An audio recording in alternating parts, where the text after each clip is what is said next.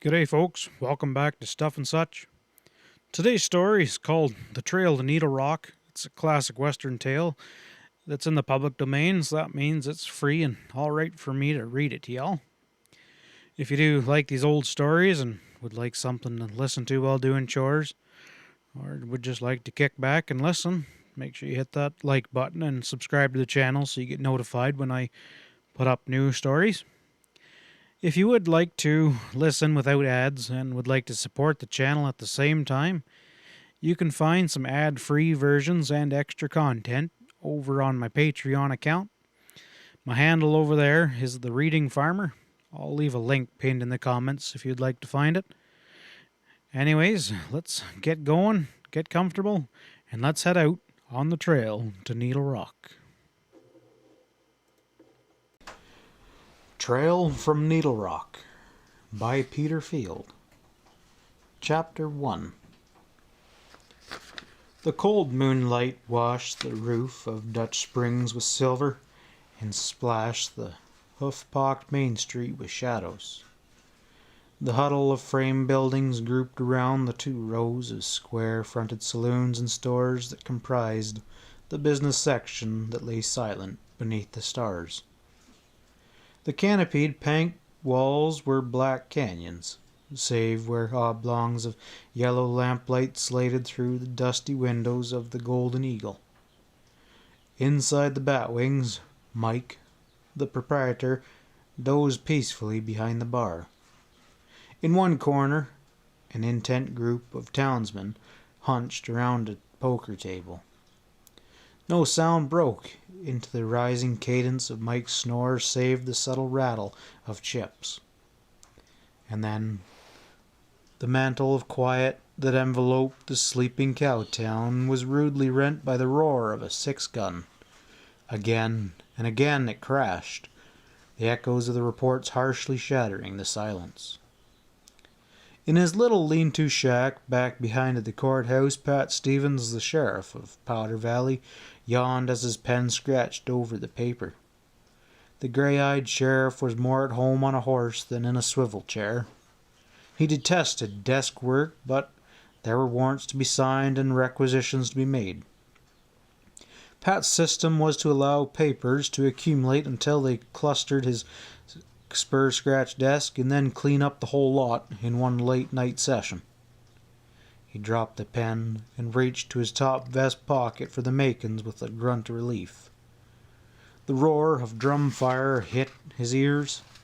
With a bound he was on his feet and reaching for his gun belt. It was hanging on a peg with hat and spurs.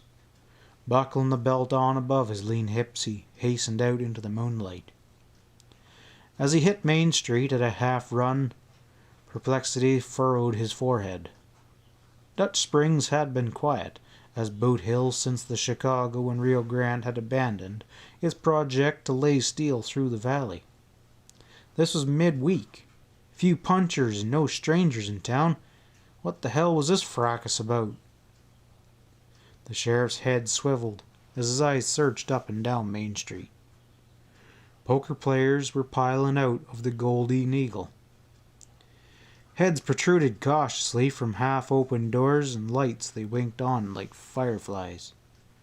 Once the gun spoke, beyond the Gold Eagle. In the moonlight, the sheriff sighted a big raw-boned figure beneath a shapeless sombrero trudging over the ruts, waving a smoking gun. Like a huge dog, a pack ginny, kayaks pulled high and padded behind. Pat stepped into the street, hurried to intercept the gun-toting gent. Glass tinkled as a slug found the window of the Jewel Hotel. "Drop that iron!" shouted the sheriff. "You crazy?" "Yoo-ee!" howled the stranger, and another window went out. "It's Pete Ford!" yelled a man crouching in the doorway of the Gold Eagle. "The desert's gone to him. He's plumb gone crazy." Everybody in Dutch Springs knew Pete, a desert-eroded old prospector who outfitted regularly at the general merchandise store. Pete was shrewd, and a taciturn as most men who lived long alone. He liked his liquor, but never, in the sheriff's memory, had he ever staged a shooting spree. Pat was close now, lead whining over his head. The hammer of the prospector's gun clicked onto empties. "Quit, you dog-blasted old coot!" rapped out the sheriff, grabbing up Pete's gun arm, "or I'll have to jug you." "I done hit her rich. I found the mirage. I've got millions, all the gold I can tote, and tons to take out. I can buy up the town, the whole dang valley." Pete's voice was shrill and stained with excitement. The group crowded the back wings and fell silent. "The mirage!" ejaculated one, almost in awe. The prospector drew abreast of the Gold Eagle, straddled a hitch rail, and pushed into the saloon. He was clad in a faded hickory shirt and patched pants, the bottoms of which were thrust into scratched knee boots. Brilliantly bright and blue, his eyes sparkled jubilantly against seamed features tanned darker than an old cowhide by the desert sun. A tangle of beard, flecked with grey, scraggled over his shirt front. He approached the bar with long strides and tossed a handful of rock onto the stained mahogany. "Set 'em up on me," he boomed, "and that'll pay the score." Mike hastily pushed his sawed-off shotgun out of sight and hefted a quartz in a great big old paw. The proprietor of the Gold Eagle had prospected plenty in his younger days, and he knew gold. Silently the poker players bunched around the gaunt desert rat and awaited Mike's verdict. The Mirage Mine was legendary, a legend that had lured men into the fastness of the Culebras for a generation. A golden legend accounted for many a pile of whitened bones amid the granite and cactus, a legend which, if the triumphant prospector was not lying, was legend no longer. In 1841, an old-timer pulled into Danville with a gunny sack of quartz. 5% is pay dirt. This assayed out at 85%. A party of 4 men trailed him when he left town. No one ever saw either the old-timer or any of those that trailed him again. 8 years later, in 1849, a weathered old desert rat called Cactus Charlie was found by 2 prospectors by a water hole. He was dying. In the knacks of his burrow, they found samples of ore that was unbelievably rich in gold. Cactus Charlie babbled of a famous mine, but died before he could reveal the location. 15 years passed, and then, in 1864, Frenchie, a breed, packed into Dutch Springs for supplies. He left a load of ore to settle his score. When assayed, this proved to be practically pure gold. Regularly after that, Frenchie toted in high-grade quartz. Attempts were made to trail him, but Frenchie covered his tracks well when he disappeared into the mountains. One night, he took too much liquor abroad and raved about a mine that held the wealth of the world. At daybreak, sobering, he snuck out of town and never came back. And thus the legend of the Mirage Mine was born. 3 men had located it. The silent mines alone knew how many had failed. Every eye focused expectantly on Mike as he examined Pete's sample. "Ah, mother," muttered the Irishman. "He's speaking the truth." Mike's head came up. "A flash in the pan, maybe. Do you have more, though?" "I got 2 gunny sacks on the Jenny," roared Pete, "and 1,000,000 tons back there in the Cumbralas. It's the Mirage, I tell you, and it's all mine." Reading doubt in the saloon man's eyes, he swung around and elbowed through the onlookers towards the street. In 2 minutes he banged through the batwings again, a bulging gunny sack beneath each arm. He dropped one on the sanded floor and dumped the other out onto the bar. Pat pulled out his barrow knife and cut the rope that bound the neck of the sacks on the bar. The men pushed forward eagerly as he spilled the contents. The pile of quartz glinted yellow in the light of the oil lamp swinging overhead, and Mike picked up a piece at random. "By God, the lost Mirage mine is found!" he yelled. The Gold Eagle never closed its door that night, until the grey light of dawn flickered through the fly-specked windows and rimmed the smoky oil lamps. Men, hastily dressed and wide-eyed, thronged the saloon, fingering the pile of ore, and gathered respectfully around Pete Ford and bellied up to the bar to discuss the great discovery. Pete was glorious and satisfiedly drunk. Big Frame sprawled into a chair with empty bottles and an ever-full glass on the card table before him. He eyed the yammering crowd with a befuddled grin. His voice had long since been strained to a hoarse croak, but there was still shrewdness in his fading blue eyes and sense in his bemused brain. Through the hours he decanted endlessly upon the riches of his strike, but when his auditors, more or less subtly, endeavoured to gain a hinting at its location, Pete closed up tighter than a clam. The sheriff dropped into the saloon again after midnight and pulled up a chair beside the sack-limbed prospector. "See here, Pete, you're taking too much abroad. Pretty soon your tongue will loosen and you'll say too much. Or maybe that red eye will drive the location of the mine out of your bean. You better lay off and get some shut-eye." The prospector sloshed some more bourbon into his glass and grinned owlishly. "Ain't nothing gonna loosen my tongue. It's all in here."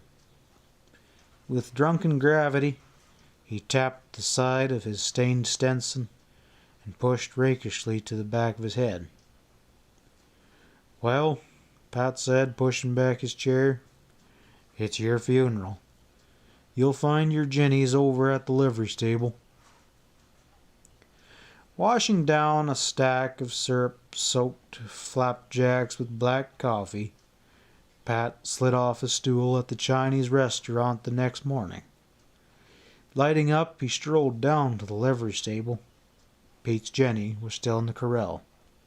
He headed for the Gold Eagle. The chairs were upended on the tables, and Mike, blurry-eyed, was swamping out. By a side wall, Pete Ford lay outstretched upon the sandy floor, deep in a drunken stupor. Pat nodded towards the sleeping form. "Did that doggone lunkhead spill the beans?"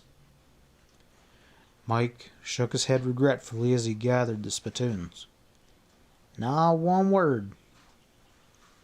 "I gamble half of Dutch Springs trails that jigger when he hits for the trails." The saloon keeper displayed white teeth in a broad grin. "And I'll be one of 'em, Pat, were it not for this saloon."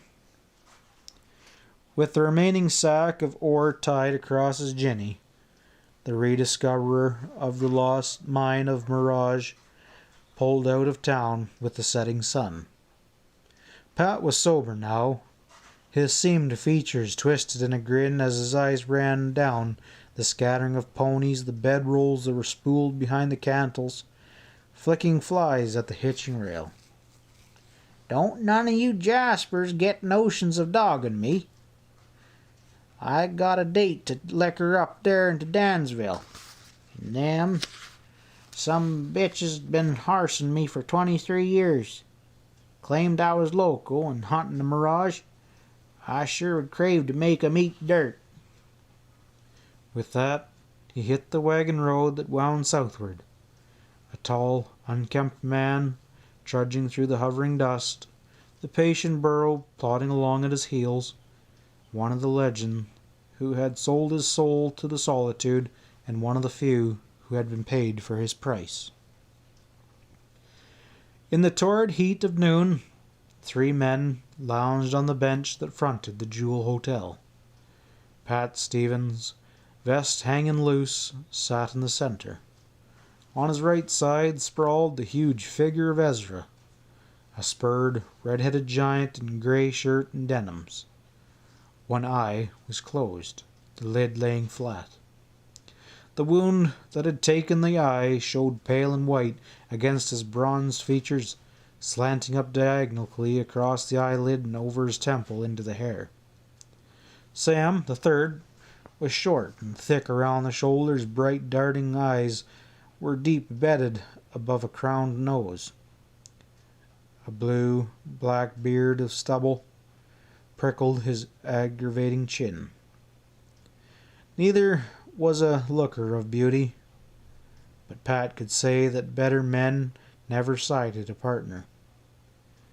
The trio had cleaned rattlesnakes aplenty out of the Powder Valley. Lazily, the sheriff's grey eyes ran over the high-fronted stores with their peeling paint, the deserted planks, and the handfuls of ponies that were drooping at the hitch rails. Mentally, he compared the scene of that 6 months before, when Chicago and Rio Grande steel snaked through the valley, and the construction hands held high carnival night and day. Well, he thought, half regrettably, that flash of fire had quickly burned out. Now Dutch Springs had slumped back into its old-time drowsiness. A sheriff might just as well be put out for grass, for all the work he had to do. His biggest job in a month had been jugging a drunk. Idly, he watched a rider jogging up Main Street on a weary pony, tailed by a drifting dust plume. "That ain't no puncher," declared Sam, bright eyes following the sheriff's gaze. "He sets the saddle like a sodge style. Must give his spine hell of a long trail." "Maybe he don't crave to dance all around like a monkey on the back like a certain runt here does," rumbled Ezra. "At least my horse ain't swayed back from packing a ton of hog fat around," snorted Sam. "You hombres have to always be on the prod?" inquired Pat pleadingly as he loosened his shirt front and slid lower in his seat. The rider reined towards the rail in front of the Gold Eagle and spoke to a puncher that was hunkering against a post. Pat saw the waddy suddenly galvanize into action. Unwinding like spring steel, he ducked beneath the rail and dodged under the pony's drooping head and angled across the street towards the hotel at a run. "Say, Pat," he yelled hoarsely, "Pete Ford's been bushwhacked. That hombre found him, stiff as a poker, on the trail." End of Chapter 1. Chapter 2. The stranger kneed his gaunted pony and drifted across Main Street in the wake of the excited puncher. Pat rose and stepped out into the glare of the sunlight, Sam and Ezra at his heels. As he drew close, the sheriff's searching eyes ran over the messenger. His dusty, powdered form was wiry and well knit. He sat the saddle as straight as a cavalryman, but there is where the resemblance ended, for there was nothing soldierly about his get-up. A tan silk shirt draped his slim shoulders, and a blue silk bandana was loosely knotted about his neck. Grey whipcord breeches tightly clothed his legs, while the polish shone through the thick dust of his brown riding boots. His lean features were clean-shaven except for a tiny smear of mustache that decorated his upper lip. He seemed youthful, until Pat met his eyes. Worldly wise, cold as a mountain spring, unbreakable as a rock wall. He wore no guns, although his shirt bulged suspiciously beneath his left armpit. The sheriff, I presume? The touch of superciliousness in his sharp-etched, cultivated voice irked Pat. "You guessed right the first time, mister," drawled the sheriff, coming to a halt at the stranger's stirrup. "What's on your mind?" The other drawled back, "Oh, it's a beastly murder. I rode into a water hole early this morning and found the body of Pete Ford, the prospector. He'd been shot at a pretty close range. I immediately hastened to inform the sheriff. Civic duty, you know." His thin lips twisted in a cynical smile. "My name, incidentally, is Plumford. Percival Plumford." Mused Pat. "How come you knew it was Pete?" "Oh, everybody in Dansville knows Pete. He's been celebrating a rich strike over there for the past week. A close-lipped old mule, though. He was awfully close-lipped." "Where'd you find him, Plumford?" The Englishman waved vaguely towards the distant Culbras. "Out there." "Can you locate him again?" "I imagine so." "Then let's ride." Pat eyed Plumford's trail-stained pony critically. "You better switch your saddle to another horse. That bay's mostly jiggered. I'll fix you up by the livery barn down the street." Plumford walked his pony behind the sheriff and his two partners as they headed for the livery. "Pat," Sam's voice was a husky whisper, "I don't fancy the cut of that there dude. Maybe he crooked Pete." "There he goes, running off the mouth again," rumbled Ezra. "Just plumb jealous of the dude's fancy shirt and pants. Well, you can't spend it on hooch and fluff-and-nuffs, too." His one eye swiveled down at Sam's stained hickory shirt and greasy pants. "Sure, you look worse than a grub line rider." Sam spat. "Suits me. I wouldn't be found dead in that Jasper's rig. I just don't cotton to his map, and to hell with his la-di-da."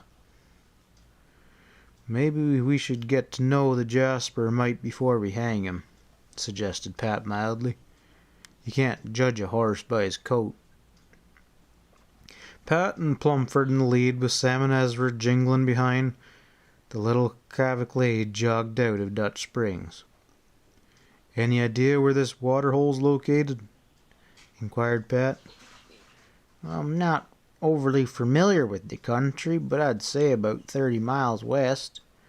The place is south of the peak they call Old Smoky."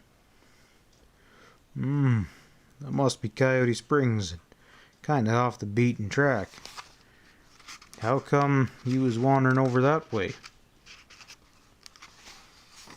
The sheriff glanced inquiringly at his companion's features.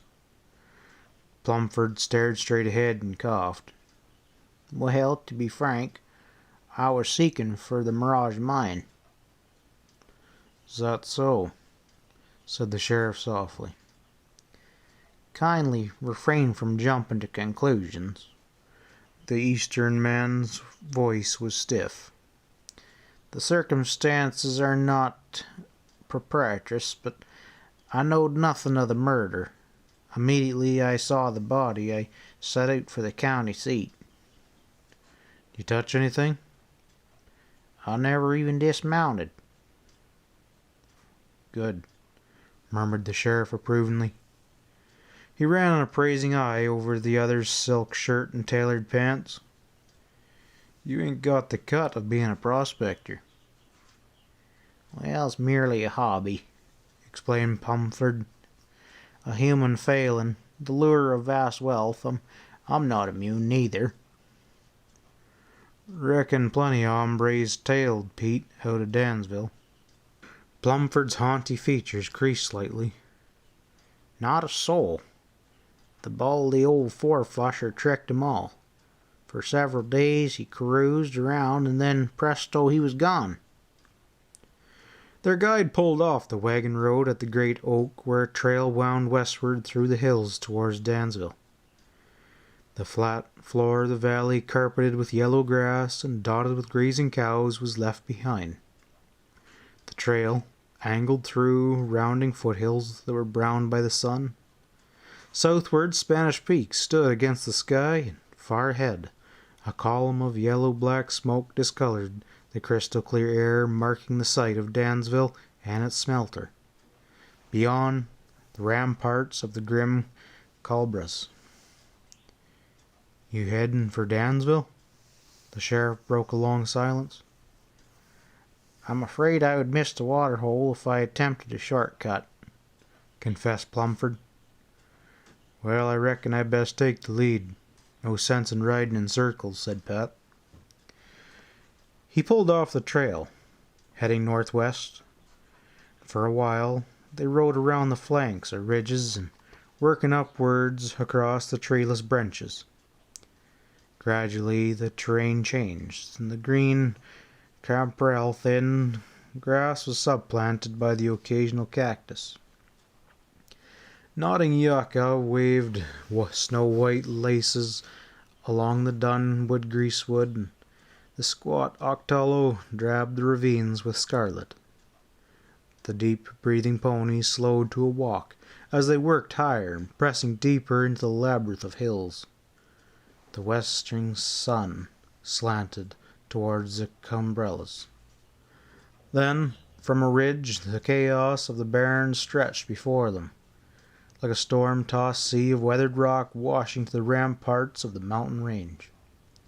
To the south, the metal blade of a windmill telegraphed a flash as the sun touched it.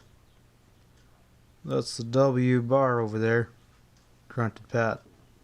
"Coyote Springs ain't much more than 10 miles ahead." White dust now boiled up behind the ponies as their hooves rang against the patches of alkali. Stunted cedars and piñons clung to the hillsides, and on a hog's back, Pat drew rein and swung to the ground to rock his saddle and breathe the sorrel. The others followed suit. Plumford walked stiffly to a boulder and carefully seated himself. "Saddle sore," chuckled Pat to himself.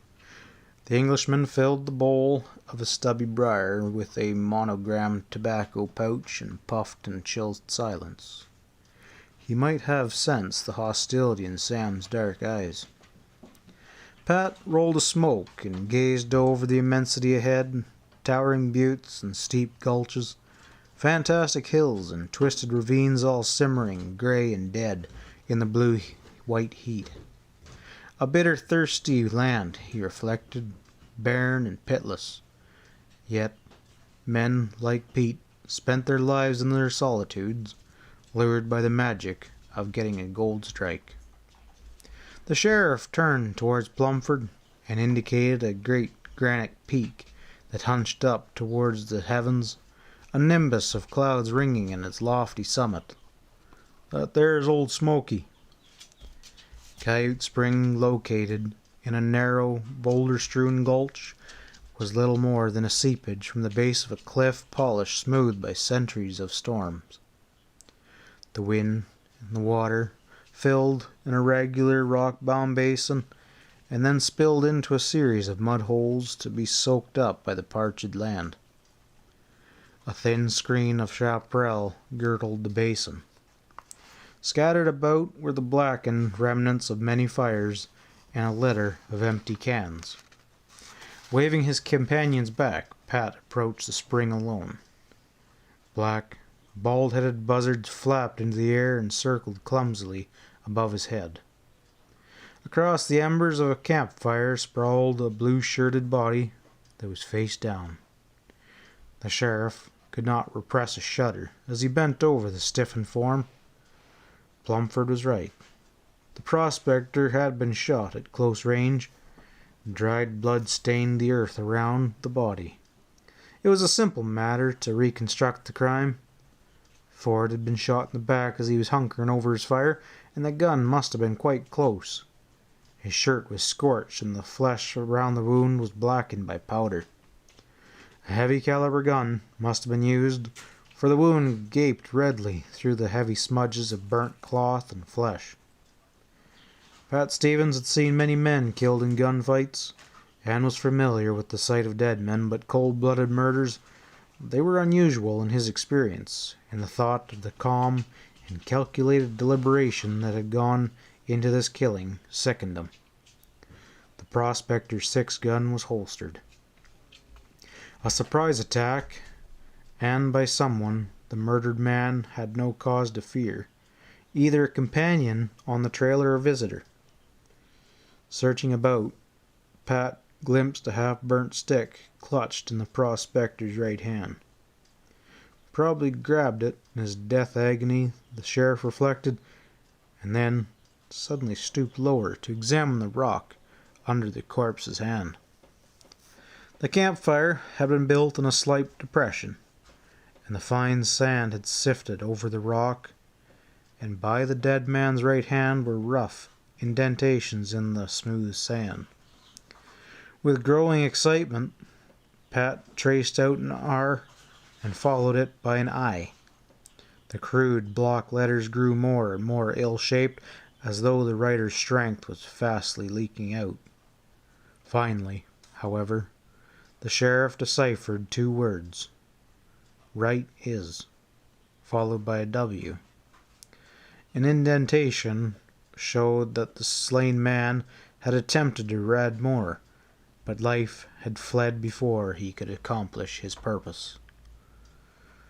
Right is, muttered the sheriff. Right is what? Poor old Pete had something mighty powerful in his mind.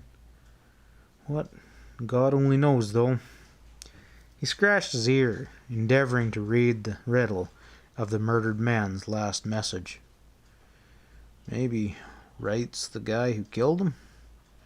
Reckon we can check up on that later, though. Pat put the message out of his mind and continued to search around the body. Once his fingers darted down and fastened on the dark brown butt of a cigar. Pete used Quirlies. Maybe the hairpin who beefed him dropped this, and maybe some Jasper left it who was here before him. Carefully, he put the stub of the cigar in his vest pocket. The dead man's battered Stetson, stained and shapeless, lay half off his head. The brim was scorched by the fire, and Pat picked it up, fingering the band, laid the headpiece carefully on a nearby rock. Finally, he turned out Pete's pockets. Nothing came to light, save a few quartz specimens, a bone-handled jackknife, and some stinker matches, a few silver buttons, and 2 cartridges. The sheriff rose to his feet. "Come on in," he shouted. His 3 companions broke through the screen of brush, dismounted, and gathered curiously around the remains. "Some dirty sidewinder sure hashed Pete up," growled Sam with a side glance at the Englishman's blank features. "Find anything, Pat?" The sheriff pointed to the crude letters that were drawn in the sand. Sam squinted at them. "Right is W." He read slowly, brow furrowing. "Danged if I get it, Pat.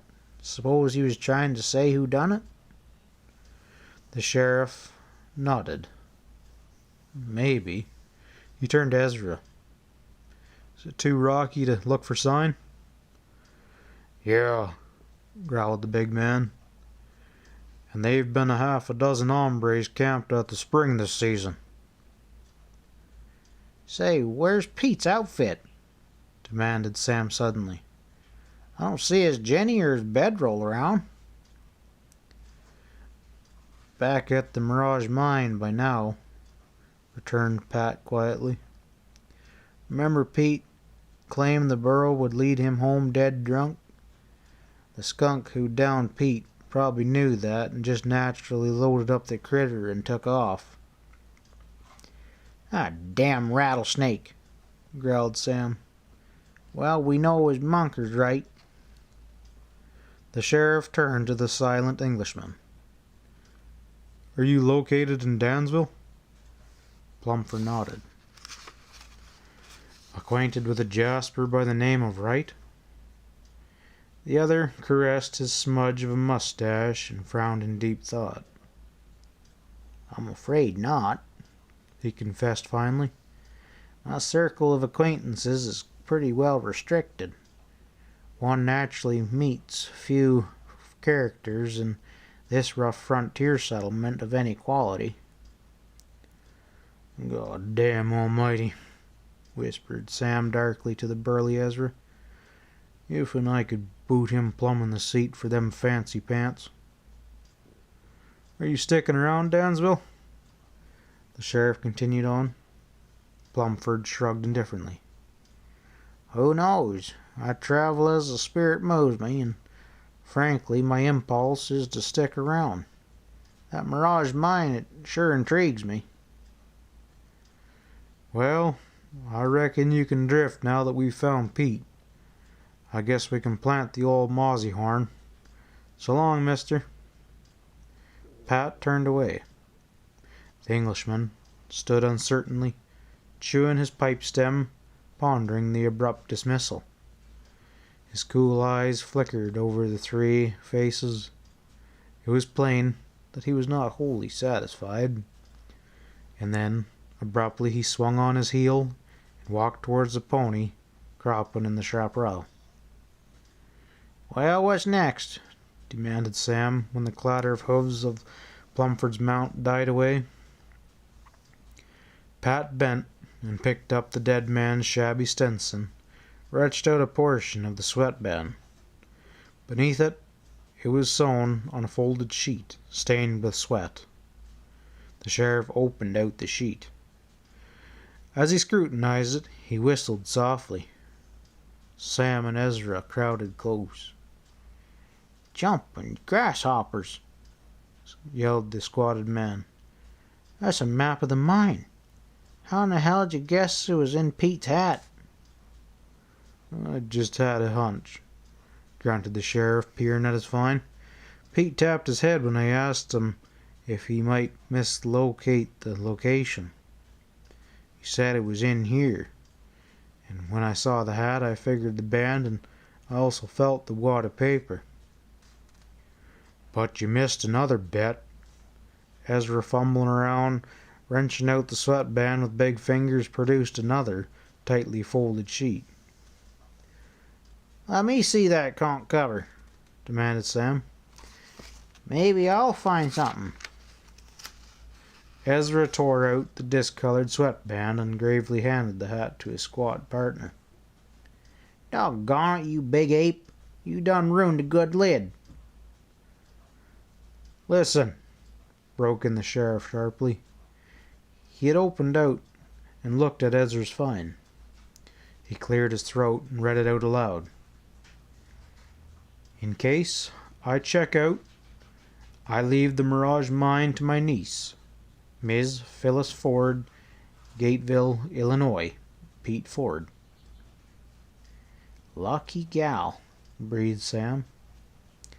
While the coyotes howled and the shadows stole across the barrens, they placed a pile of rocks over the prospector's remains. This duty performed, the three gathered around a blackened cup of coffee, set upon a small fire. Pat broke out a bag of biscuits and a small sack of sugar. The sparse meal ended, and cigarettes glowed in the darkness as the three hunkered around the reddening ashes. Stars prickled through the velvet canopy overhead, and with shrill chirps, bats whirled around noiselessly. Ain't seen old Sock yet, rumbled Ezra. Us mosey on down to the spring for a drink around sunset. Sight of your map sure scared him, reported Sam tartly. You forget that big old damn bear, broke in Pat. We got bigger things to figure on. I got $10 that says that dude conked Pete, retorted Sam.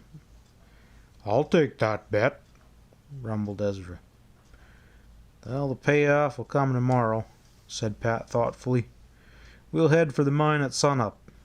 Nobody knows we got the location. If Mr. Percival Plumford or this Jasper Wright is sulking around, it'll just be too bad. End of Chapter 2. Chapter 3.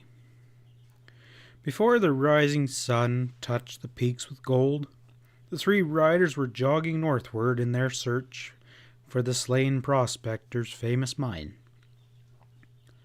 Dawn in the mountains brought a chill that bit to a man's marrow. Sam hunched gloomily in the saddle, and Ezra sat his horse like a great shaggy bear, and Pat mulled over the details of the map that he had memorized. Pete was shrewd, he reflected, too shrewd to take a chance of getting tangled up on the location on the long-lost Mirage mine. When he finally found it, he meant to nail it down. Looked like he had a premonition of death, though, sewing that will in his hatband like that. Well, chances were he had put a noose around his neck of the gent who had downed him. White sunlight quickly flooded the chaos of rock through which they rode. Gradually the terrain flattened until they emerged upon a wide, hummocky plain, glistening with chocolate and serrated by low-lying ridges. For an hour or more they rode a rocky switchback, and the iron shoes of their perspirating ponies slipped on the upslopes and slid on down the grades. Reflecting by the expanse of the bare rock, the sun's burning rays pricked their skin and dazed their eyes. The arid expanse was devoid of life save an occasional slithering rattler snake. Occasionally they passed a water hole, blue pools of translucent water. Crumbling bones, bleached white, lay around in the cactuses. Pat sighted a human skull. A rough board sign, propped up by boulders, carried the ominous warning Paisan. Across the glaring flats, slim against the blue-shadowed mountains, a slender pinnacle reared out of the heat haze like a gigantic needle thrust into the earth.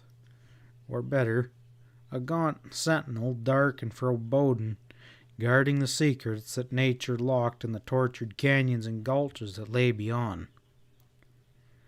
"There's Needle Rock," croaked the sheriff. His lips were white with alkali dust. Crawling across the waste, ant-like in the immensity, the three riders slowly worked towards the landmark. Finally, they reared up their lagging ponies at the grateful shade. Pat crunched on through the terrace to hunker under a pinnacle eroding base. "Reckon we'll cut off eastward from here." He settled down and jerked out the makings and glanced back at the barren plain that they had just crossed. "There's the country that God forgot." "I reckon he made it with the leavin's after he got through with the rest," grunted Sam. "And the devil dumped him there," growled Ezra. Without further talk, they puffed on their quirlies, and Stensons slanted across their eyes to cut off the sun's glare. Pat tossed aside his butt, rose, and moved towards his pony. Clenches tightened. They again hit leather and beat out eastward. With puzzled eyes, Pat squinted from beneath the brim of his hat at the train ahead. Pete's map showed a blasted pine where the trail abruptly angled south. Stretching across their forefeet was a long, low rampart of rock, like the far-flung battlements of a castle. Behind the wall was a series of terraces that were dun and barren, rising higher and higher until they soared up into fantastic peaks that reared challenging crests against the blue sky. Beyond, southerly, Old Smoky outtopped them all. How would a man locate a blasted pine in that wilderness? As the pines toiled closer, Pat saw that the wall was 80 to 100 feet high and stretching without a break far to the north and south. He pulled his glasses out of the saddle bag and wiped the dust from the lens with his bandana and checked his mount. Carefully, he worked along the cliff, searching for a break in the far-flung ramparts. Twice, his glasses slowly swiveled from side to side before he discerned what appeared to be a shadow, thrown against the face of the wall like an irregular bar. It might be a darker stemlem of rock, he conjured, or it could be the entrance to a canyon. He heeled his pony and forged ahead again. Now the break was plain. The wall was split as though hacked with a Titan's axe. The trail-weary trio clambered into a narrow canyon, sided by precipitous walls. Their ponies plowed through the heaped talus, stirred up a choking dust fog. "We ain't the first to hit this trail," boomed Ezra, his one eye swiveling around. "There's been jennies and shod horses and humans tramping through this cut." They emerged into a long, winding valley, ringed with towering rock formations, sundered by twisting ravines. "Look at that!" ejected Sam of a sudden.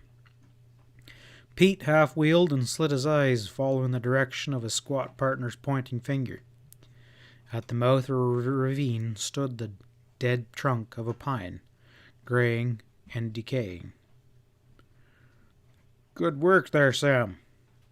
Reckon this is where we swing on south," grunted the sheriff.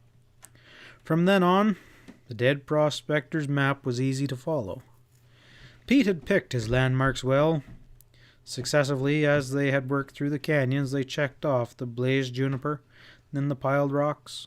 When the sun blazed high overhead, Sam, whose darting eyes were never still, gave a hoarse whoop of triumph as he sighted a great gray boulder, speckled with black, laying by a narrow canyon.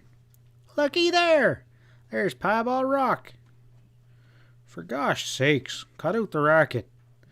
Likely the jasper we want's in that canyon. Do you want to stop some lead in your belly?"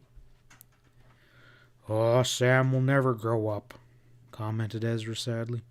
"He's just a poor old maverick, a bawling his fool head off." "Oh, go to hell," reported the short rider uncomfortably. "And buy some spectacles. You be needing them." "Listen."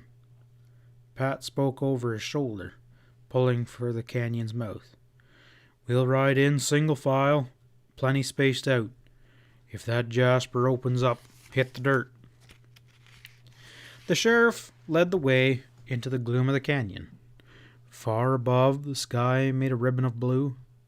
There was no sign or sound of their quarry, and for half a mile, Pat's pony plodded through the debris of centuries. And then, abruptly, the confining cliffs pinched together and barred further progress. Sam drifted up beside the sheriff. "Well, I'll be damned," he muttered. "Maybe we hit the wrong gulch?" rumbled Ezra. Silently, Pat pulled the map out of his pants pocket and spread it out. "Ain't no mistake. It says in canyon by Piebald Rock." "Well, Pete showed the mine in a line with Needle Rock and Old Smoky," pointed out Sam. "Let's go on outside and check." Ezra's one eye scrutinized the ground closely as they wheeled their ponies and moved back in single file. There was scarcely space to ride abreast. Pat, too, searched for sign of campfire or excavation in vain. "There's been no hombre been mining in this gulch," pronounced the one-eyed man decidedly. "Ain't been hiding her hair up here since creation." Out in the sunlight again, Pat searched the peaks. Southwest, Old Smoky bulked against the blue. Swinging around, facing northwest, the sheriff picked up the slender pinnacle of Needle Rock against the tangle of hills. "Well, there it is," he said slowly. "But there ain't no mine, and I figured of grabbing me a chunk of gold," howled Sam. "Let's mosey around. Like I said, I gamble we got the wrong spot." An hour's weary search failed to disclose another piebald rock. Pat drew rein beneath a gnarled juniper, emptied a canteen of water into the crown of a Stenson, and wet the noses of the sweat-streaked ponies. Then he built a smoke and hunkered against the tree trunk and spread the map upon his knees. With his partners, he checked every landmark. "There ain't no mistake," he declared finally. "We hit that canyon." "It is, and it ain't," rumbled Ezra. "Looks like Pete got his spurs all tangled up. If a prospector ever swung a pick in there, I'm a fool." "That gent who cold-decked Pete got 2 days' start on us," put in Sam. "Maybe he hid that doggone mine." "He packed it in on Jenny and towed it out of the country," growled Ezra. "No, we're barking up the wrong tree." "Well, it sure beats me." Pat's brow was furrowed.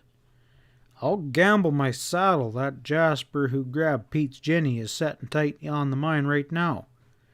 Yet the old coot gave us a bum steer. Ain't nothing more we can do about it but hit for Danville and check out that guy. Right likewise that was spoken about, as well as Mr. Percival Plumford." Dry, dusty, and disgusted, the three riders pulled back across the serrated plain that Pete amply named the Alkali Flat. Wreathing in a slowly raising haze of prickled alkali dust, the sheriff pondered on their fruitless quest. It seemed as though Mirage Mine was doomed to remain a mirage, yet Pete's map was plain, and where was his burrow? The thought flashed into Pat's mind that the map might have been planted by the killers to mislead the pursuers. He dismissed it after brief consideration. The map was securely sewn into the lining of the old prospector's hat. If it had been planted, the killer would have left it where it would be likely found. Also, were it not of Pete's declaration in the Golden Eagle, the sheriff would never have hit upon the two-folded sheets. Granted that the map was genuine, why had they failed to locate the mine? Pete must have made an error, but the sheriff grunted with angry impotence. The shrewd old desert rat was not the kind to make an error where a mine he might have given the best years of his life to locate was concerned. Noon the following day found them riding into Danville, a motley of tin roof shacks, clapboard hotels, saloons, and dance halls clustered in the shadow of a great smelter which towered high above the barren bench smoking chimneys, befouling the pure mountain air. The three jogged down Main Street between saloons and houses of chance that were labeled with lurid signs. Before a squat shack, which bore the inscription Town Marshal, Pat swerved to the hitch rail. Marshal Moreland was a bull of a man, ponderous and slow-moving, but there was a shrewd brain beneath his close-cropped hair. "Well, Pat," he roared, "reckon I can guess what brought you in. Some varmint he croaked Pete Ford. The dude hit town before sunup. Guess that Mirage Mine's got the Injun sign upon it. It sure is a mirage," he chuckled throatily. "Acquainted with a Jasper name of Wright?" queried Pat without preamble. Moreover rasped his chin. "Well, there's Jim Wright, the blacksmith, and Bill Wright runs the Miners' Rest." "Have they been out of town?" The marshal shook his head. "No, Jim's crowded with work, and Bill, he's too gosh darn fat to even saddle a horse." "How about the smelter crew?" Moreland lifted his heavy shoulders. "Well, you'd have to check with the office, Pat. A fistful of hombres quit every week and new fellers drift in. What you got on this right hairpin you're thinking about?" The sheriff told of Pete's last message, but omitting to mention of map or will. "The danged old catamount!" ejaculated Moreland in frank admiration. "Them old desert rats, they was sure tough to kill." Sam and Ezra had made a beeline for the nearest saloon to wash the trail dust out of their throats. Pat swung across the saddle again and followed the wagon road that angled up to the mill. A gray-painted clapboard office stood in the corner of the yard. The sheriff ground-hitched his pony and entered. Back towards the visitor, a clerk who was coatless leaned over a ledger, and beyond him was a glass-paneled door that was inscribed "Manager." Pat eyed the clerk's back curiously. The set of his shoulders seemed familiar. The man turned. It was the Englishman. "Well, well," he observed, smiling. "My friend the sheriff. I presume you're in search of Mr. Wright." "You hit the target. Again, first time." "Well, I've already checked the payroll. No rights, all wrongs." His thin lips quirked.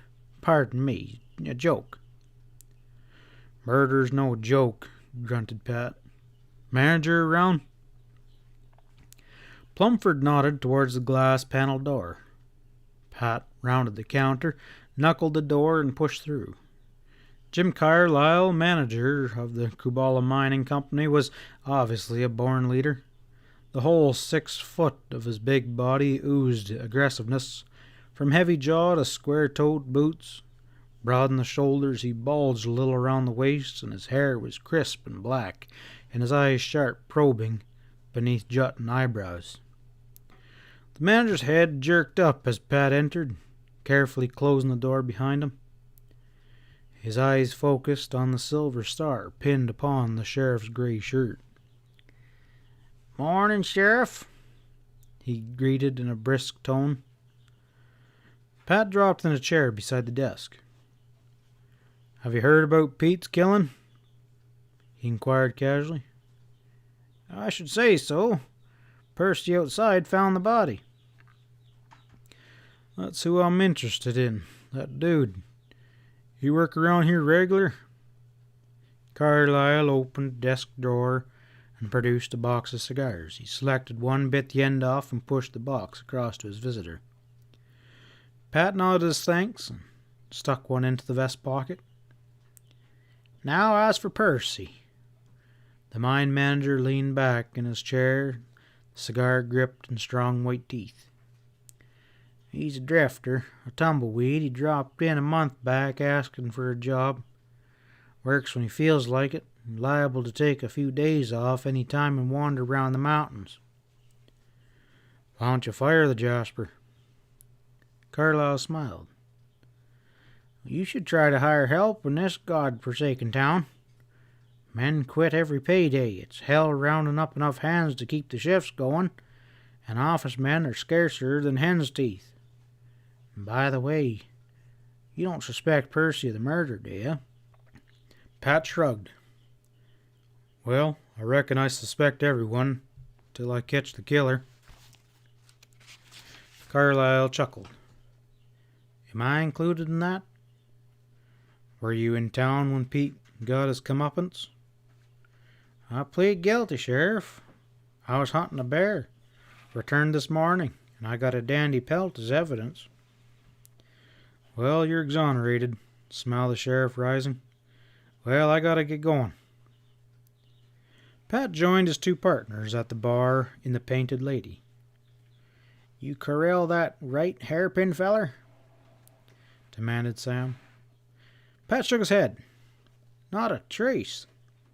He nipped off the tip of the Carlyle's cigar and laid it on the bar, and fished from his vest pocket the butt he had picked up near Pete's fire. A glance showed another clue had petered out. The mine manager's stogie was black. The butt was golden brown. I've been keeping an eye on that dude, commented Sam. And he don't act like no preacher, though. No? The Jasper's got a poker shark. Makes a killing over at the wagon wheel. Bartender claims he deals from the bottom of the deck, but they can't hang it on the sidewinder. So he laid out Pete, returned Pat dryly. You wouldn't be framing the guy now, would you? Pat snorted. Framing him? Hell, a blind mule could see that a doggone dude's been running a Sandy. Ezra downed his fourth three-fingered drink and then tilted the bottle again. Just a one-track mind such as it is, he rumbled. Dutch Springs drowsed in midday sun, while the bi-weekly stage ground to a stop outside. One passenger stepped out of the yellow Concorde. Saginaw Sam, the driver, wound his ribbons round the brake lever, dropped down and jerked her baggage out of the boot. Skull marm, he decided silently. A sober bonnet shaded the girl's pale feature. She was small and shapely, and behind steel-rimmed spectacles, her inquiring blue eyes took in the sun-blistered streets that was Main Street, the sprinkling of blank-faced loungers, the deserted boardwalk as she stood by the stage door. A severely cut black bodice with leg of mutton sleeves came high on her neck, where it was secured by a neat brooch. Fluffed brown hair was tightly gathered beneath the bonnet with velvet chin strap. High, buttoned black shoes covered her small feet. Where would I find Sherriff Stevens? She inquired of the bearded Saginaw. Dust powdered her clothing, and there was lines of fatigue upon her white face, but her voice was cool and precise. Behind the courthouse, ma'am. Saginaw nodded towards the large box-like structure down the street. I'll drop your bags off in the Jewel Hotel. She nodded, resolutely gathered her sweeping skirts in a gloved hand, and a small, solitary figure plodded across hoof-chopped Main Street towards the sheriff's office. End of Chapter 3. Chapter 4. Sunk deep into his swivel chair, feet cocked over a spur-scratched desk, bandana draped over his face to discourage the flies, the sheriff was dozing when the prim figure of Phyllis Ford darkened the doorway. An apologetic cough jerked him into wakefulness. His eyes ran over the girl's placid features, and smudged with perspiration, he noted the droop of her slim shoulders and the weariness in her eyes. Sit down, ma'am, he invited hastily, swinging his long legs off the desk. He pulled a straight-backed chair forward, and the girl sank into it with an involuntary sigh. A right pretty gal, if she'd take off the blinkers and get rid of that old maid's dress, he decided. Aloud, he said, I reckon you're Miss Ford, Pete's niece? The girl fished a small mirror out of a black leather handbag and dabbed her dust-smeared face with a tiny handkerchief, which had been evidently used aplenty on the stage. Did you ever see such a sight? She murmured, poking a stray curl at a sight under the bonnet. I've seen worse, ma'am. Stage travel, it's heck on women. She replaced the mirror and fumbled in her bag. I received your letter, Mr. Stevens, but I don't really understand. You say that Peter Ford, my uncle, is dead, and willed a gold mine to me, but now it's lost? How can it be lost, and what caused Uncle's death? Her blue eyes fastened upon him in puzzlement. Pat cleared his throat.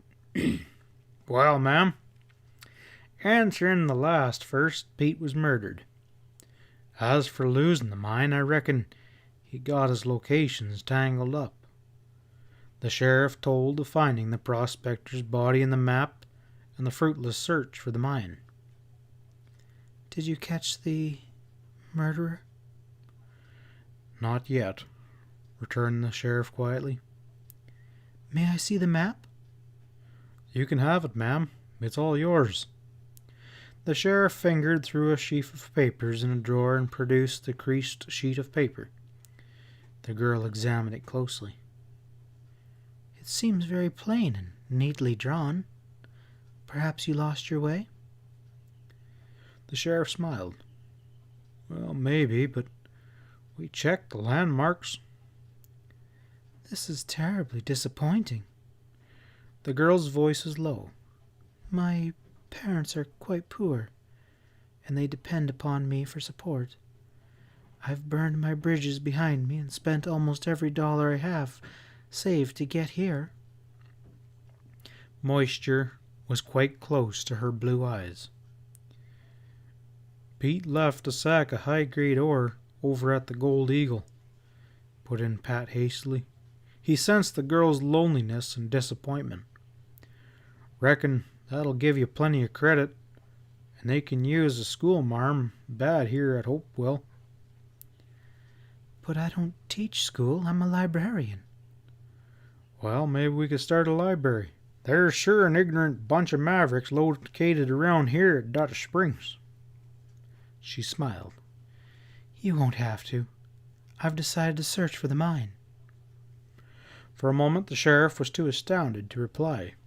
He struggled to keep a straight face. You ever packed into wild country, ma'am? He inquired gravely. Oh, no, the land is all cultivated around Gateville, but I've been on picnics to the lake. I've heard a lot about Colorado. Miss Ford. Pat's voice was forceful. Get the notion of prospecting for Mirage Mine out of your head. You can't handle it. Men have spent their lives hunting for the Mirage and died in those barrens. There's no water, it's hotter than blazes, and there's mountain lion, coyotes, rattlesnakes, tarantulas around, not to speak of hydrophobia skunks and horny toads. That just ain't woman's country. But we have the map. There was a note of insistence in her clear voice. Well, it ain't worth a hoot. I think it is. Uncle wouldn't have misled me. You ever meet Pete? No, but I sent him a greeting card every Christmas, and I knitted him socks. The kind of a girl that would, thought Pat. Ma'am, he returned patiently, you don't know the barrens. They're plumb poison. You go rest up a while, then maybe we'll rustle you a job, or Pete's sure'll be getting you home again. Phyllis Ford's blue eyes frozen. They reminded the sheriff of Pete's. The stubborn old desert rat would never quit when he had set his mind upon a thing. I don't want a job, she said firmly, and I don't want to go home. I'd be ridiculed by the whole town. Besides, I've held jobs as long as I can remember, and I hate them. I'll search for Uncle's mine if it's the last thing I do. Pat sighed. This pale-faced girl sure was difficult. Well, there was one way to prove she couldn't tackle the barrens. Just let her try. Just as you say, ma'am, he returned soberly. But you'll be needing a guide. Yes, she agreed, slowly eyeing the map. I'd probably lose my way. I really haven't a great sense of direction. And you two could live and sleep out in the mountains together for days and maybe weeks, continued the sheriff. Without a chaperone? It was a horrid squeal. You bet, there ain't no other way. Perhaps I could hire a woman companion. There's no women in Powder Valley who'd go gallivanting around the Cumbrullas, said Pat grimly. Very well, then. A small foot tapped the floor impatiently. I'll go alone. Could you recommend a thoroughly reputable guide? The sheriff rasped his chin, thinking fast. One night on the trail, with sight of a few rattler snakes and maybe a couple of them coyotes a howling, could chase all the notions of hunting gold out of this eastern's head. Let a lizard scuttle over her blankets or a mountain lion scream, and she'd be hightailing her for a town pronto. Yes, ma'am. There was a sadistic glint in Pat's grey eyes. I got the very man. Bill Williams, well, sure he sure knows the bairns. He rose, lifted a huge key ring off a peg, and stepped through the doorway. Phyllis was at his heels. The Hosgrow in Dutch Springs was a dumpy adobe structure set a short distance behind the courthouse, far enough so that the drunks and fine there could not disturb the county officials in their offices. Pat crossed a stretch of level ground, the girl's quick steps tapping behind him. He swung open the heavy iron-barred door of the jail and stepped inside. The light was dim after the sun glare from outside. 3 steel-barred cells stood on each side of the wide passageway. All were vacant except one. At the rasp of the opening door, a thick-set young rider in blue shirt and corduroys glanced up from a hand of solitaire he was carefully laying out upon his bunk. Bill Williams' craggy features were tanned to a rich mahogany, and imps of recklessness danced in his smoky eyes. There was laughter, wrinkles around the corner of his wide mouth, and his short curly hair had a copperish tinge. His whole appearance held a you-be-damned challenge that was a reminiscence of a friendly bull-terrier. "Bill," said the sheriff, stepping to one side to allow the girl to answer, "I want you to make acquaintance of Miss Phyllis Ford." The rider rose uncertainly upon his slightly bowed legs. It was apparent that the width of his shoulders made him appear shorter than he actually was. "Glad to know you, ma'am," he mumbled, shooting a questioning glance over at the sheriff. There was a twinkle in Pat's eyes. "Bill, Miss Ford wants a guide. She craves to go hunting for Pete's mine, and I figure you'd fit the bill." The girl's startled eyes shuddered from the steel bars to Bill's sun-scorched features, and then back to the sheriff. "But," she gasped, "this is a prison. That man's a criminal." "Oh, Bill's all wool and a yard wide. A good trail man and fast with a gun. Well, maybe too dang fast if you ask me." Pat frowned at the prisoner, then continued. "But he's steady as a workhorse, except when he hits the red-eye and starts a fracas. Right now he's booked for being drunk and disorderly and threatened to salivate Tom Rakestraw. There's no saloons out there in the barrens." "He does look awfully strong and capable."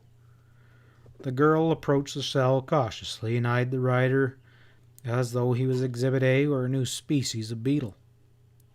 The prisoner fidgeted uneasily and glanced appealingly towards Pat. I really think he'll do," declared Phyllis thoughtfully. "If you recommend him, Mr. Stevens." "Bill, he'd fight a mountain lion with his arms tied, when he's drunk," declared the sheriff soberly. "He ain't so much when he's sober, but there ain't a better man in a tight spot." Bill glared at Pat and growled under his breath. "It's a deal, then," declared the sheriff. "Let's go." The girl stepped outside. "Hey!" yelled Bill as the sheriff followed, but Pat merely grinned and slammed the door. Outside, Phyllis turned to the sheriff. "Mr. Williams didn't say he'd accept the position." Pat could have sworn her eyes were twinkling, but put it down to the light reflecting on her spectacles. "Oh, don't you worry your head about that, ma'am. You just go over to that hotel and get some rest. Bill's just busting to grab the job."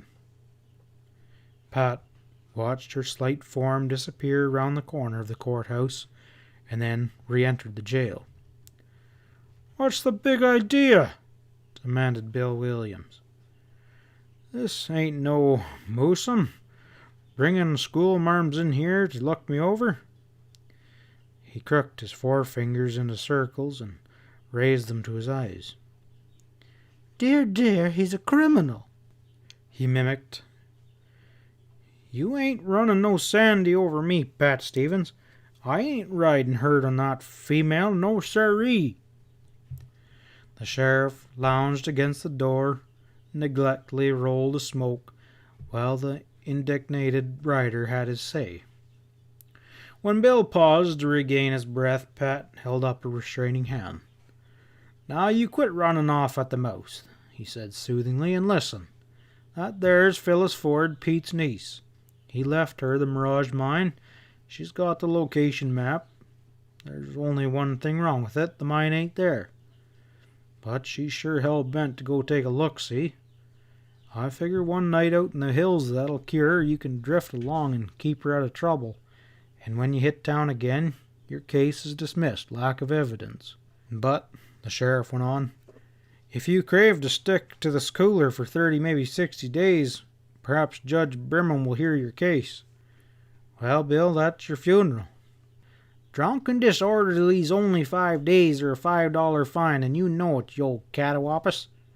I already served 3. Well, you also threatened homicide, murmured Pat. The judge will maybe want to dish out 6 months. Bill's wrathy features suddenly dissolved into a wide grin. You win, you doggone old wolf. Let me out of here. I gotta shave and get my duds together. If that fat hog of a liveryman's been short-feeding my buckskin, I'll be dumping him into the water trough. Pat unlocked the cell door, and Bill stepped out, his eyes bright with anticipation. I sure crave a mouthwash. My throat's kind of dry like a bucket of cinders. You start another fracas with Todd, admonished Sheriff. I'll have the judge commit you to the state pen. Bill's wide mouth quirked. Oh, don't talk to me that way, you bad man, or I'll tell the teacher. He jerked his Stetson down over his eyes and lagged on towards the main street with wide shoulders swinging gauntly. A wide-eyed piebald pony hit town at a fast canter, trailed by drifting dust.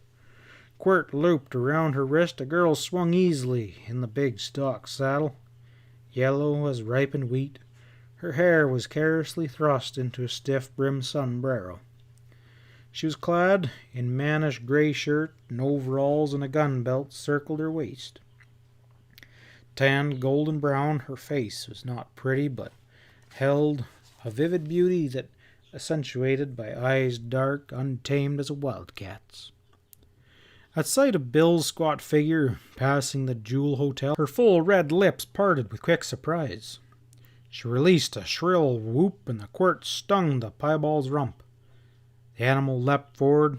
With ease she yanked it to a sliding stop at the hitching rail beside the thick-set rider, smothering him with pebbles and dust. "How come they let you out of the corral?" she demanded in vibrant, throaty voice. "The sheriff gave me a job," explained Bill with straight face. "Under a gun. Gotta ride herd on a schoolmarm." "Are you loco?" "It's the darn truth, ma'am. That gal craves to hunt the Mirage mine." Mommy Rakestraw leaned forward over her pony's head and sniffed suspiciously. "Well, I can't smell no liquor," she told the piebald, "but he's gotta be drunk or loco." "Ain't bathed my tonsils in 3 days," declared Bill. "This schoolmarm, is she a good looker?" Bill's features ceased in comic disgust. "Cross my heart, Mommy, she's homelier than a cow barn. Ain't got no more looks than a broody hen, and she wears blinkers. Pat says one day on the trail and she'll hightail her for back east." Todd, Rakestraw's sister, kept a tight rein on the nervous piebald. Bill frowned as he eyed its foam-flecked mouth. rider like you got no right to use a spade bit. You're driving that horse crazy." "I'll choose my own bits, thank you." Irritation edged her husky tones. She rammed the rowels into the pony's flanks, and the animal sprang forward. Balancing in the saddle without effort, the girl raised her right hand. "So long, nursemaid," She flung over her shoulder. "and grease that gun handle. Ton says next time he's comin' a smokin'." In the shaded lobby of the Jewel Hotel, a girl in poke bonnet and high button shoes heard the exchange and peeked at the speakers. Behind big steel spectacles, her blue eyes sparkled.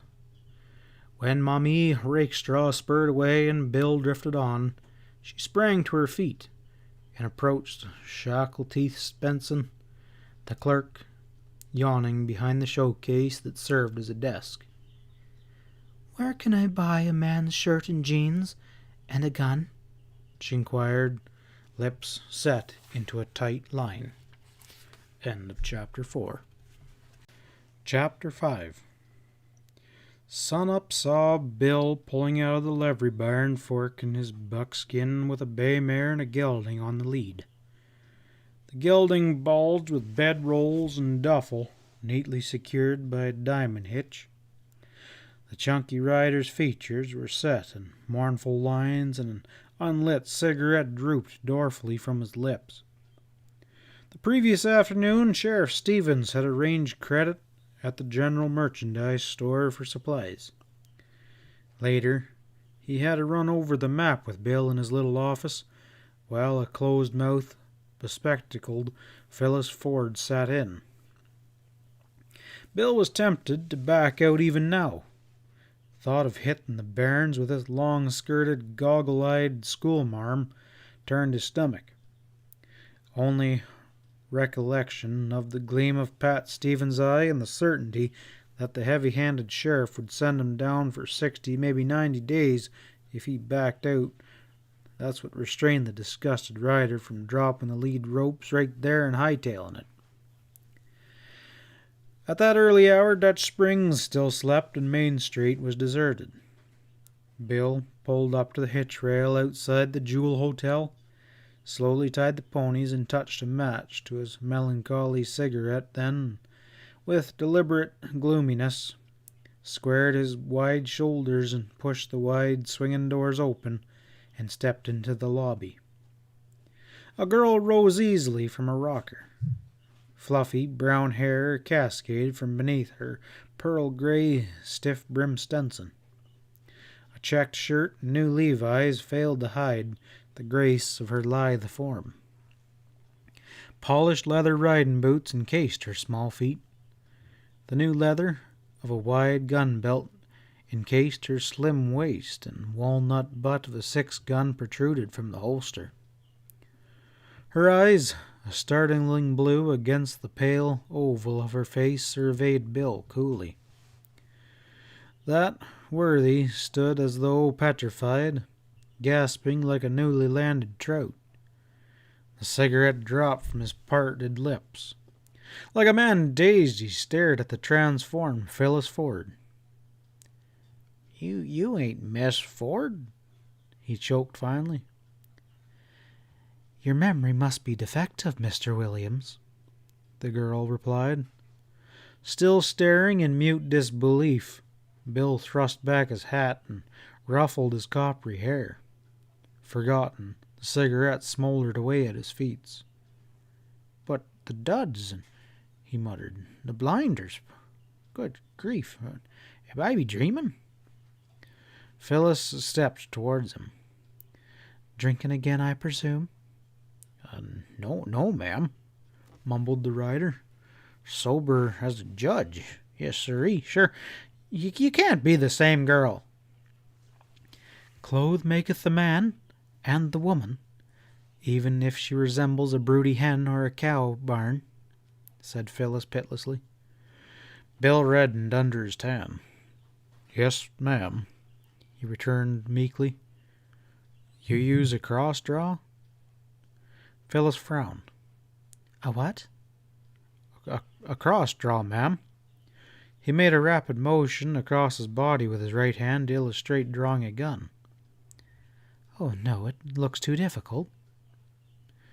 "Well, you're packing your iron on the wrong side, ma'am." "It really doesn't matter." The girl's voice was indifferent. "The gun's loaded with blank cartridges. I really couldn't risk hitting anyone."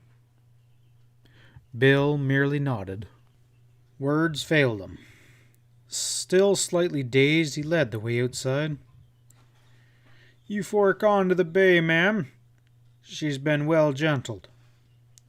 Phyllis swung lightly into the stock saddle. "This is most certainly more comfortable than the bare backs of the plough horses at home," she smiled. Bill was recovering his aplomb now. Delightedly, a grin slowly spread across his rugged features. It was still hard to believe this cool, graceful stranger with eager blue eyes and brown curls creeping from beneath the crown of her Stetson was that stodgy schoolmarm of yesterday. But the gods in their mercy had wrought a miracle, and who was he to question it? He hit leather and grabbed the lead rope of the pack pony. At a walk, they moved through the silent plank boards and past the adobes on the edge of town, out onto the flat prairie. Long banners of light streamed across the sky, touching vagrant clouds with gleaming light, and splashed against the crags of the Crumballas, gliding the peaks that thrust upward, cold and austere. Shadowy, a long file of cows worked across the flats, moving slowly to water. Flicking their white tails, rabbits jumped through the squat brush. A band of antelope, startled from their beds, skimmed swiftly away. As the sun rose higher, the yellowed rangeland rolled in billows before them like a sea cresting with gleaming gold. "Isn't it wonderful?" breathed the girl with her eyes shining. Bill's head slew towards her, and he asked in surprise, "What's that, ma'am?" Phyllis reined beside him. "Why, the mountains, and the prairie, and the darling little rabbits, the sky, everything." The rider stared around, his forehead knitted with perplexity. To him, it was just another sun-up, with a promise of a heller of a hot day. "Yes, ma'am," he returned obediently. Bill held the ponies down to a walk. Pat's orders were to camp overnight at Sandy Creek, 10 miles east. And then, if Miss Ford felt the urge to quit hunting the mirage, they could hit town again before noon. But, decided Bill mentally, this new Miss Ford wasn't about to be quitting. No siree, if he had anything to say about it. By noon, they were in the hills. Bill drifted slowly along, reining back to the better opportunity of admiring the fluffy tendrils of hair against the slim white nape upon Phyllis's neck. She was far too busy soaking in the sights of this wonderful new country to notice anything except scenery. At noon, they lazed for an hour beneath a drooping willow beside a rippling creek. Bill broke out some biscuits and molasses and boiled a can of coffee, and then he lay on the creek bank with vast contentness, smoking quirlies and watching the girl tempt the alert, beady-eyed squirrels with chips of biscuits. She dropped down beside him, suddenly solemn.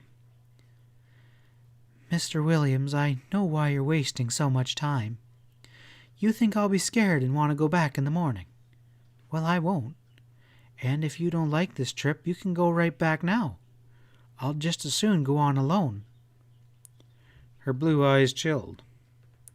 "Why, ma'am," gasped Bill in a panic, "I never had such a thought. No, siree. I ran off some of the mouth to talking to that mammy, but that don't mean nothing. Pat said stick to that girl like a saddle burr, and I'm sticking. We're going to be getting along like two kittens on a warm brick, and I don't crave no munker. You just call me Bill." Her eyes softened. Well, Bill, do you think we'll find the mine?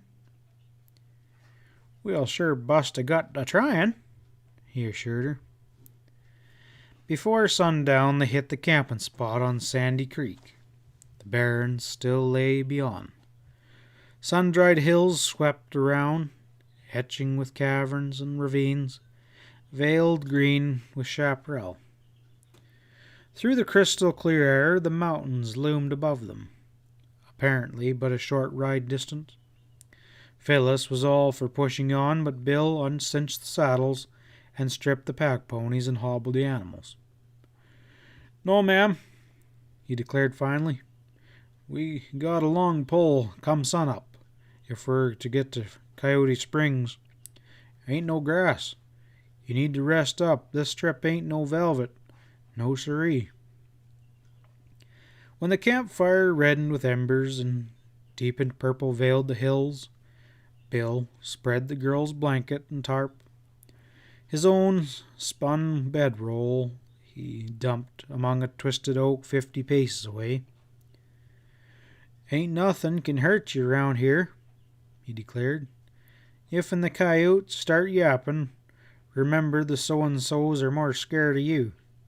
And if anything's amiss, you just give a holler, I'll come a-running." It seemed to Phyllis that she had scarcely snuggled betwixt the blankets and watched the stars popping out above when the smell of burning wood and sound of deep voice hurling lurid language at the skittish ponies awoke her. She sat up and shriveled in the chill of dawn. The coffee pot bubbled on the fire while Bill was wrestling the saddles. The sky was paling overhead, and the ridges loomed ghostly in the half-light. Bill glanced in her direction, dropped her bridle, and hurried over, toting a leather coat. "Here, throw this around your shoulders, ma'am. It's kind of cold before sunup, but come noon it'll be hotter than hell with the hide off." Phyllis slipped gratefully into the coat. She brushed the curls from her forehead and smiled. "You're very thoughtful. Much nicer than I thought you'd be." "Oh, shucks," grunted Bill, and then moved hastily away. It was full daylight when they pulled up over a hogback. A spread of hills lay before them. Southward, dwarfed by distance, a huddle of ranch buildings stood upon a high bench. A thin plume of smoke snaked from the chimney and curled high into the clear air. "Look, isn't that a pretty picture?" cried the girl, pointing. "That's the Bar W," said Bill glumly. "Is it a ranch?" "I'll say. The dandiest little spread in the valley. 5 good springs, the sweetest water you ever tasted, and grass. Hawk high right now." "What a wonderful spot for a home, facing those glorious mountains." "Don't I know it?" Phyllis glanced curiously at his disgusted features. "Why, what's wrong?" "I rode that spread. Before Todd Rakestraw hog swindled me out of it." "Do you mean he stole it?" "I set it up against a string of horses at stud." "You mean you gambled it away?" Her voice was horrified. "I was liquored up some," he growled, "and Todd he cold-decked me." Phyllis was thoughtful as the ponies dropped down a grade. "It begins to make sense now," she announced finally. "Cut the deck deeper," grunted Bill. "You are being in prison. This Todd person cheated you out of that glorious ranch and you tried to shoot him. Sherriff Stevens arrested you and the girl warned you he was bent upon revenge. Who is she?" "That's Todd's sister, but they fight like 2 cats with their tails tied. Mommy, she's a lampaloozer, but she's hell on horses." "You certainly have a quaint way of expressing yourself," smiled Phyllis. But I take it you admire that, Mommy? Bill held up his free hand in hasty denial. Now don't you be getting notions, ma'am. Mammy's all wool and a yard wide, but there ain't no jasper in Powder Valley can bridle and gentle her. No sirree. They rode into Coyote Springs when the sun was sinking. Stiff and saddle-sore, Phyllis slid gingerly out of her saddle. Her face and neck were burned fiery red. Her eyes were sore and irritated by the choking dust, and her throat felt as though it was a cinder chute. Wearily, she dropped and lay outstretched on a rock-girdled pool, too exhausted to even drink. Bill watered the ponies, unspooled the bedrolls, and built a fire, busying himself around camp. She had not moved when he brought over a tin mug of hot coffee. She sipped it gratefully, but shook her head numbly when he tenderly offered a plate of fried bacon and beans. The thick-set rider said nothing. Later, when shadows crept across the barrens, he stirred up the fire, hunkered close to her form, and slowly built a smoke. "Reckon we should backtrack at sunup?" he growled. Phyllis sat up abruptly, groaning at stiff muscles that complained. "Why?" she challenged. "Oh, you're all tuckered out," he explained patiently. "And it's even tougher ahead. There's no more water, and leastways I never located any." She eased her aching back. "I'll be all right in the morning." Bill shook his head.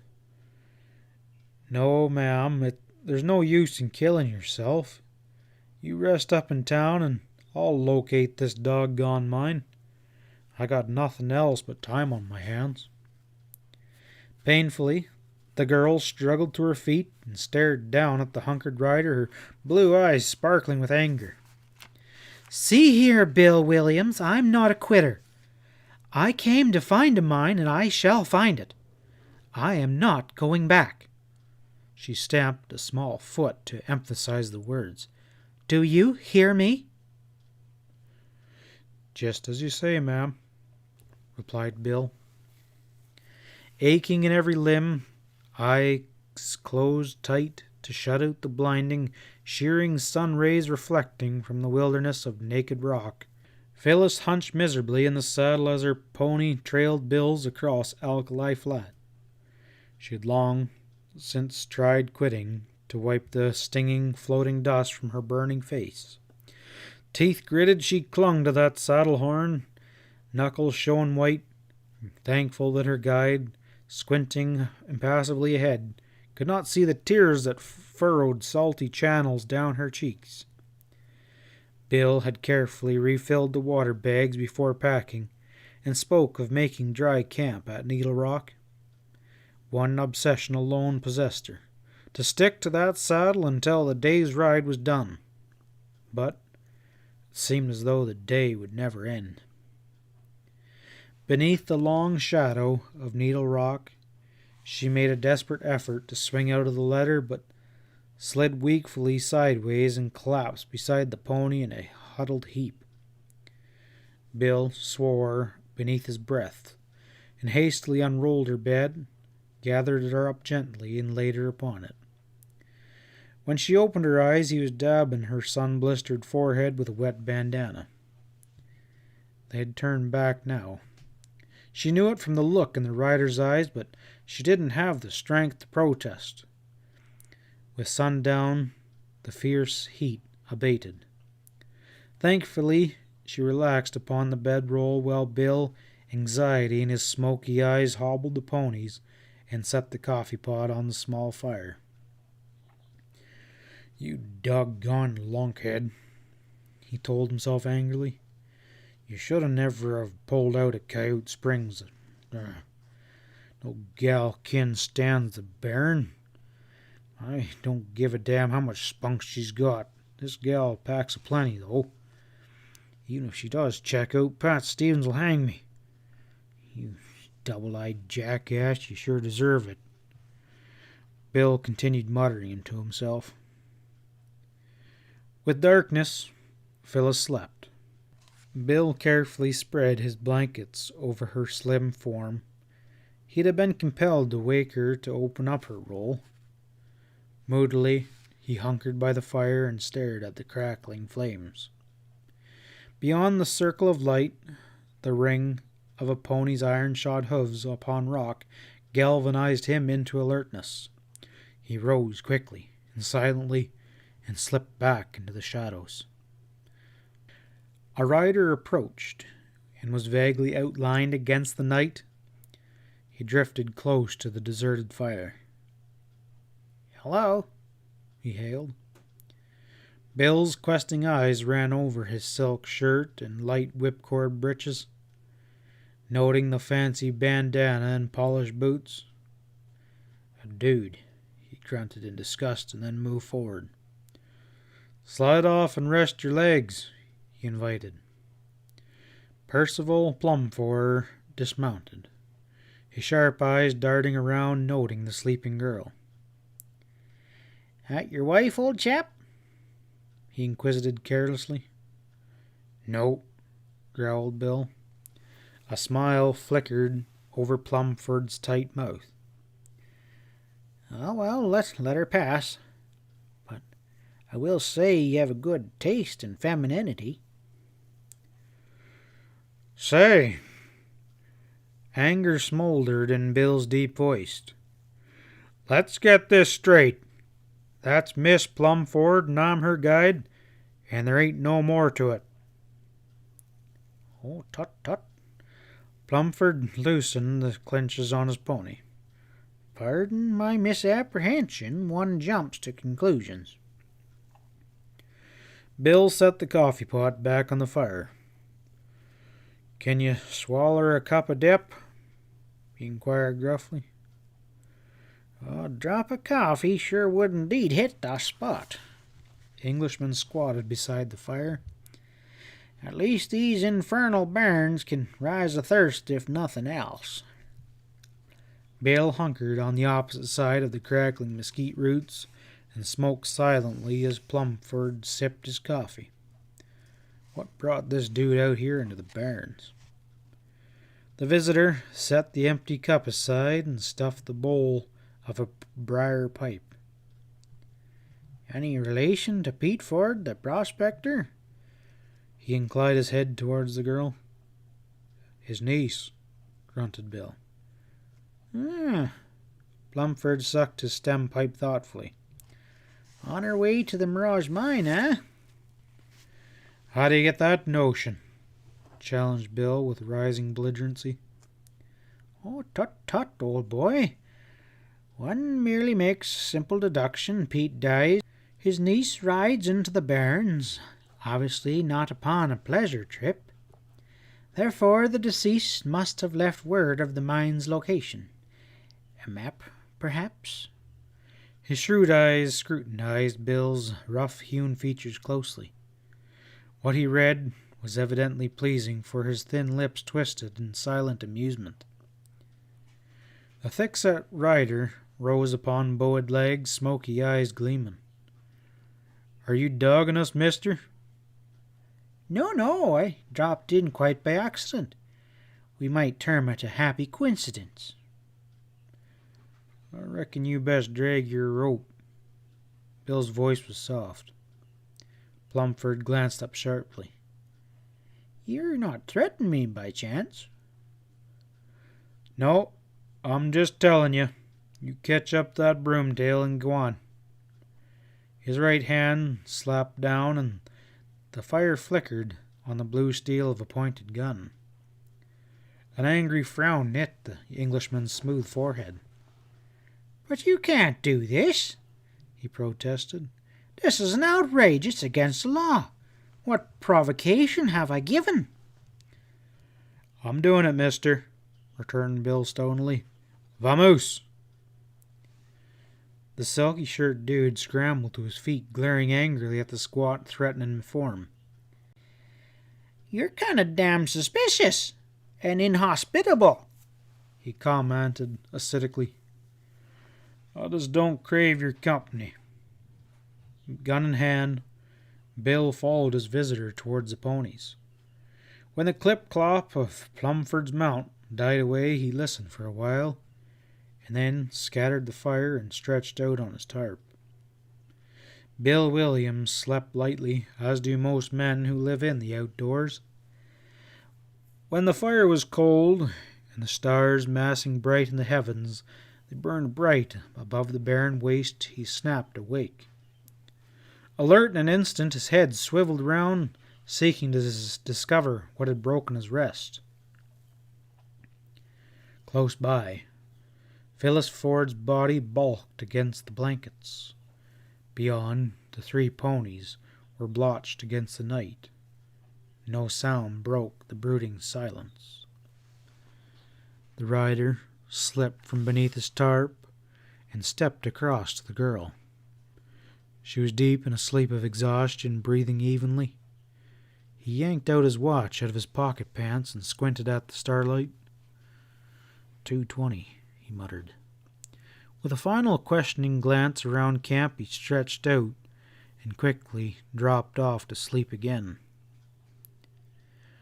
A chilly breeze that preceded the dawn rattled the dead stalks of octillo and scattered the ashes of the fire. Bill kicked back his canvas and began yanking on his boots. He planned to break camp before sunup and backtrack to Coyote Springs. Yawning, he stared out across the graying flats, and then his jaw snapped shut. He jumped up. With anxious, quick steps, he hurried out from the base of Needle Rock, eyes searching. By God, he grunted. It was almost a groan. The horses took off. End of Chapter 5. Chapter 6. Bill circled Needle Rock, searching, nursing a forlorn hope that the saddle stock had strayed. Daylight had strengthened, and he could now see far out among the hummocky plains. There was no signs at all of the ponies. Reason told him his guess would fail. The animals were hobbled. Unless the hobbles were unbuckled, they could not have strayed. One hobble might break, but not 3. Somebody had driven those ponies off. In a flash, the thought of the dude he had driven from camp at gunpoint. This, then, was his revenge. Bitterly, as he trudged back to camp, he damned the visitor and registered a mental vow to even the score. Phyllis was still asleep. Bill eyed the girl gloomily and then checked the water bags. Water was life in the barrens. This done, he rolled a smoke and hunkered down to figure out a course of action. This nearest water was at Coyote Springs, 15 miles across the burning flats. Alone, he could make it. Would he ever reach the spring, though, with a sick girl on his hands? Phyllis Ford's voice roused him out of his gloomy abstraction. She eased up painfully to a sitting position. "Good morning, Bill," she cried with a weary smile. "Oh, I feel like a raw steak after it's been well pounded and fried to a crisp." "Move around a little, ma'am," suggested Bill gravely. "It'll take the soreness out of your joints." With oohs and ouches, the girl struggled to her feet and then hobbled towards him. "What's wrong?" she inquired quickly at the sight of his somber features. "The horse is vamoosed," he said shortly. "But didn't you slip some leather gadgets on their forelegs so they couldn't wander away?" Some yeller sidewinder hazed him off. The girl's lips tightened at the realization of the predicament that they were in. Sore muscles forgotten, she stepped quickly to his side. "What are we going to do, Bill?" she asked quietly. "I guess we best lag it for Coyote Springs at sundown." "That's an awful long distance to walk," she observed reflectively. I can't figure no other way. Bill's voice was grim. We have to get to water. Shouldn't we start out as quickly as possible? The rider's leathery features creased humorously. That sun out there, it'll drive you loco before we cover 5 miles. And we have 15 to go. Phyllis was silent for a space, and then she sat down beside him. You could make it alone, couldn't you? Maybe. How much water do we have? 2 bags. You take one and go back and leave me here. I'll just be a drag and perhaps we'll both never get out alive. Ma'am, you're loco. Bill's wide mouth quirked with a familiar grin. We'll bucket together come sundown, and we'll both make it, yes sirree. He rose jauntily and started to build a fire. Carefully he poured 1 mug of water into the battered coffee pot. Throughout the dreariness of the heat-laden day, they followed the shadow of the Needle Rock as the sun made its circle. When the purple deepened, Bill set to work. He hacked off the high heels of their riding boots with his jackknife, piled the saddlery and dunnage in a niche at the base of the rock. Best dump that fancy 6-gun, ma'am. We gotta travel light. Phyllis unbuckled the new gun belt and threw it on the pile. Bill added his spurs.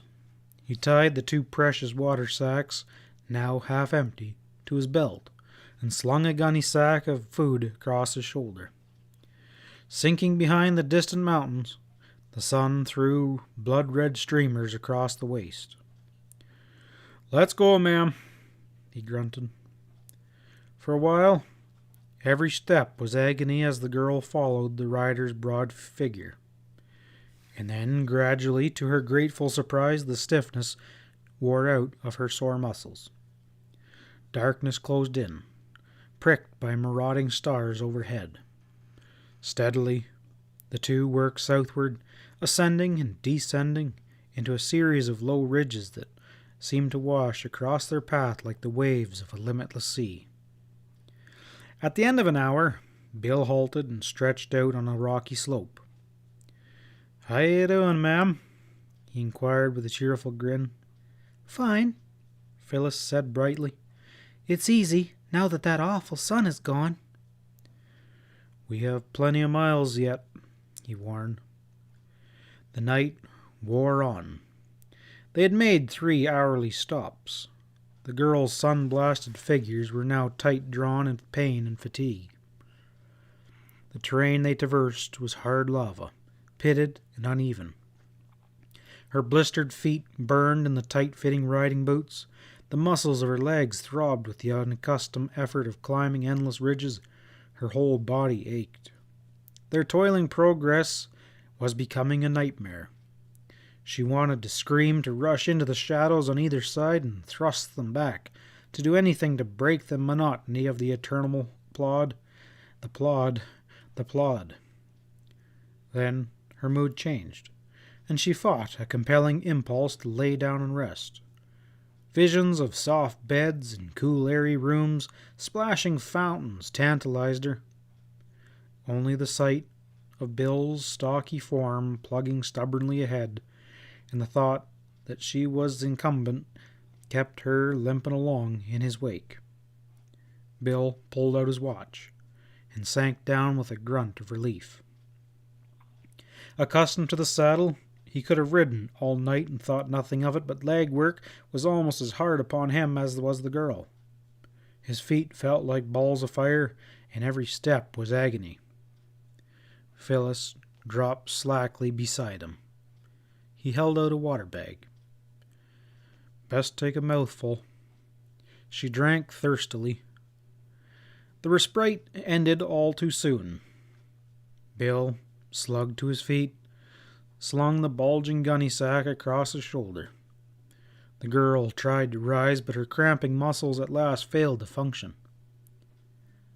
I just can't, Bill, she gasped. You go on.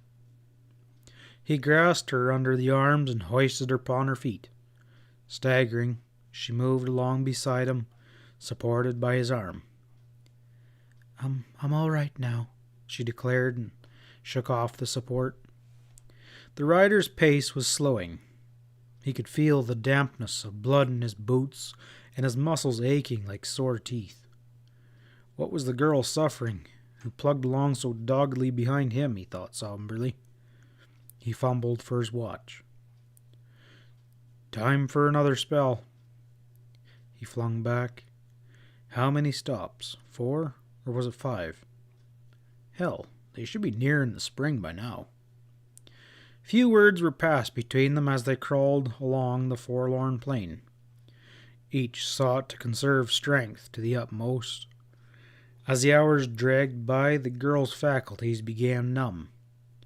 Nothing mattered, save the necessity to keep going on, up and down, on an everlasting treadmill. Bill dumped his gunny sack and dropped to the ground. The girl collapsed wordless beside him. They rested in silence, and once again he heaved up. Phyllis lay inert. Leave me here, Bill, she moaned. Again he set her up on her feet. She swayed and crashed down again. The rider swore softly, knotted the gunny sack to his belt and bent and lifted her limp body with both hands. Unsteadily, clasping her tight upon his chest, he swayed along the trail. Slinking around the rock-girded basins that lay below the springs, the coyotes whiffed man scent and sneaked silently up the gulch. Crouching among the boulders, they watched a thick-set figure struggle out of the darkness, staggering like a drunken man, clasping a limp form in his arms. He laid his burden gently beside a pool and eased off his high-topped riding boots, and with a long-drawn sigh thrust his blooded feet into the cold water. It was daylight when Phyllis awoke. She winced as she endured and tried to sit up. Bill slowly hobbled around, gathering dead wood for the fire. Why, we made it. Her voice was a hoarse croak. Sure did, ma'am, grinned Bill. But I gamble my dogs will never be the same again. The girl's brow knit.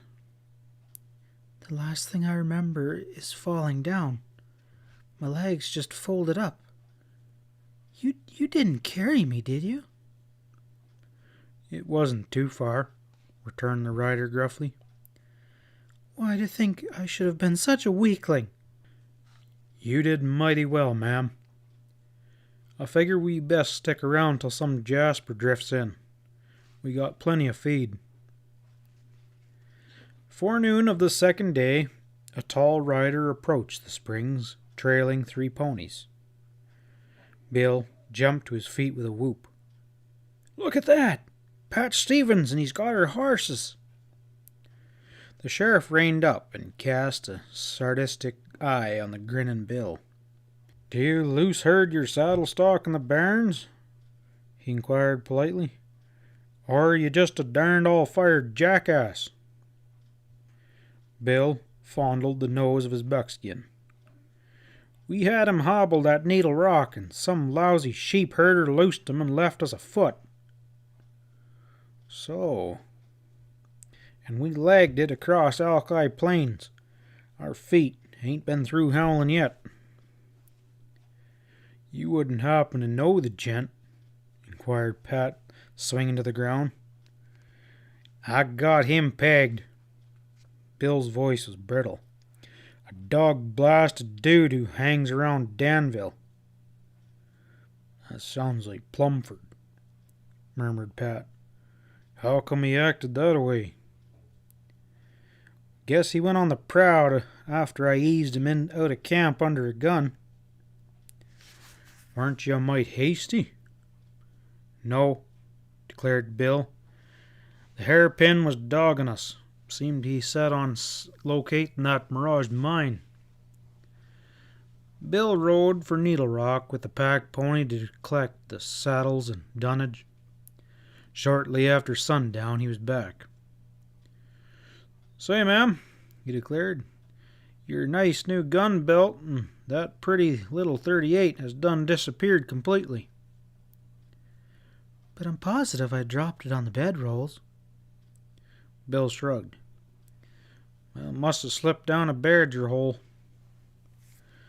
"Well," demanded the sheriff when the three relaxed around the campfire after supper,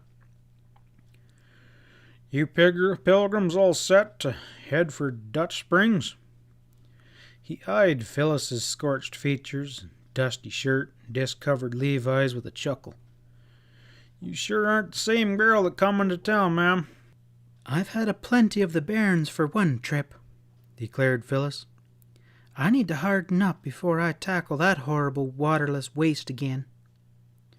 She shot a sidelong glance at her guide's rugged features.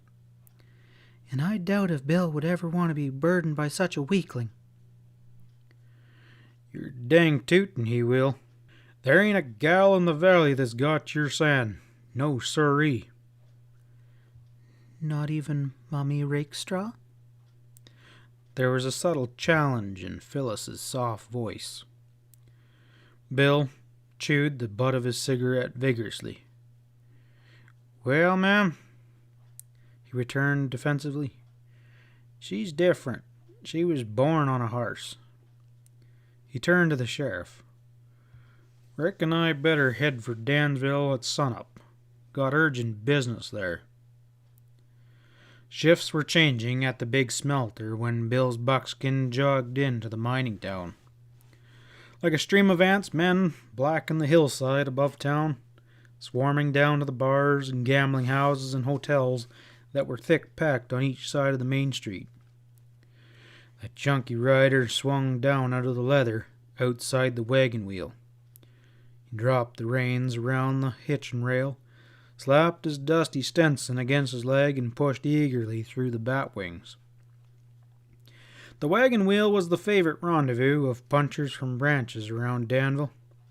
Several spurred riders were bellied up to the bar. Bill hollered for a bottle. Tiny Manners of the Triple C, an old-timer Bar W hand, drifted across the sanded floor. "Hello there, Tiny," grunted Bill, as he downed 3 fingers and grabbed the bottle to pour again. "Todd's in town, making plenty of war talk." A frown gathered on Bill's brow. He had urgent business in prospect. Now he had Todd. Carefully he trickled out a bare 2 fingers and pulled out his gun, blew out the dust of the action, and twirled the cylinder. Lowering the hammer on an empty chamber, he downed his drink and grinned cheerfully at Tiny, and stepped jauntily towards the batwings. Before leaving the shelter of the doorway, the rider glanced rapidly up and down the street. Heavy-booted, blue-shirted smelter laborers thronged the plank walk. A gleam leapt into his smoky eyes. Not 50 paces distant, moving towards him with long strides, was the upright figure of the dude. Clad in loose tweeds, he shouldered disdainfully past groups of lounging laborers. Bill waited until his quarry was close, and then steps out into the middle of the plank walk. He saw a recognition register in the dude's cold eyes, but the latter came on with unbroken stride. The Englishman's glance met Bill's, passed through and beyond him. Lean features stiff, he swerved to avoid the chunky figure. "Hold it, mister," grated the rider. "I've been looking for you." "I've no desire to resume our acquaintance," returned Plumford icily. "You were damned uncivil at Needle Rock, so to hell with you, my good friend." Bill stepped close. "Listen," he growled. In an instant, the dude galvanized into swift action. He hurled himself like a battering ram at the hunched rider. Taken unawares, Bill lost balance. He fell sideways, cannoning against the hitting rail, and hit the plank walk with the Englishman atop of him. The dust flew from a tangle of flailing legs and arms. As he dropped, fighting to free himself of the Englishman's clinging arms, Bill heard the heavy boom of a 45 behind him, saw the rail splinter above his head where the slug droned past. Like a cat, he twisted free of his assailant and bound to his feet, gun gripping in his fist. But the gunman had disappeared. Slack-jawed with surprise, smelter men were staring around. Bill swung round to the dude.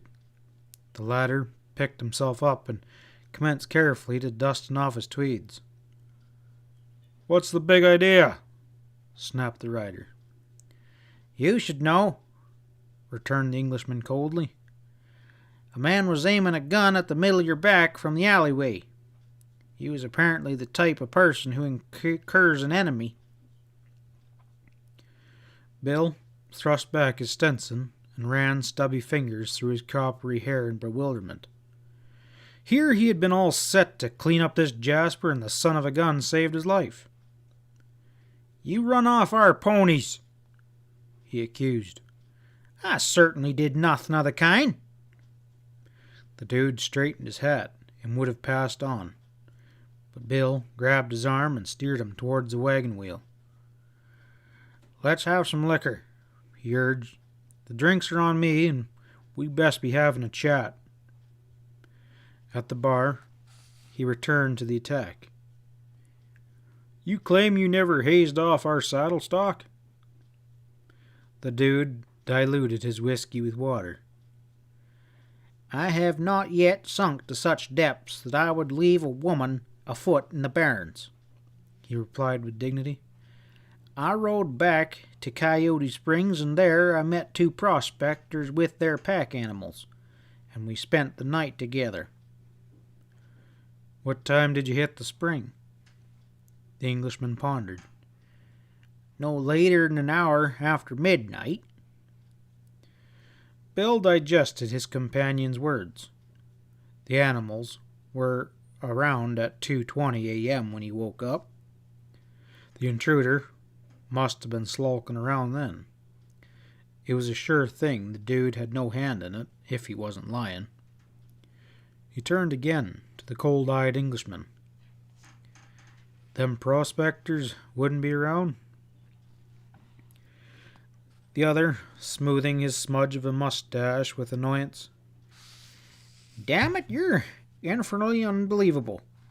As a matter of fact, I rode into town with them, and they purchased supplies at the Danville Outfitting and Merchandising store." "Well, I reckon you must be on the level," admitted Bill slowly. "But damn it, who run off our ponies?" "Perhaps someone who was anxious to discourage you from visiting the Mirage Mine," said Plumford frigidly. "And now good day, sir. I'm anxious to be playing a little bit of poker." End of Chapter 6. Chapter 7.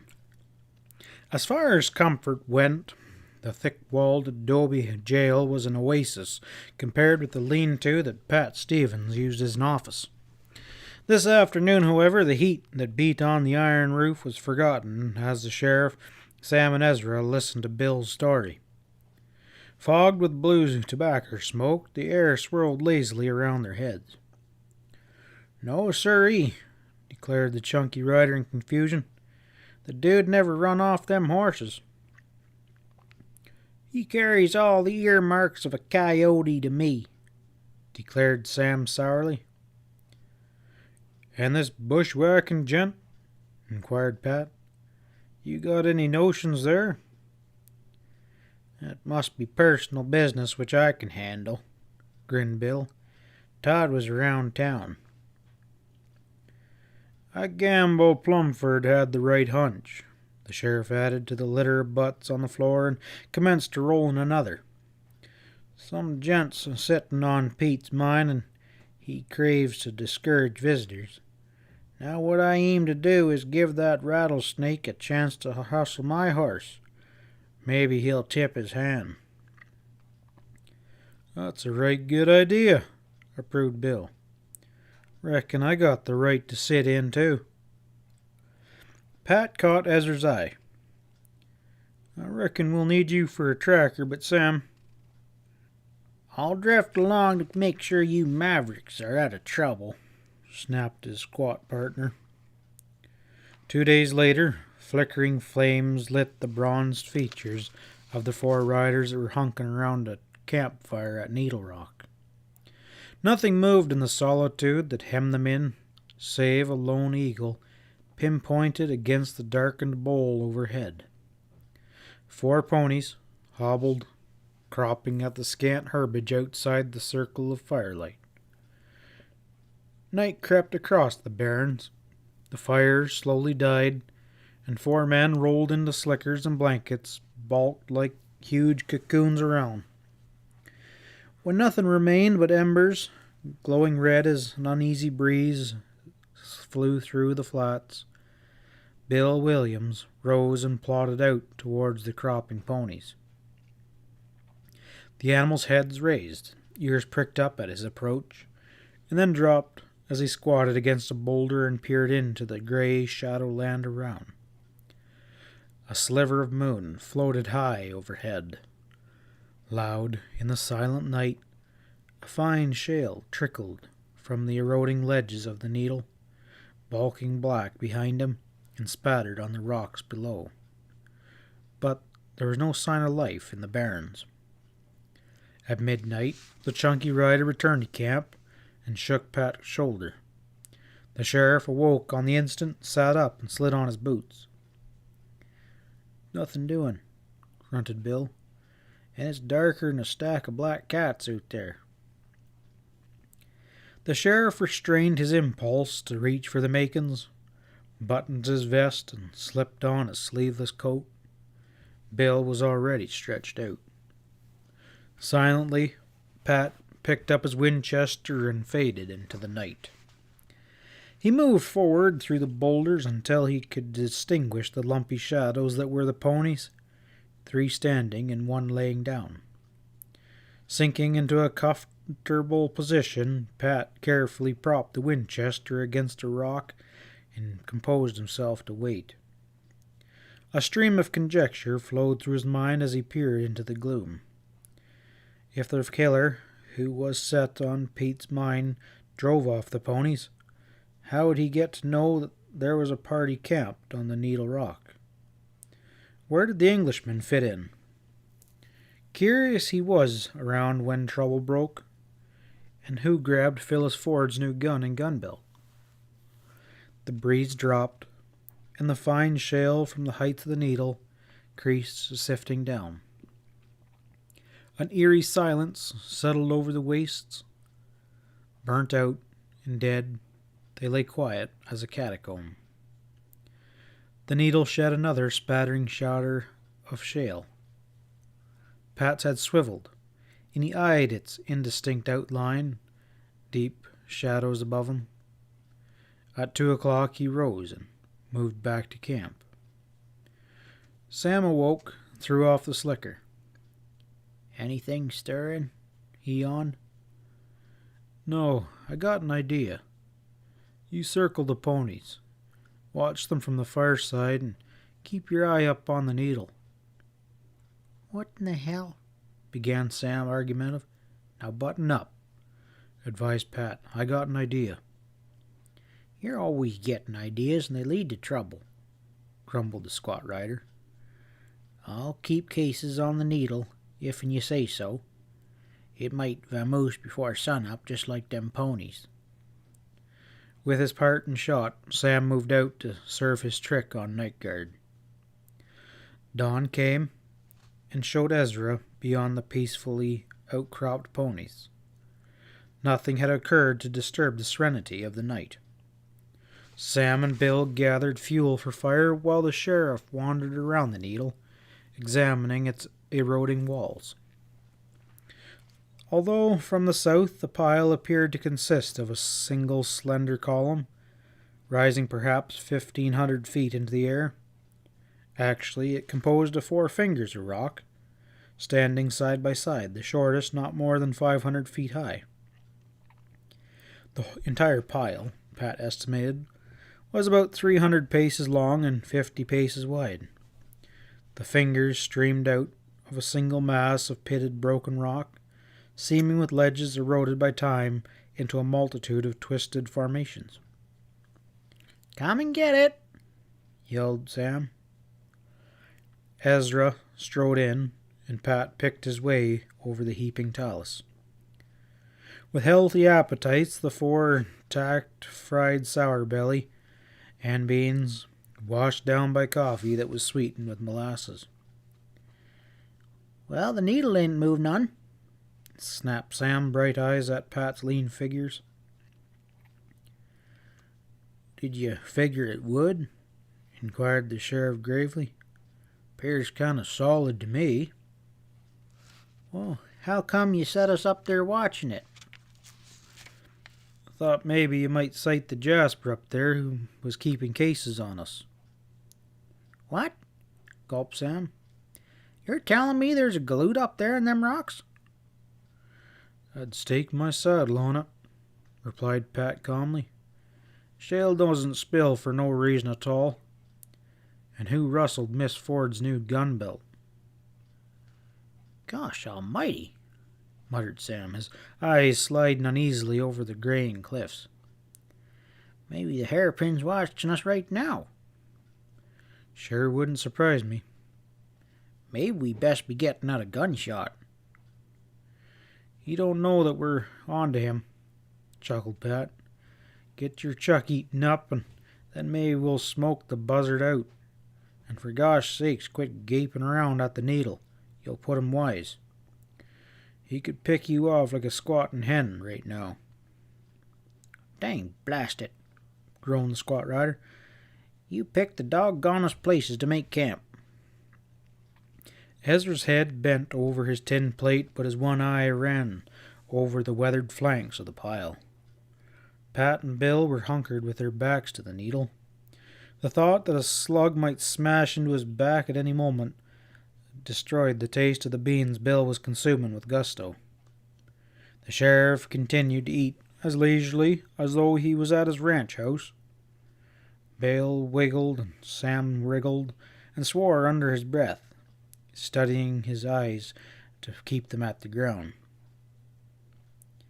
"Through at last, you hog," he barked, when Pat finally set his empty plate on the side. "Can we hit for cover now?" "Oh, don't be getting frazzled," grinned Pat, proceeding to carefully build a cigarette. "Like I said, the Jasper don't know what we know. He'll hold his fire until he figures we're wise. We best be acting dumb." "That comes natural to Sam," rumbled Ezra. "Now, just mosey off easy like and grab your rifles and crowd close against the needle," directed Pat, his cigarette made. "He can't reach you when you're close to the needle." Nobody moved. Pat grinned. "Don't want to show color, huh? Well, I'm real scared, so I'll drift." He rose leisurely and stretched and wandered over to his saddle, picked up his Winchester and drifted over towards the needle. Bill followed. The two-eyed Sam and Ezra sat hunkered by the fire. They were arguing loudly. "One won't move before the other," chuckled Pat. "I'll stampede those mossy horns." He jerked out his 6-gun and fired over their heads. With the roar of the explosion, the two flung themselves sideways, zigzagging their way towards their Winchesters like jackrabbits, and plunged towards the base of the needle. Panting, they stumbled towards the sheriff. "You mangy flea-bitten coyote!" howled Sam at the sight of Pat's smoking gun. "Can't wait forever." He turned to Ezra. "There's a trail up the needle there somewhere. Let's be going hunting it." Bunching, they commenced working around the base of that great rock pile with Ezra in the lead. Pat claimed that the big redhead was a better trailman than any two Indian. Wading through knee-deep talus, clambering over heaps of rock fragments, sliding between massive boulders, the party had made a half circle of the needle when Ezra stopped, his one eye swiveling around. They were on the long side of the base to the west. On their left rose the shortest finger. Between it and the next was a narrow chimney, sloping inward. Above the chimney rose a rock wall almost perpendicular and worn smooth by the elements. It was apparent that no human could have scaled it. "Some Jasper's been around here a-plenty," boomed Ezra. "Look at the tracks, the riding boots and patched, and the scratches on the rocks. He sure went up that chimney. Why, doggone it." Ezra was staring upwards. "Doggone if he ain't drove a spike." He pointed to where an iron short spike protruded from a crevice in the chimney. Pat set his Winchester against a boulder, unstrapped his spurs, and pulled on his riding gloves. "You ain't going up there," flared Sam. "Well, he sure ain't coming down." "Let me shinny up there," offered Bill, pushing forward. "I reckon my joints aren't as stiff as yours." "Oh, can the wisecracks," barked Pat. "Cover me." "Might just as well as argue with him as a Missouri mule," growled Pat. "Let's scatter and watch him fall down and break his stiff old neck." Rifles at the ready, the three backed out into the open, eyes searching the face of the needle. There were handholds aplenty on either side of the chimney, and Pat worked up quickly. At its head, he found himself on a ledge. On one side it was broken and impassable. On the other, it followed the side of a wide crevice. Hidden from below, the rock was sundered. The ledge disappeared into what seemed to be a tunnel. The sheriff shuffled forward, following the curve of the ledge. If the lookouts were on alert, Pat realized that he was up against long odds. At any moment, a slug might cut him down. But the sheriff was gambling that the man he sought was stationed over on the east side of the needle, facing the wall and overlooking the camping spot. If so, there was a sporting chance he might be taken by surprise. In a few minutes, Pat was in darkness, groping along the rock face with his hands and feeling forward with his feet before every step. Daylight glimmered ahead. The sheriff emerged at the bottom of a deep well, roundly circular in shape and roughly 20 paces across. It reminded him of sinkholes he had seen over there on the lava beds.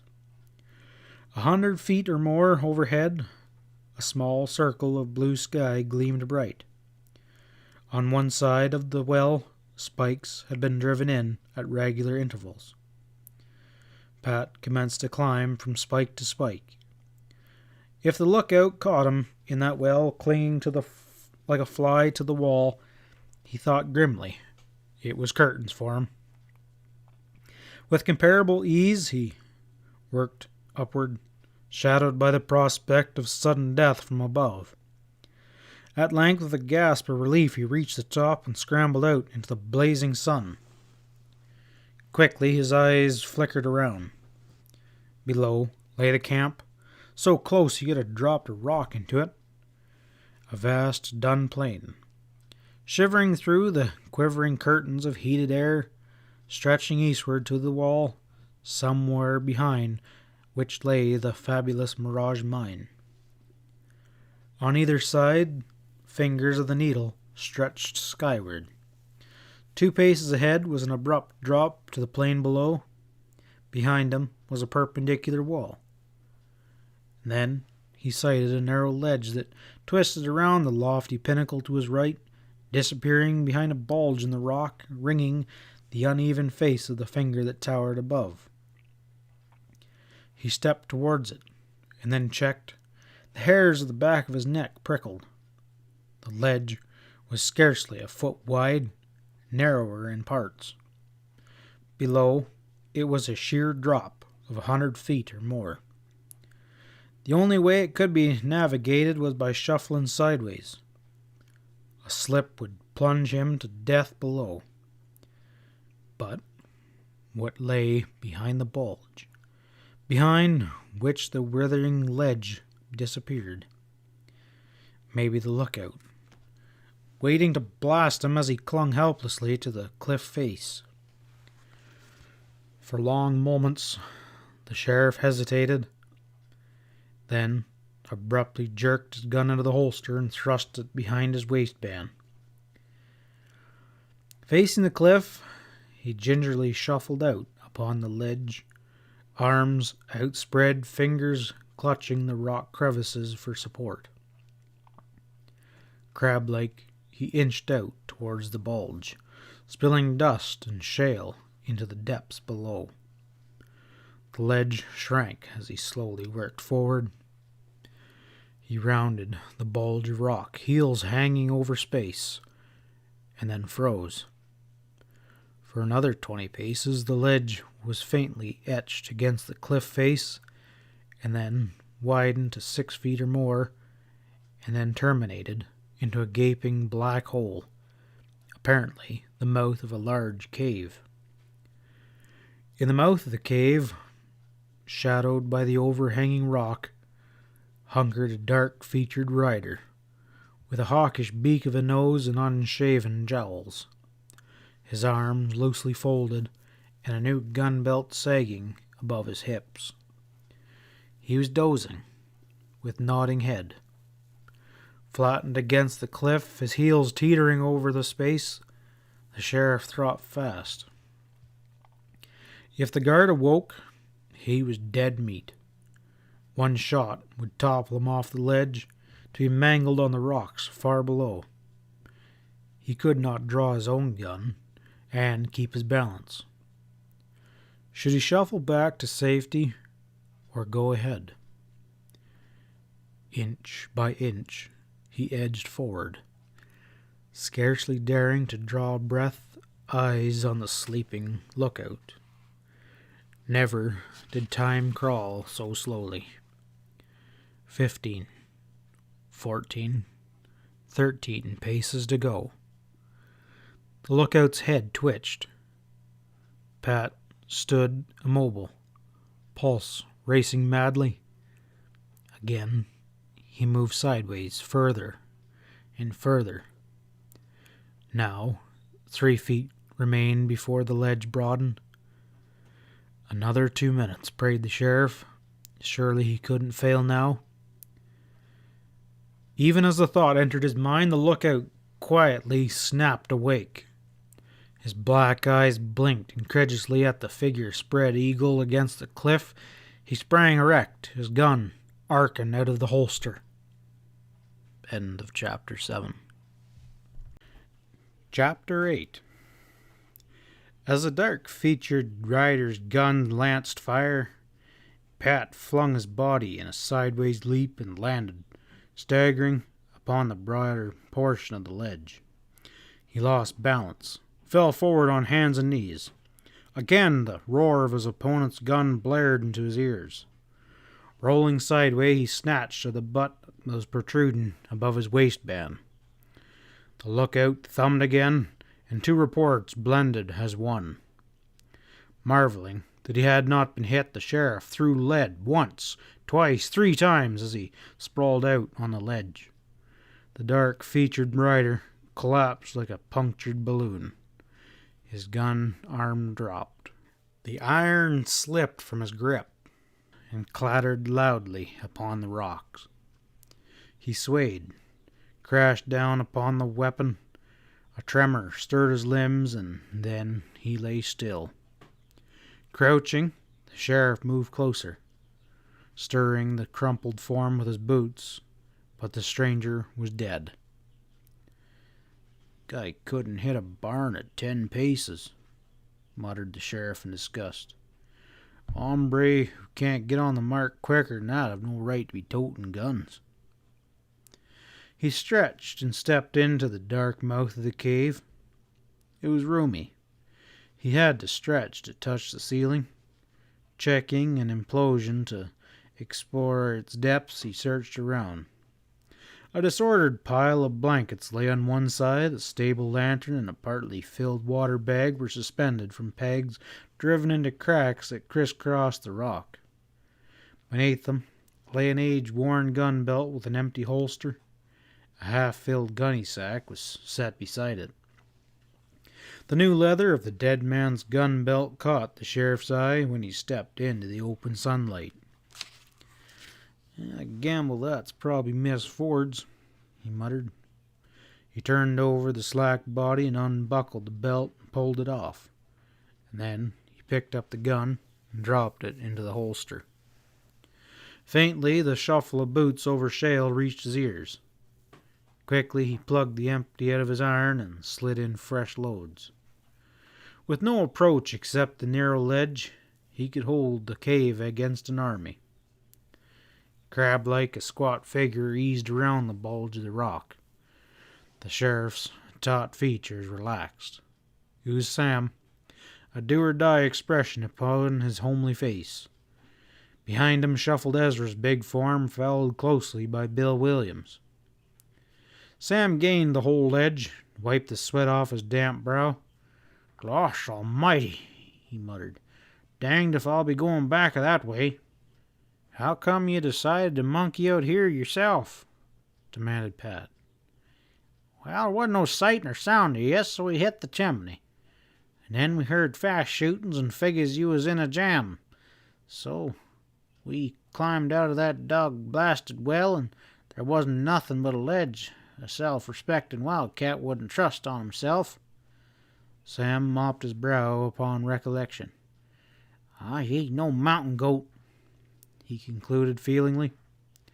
Ezra and Bill Williams joined the pair. Bill eyed the slack features of the dead lookout. "That's Ike Big Nose," he drawled. "A breed that strings along with Todd. He's fast with a gun. How in the hell did you get to him from that ledge?" "I didn't," confessed Pat. "He had me pinned down like a pigeon. He was snatching a little shut-eye, but come to life sudden before I reached the ledge. He flung 2 slugs at me before I could draw and missed both times." Bill eyed the ledge. "Hell, Ike couldn't miss at that range." "He thumbed a .38 right smart. Reckon that was Miss Ford's iron." Sudden understanding flooded into Bill's eyes. His wide mouth quirked. "Well, can you beat that? He was firing blanks." "Either you're loco or he was," snapped the sheriff. "That's the God's truth," grinned Bill. "Miss Ford loaded up on blanks, scared to kill someone. Ike grabbed the gun down below and never checked the loads." "Well, thank God for Miss Ford's soft-heartedness," said Pat solemnly. He led them into the cave and indicated the lantern. "You get it?" The hairpin outside was posted at the needle to run off saddle stock and discourage visitors. With that lantern, he could stand way back in the cave and flash signals to another jasper on the wall. You couldn't see the light from below, and then them galoots get plenty of warning of whatever's brewing. He watched us post guards last night and laid off the ponies, but whoever's holding the Mirage mine has been wised up that we're around." "Well, that means there's more'n one in this deal," put in Sam. "Seems we're up against a gang," returned Pat.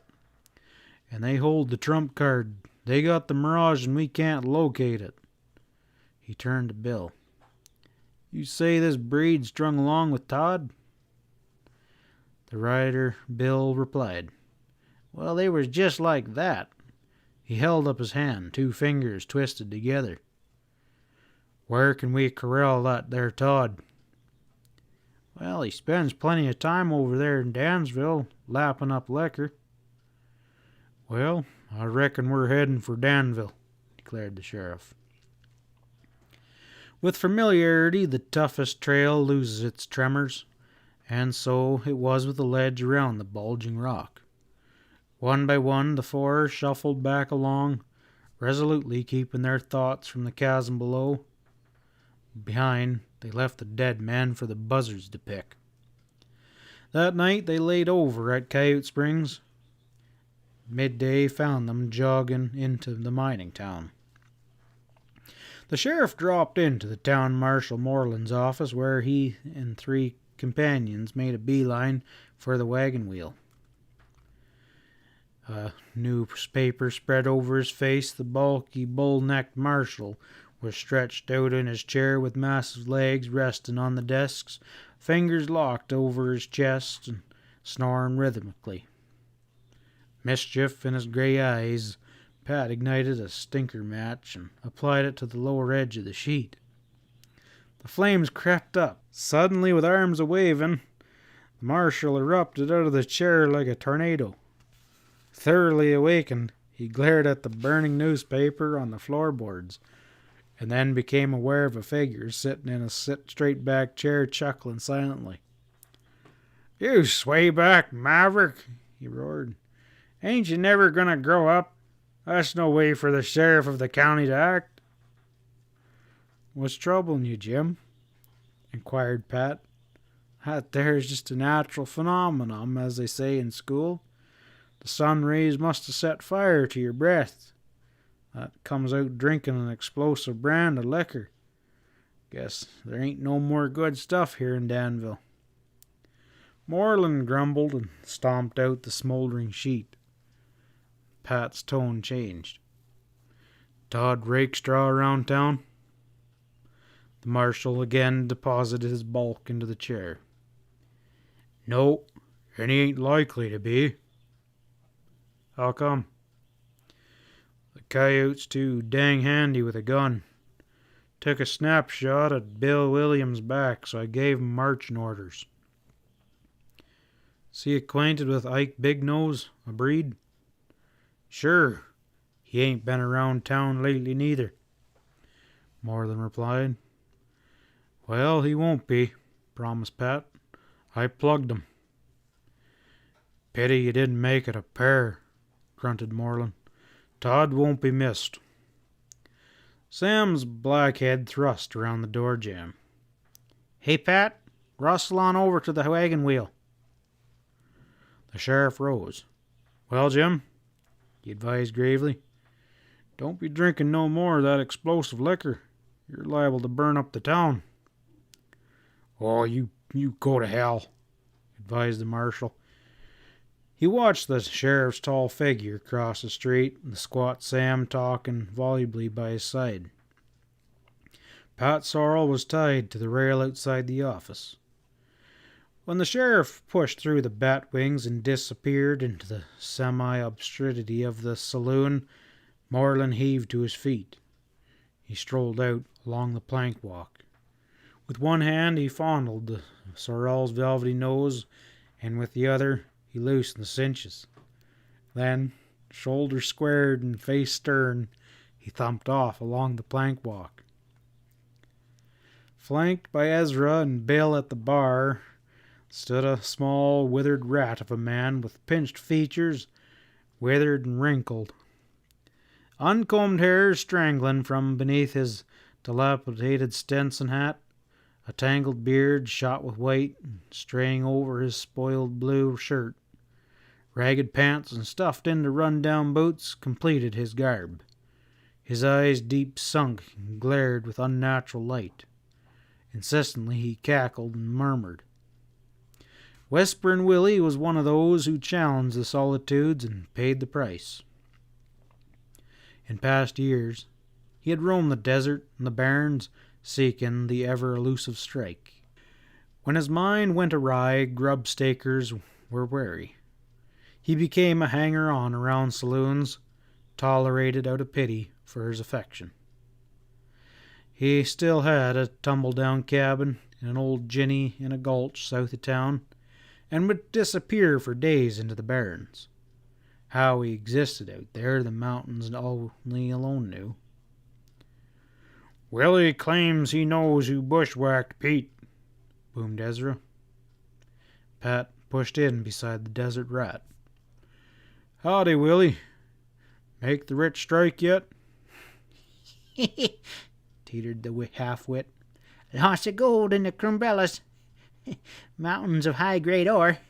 No one can locate it except me, but I can't get me a grub stake." "Well, you tell me something, and I'll grub stake you," promised the sheriff.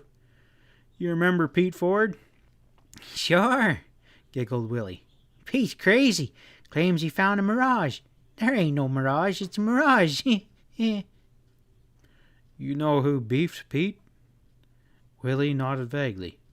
"I seed him by the spring with a partner and shot him in the back. The spirits told me." He peered up at the sheriff. "In the mountains, they're full of spirits. They talk to me all at night. I hear 'em a whisper and they won't go away, and they won't leave me alone." "Afore you come, he claimed he lamped the Jasper who shot Pete," boomed Ezra in disgust. "Now he claims it's spirits." "Give him a drink there, maybe a short drink," directed Pat. Willie gulped the old red-eye. "Now take her easy," said Sheriff. "Pete, he was your partner. You remember the night he was killed? You was near Coyote Springs, and you saw him smash down. Now, who did it?" The desert rat mumbled and fumbled with his beard, fidgeting uneasily. "Have you seen the Jasper around since?" demanded Pat. Willie nodded vigorously. "Well, you name 'em, and I'll give you a bottle, all for yourself." The sheriff lifted a bottle off the bar and held it out. Willie grabbed it with bony fingers. "Well?" The withered old scarecrow pushed away, mumbling and hugging the bottle against his chest. Pat grabbed him by the shoulder and swung him around. "No name, no liquor." Willie subsided into a sulky silence. Pat yanked the bottle out of Willie's hand and set it noisily upon the bar. "Shake up the rat," rumbled Ezra. "Maybe it'll help his thinking box."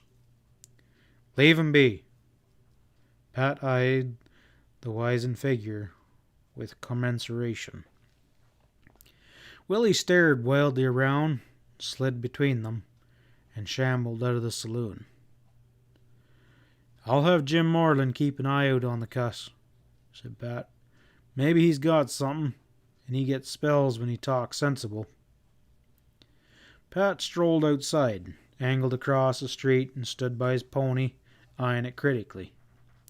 He inserted his hands beneath the saddle blanket, feeling for burrs, and noted the slackness of the clenches. With a faint smile, he tightened the clenches again, ducked under the rail, and headed into Moreland's office. Marshall eyed him guilelessly. "Keep an eye on Whisperin' Willie, will you?" said the sheriff. "He says he's got a line on Pete's killer, but his brain's too fuddled to talk right now." Moreland nodded massively. Pat turned towards the door. "I just tightened my clenches. They seemed kind of slack." "Oh, yeah, they loosen up after a long pull," agreed the marshal with unmoved countenance.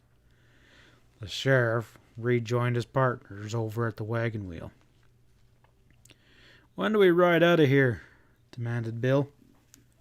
Pat scratched his chin. "Well, nothing we can do but head for the W bar.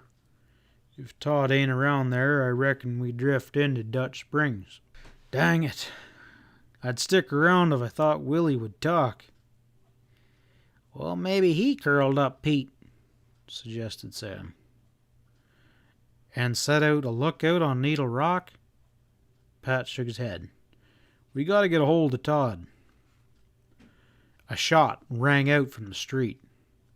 Through the saloon window, Pat saw Jim Moreland issue from his office, jammed into his black Stetson and hurried off along the plank walk. The massive marshal was a stickler for law and order. Pat leaned against the bar, toying with his drink and weighing the pros and cons of future action in his mind. Sam and Ezra commenced into an argument, and Bill wandered across the floor and eyed up a poker game. The batwings swinged in violently, and Moreland pushed through, eyes searching. He sighted the sheriff at the bar and crunched across the sand floor. Willie won't be talking no more. Some sidewinder plugged him. Did you get the coyote? No. Willie was in a saloon chagging for drinks, and the Jasper got him through the side window. Pat thought rapidly. Someone in Danville was afraid the old prospector would talk. So afraid they took the risk of plugging him in broad daylight to seal his lips. And who was it? You sure no one got a look for the killer's face? Flung out the marshal. Moreland shook his head somberly. No one in the joint but a bartender and a couple smelter men.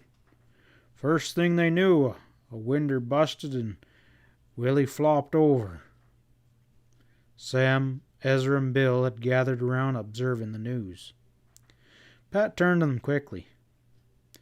Scatter out and hunt for that Englishman. When you locate him, check on his movements. If he kicks, yank him into Jim's office. The three hit the batwings. Pat and the marshal slowly crossed the street. End of Chapter 8. Chapter 9. The flies droned against the splecked windows as the two lawmen sat in the marshal's office, smoking quietly, awaiting a report from the three members of Pat's posse combing the town for Percival Plumford, the Englishman. 30 minutes later, Ezra's form bulked in the doorway. You're barking up the wrong tree, he rumbled, and dropped into a straight-back chair. The dude was setting in on a stud game at the Cosmopolitan, and he ain't stretched his legs since noon. What proof you got to back that up? Barked Pat. 2 bartenders and Charlie Tressel of the Lazy Y. Charlie's been watching the game for an hour. Well, I reckon that's good enough, conceded the sheriff. 'Pears like the gang that grabbed the Mirage got sharp ears and long arms, he observed to Moreland. I'll bat their ears down in Danville, growled the big marshal. Promiscuous killings doesn't set very well. Poor old Willie never hurt a fly. Pat realized there was a small chance of corralling the killer with no description and no apparent motive. Plumford seemed to be tied in whenever trouble was a-brewing, but he had an airtight alibi. With him eliminated as a suspect, they were up against a blank wall. In his own mind, the sheriff was convinced that the harmless old desert rat was killed to close his mouth. He rose and stretched. Well, guess we'll drift. If you get a line on the bushwhacker, send me a word pronto. Sam and Bill jingled up the office as Pat reached the door. That limey's a shark at poker. There was a reluctant admiration in Bill's voice. Right now he's corralled most of all the chips in the Cosmopolitan. Guessed Ezra told you the hairpin's been sitting there for hours? Pat nodded. Let's head for the W bar and brace Todd. The four left Danville and headed for the hills. The bar W lay 10 miles northwest on the rim of Powder Valley. 15 miles beyond the ranch was Dutch Springs. The terrain grew wilder as they pushed into the scorched hills. Rocks projected from the flanks of ridges like jagged teeth. Thick stands of yellow lodgepole pine closed the benches, and knotty pinyon cluttered the draws. But there were valleys pinching betwixt the high ridges, hawk high with grass. At one point the trail snaked through a grove of shivering aspen, and they drew rein to water their ponies at a creek rippling, white-watered, over a boulder-strewn bed, fringed by drooping willow. Nature, when she fashioned this corner of the valley, she was in a kindly mood.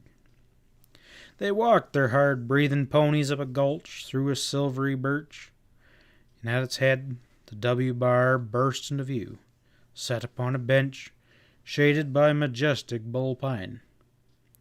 Below the spread, the terrain dropped in a series of benches, dark patched by timber.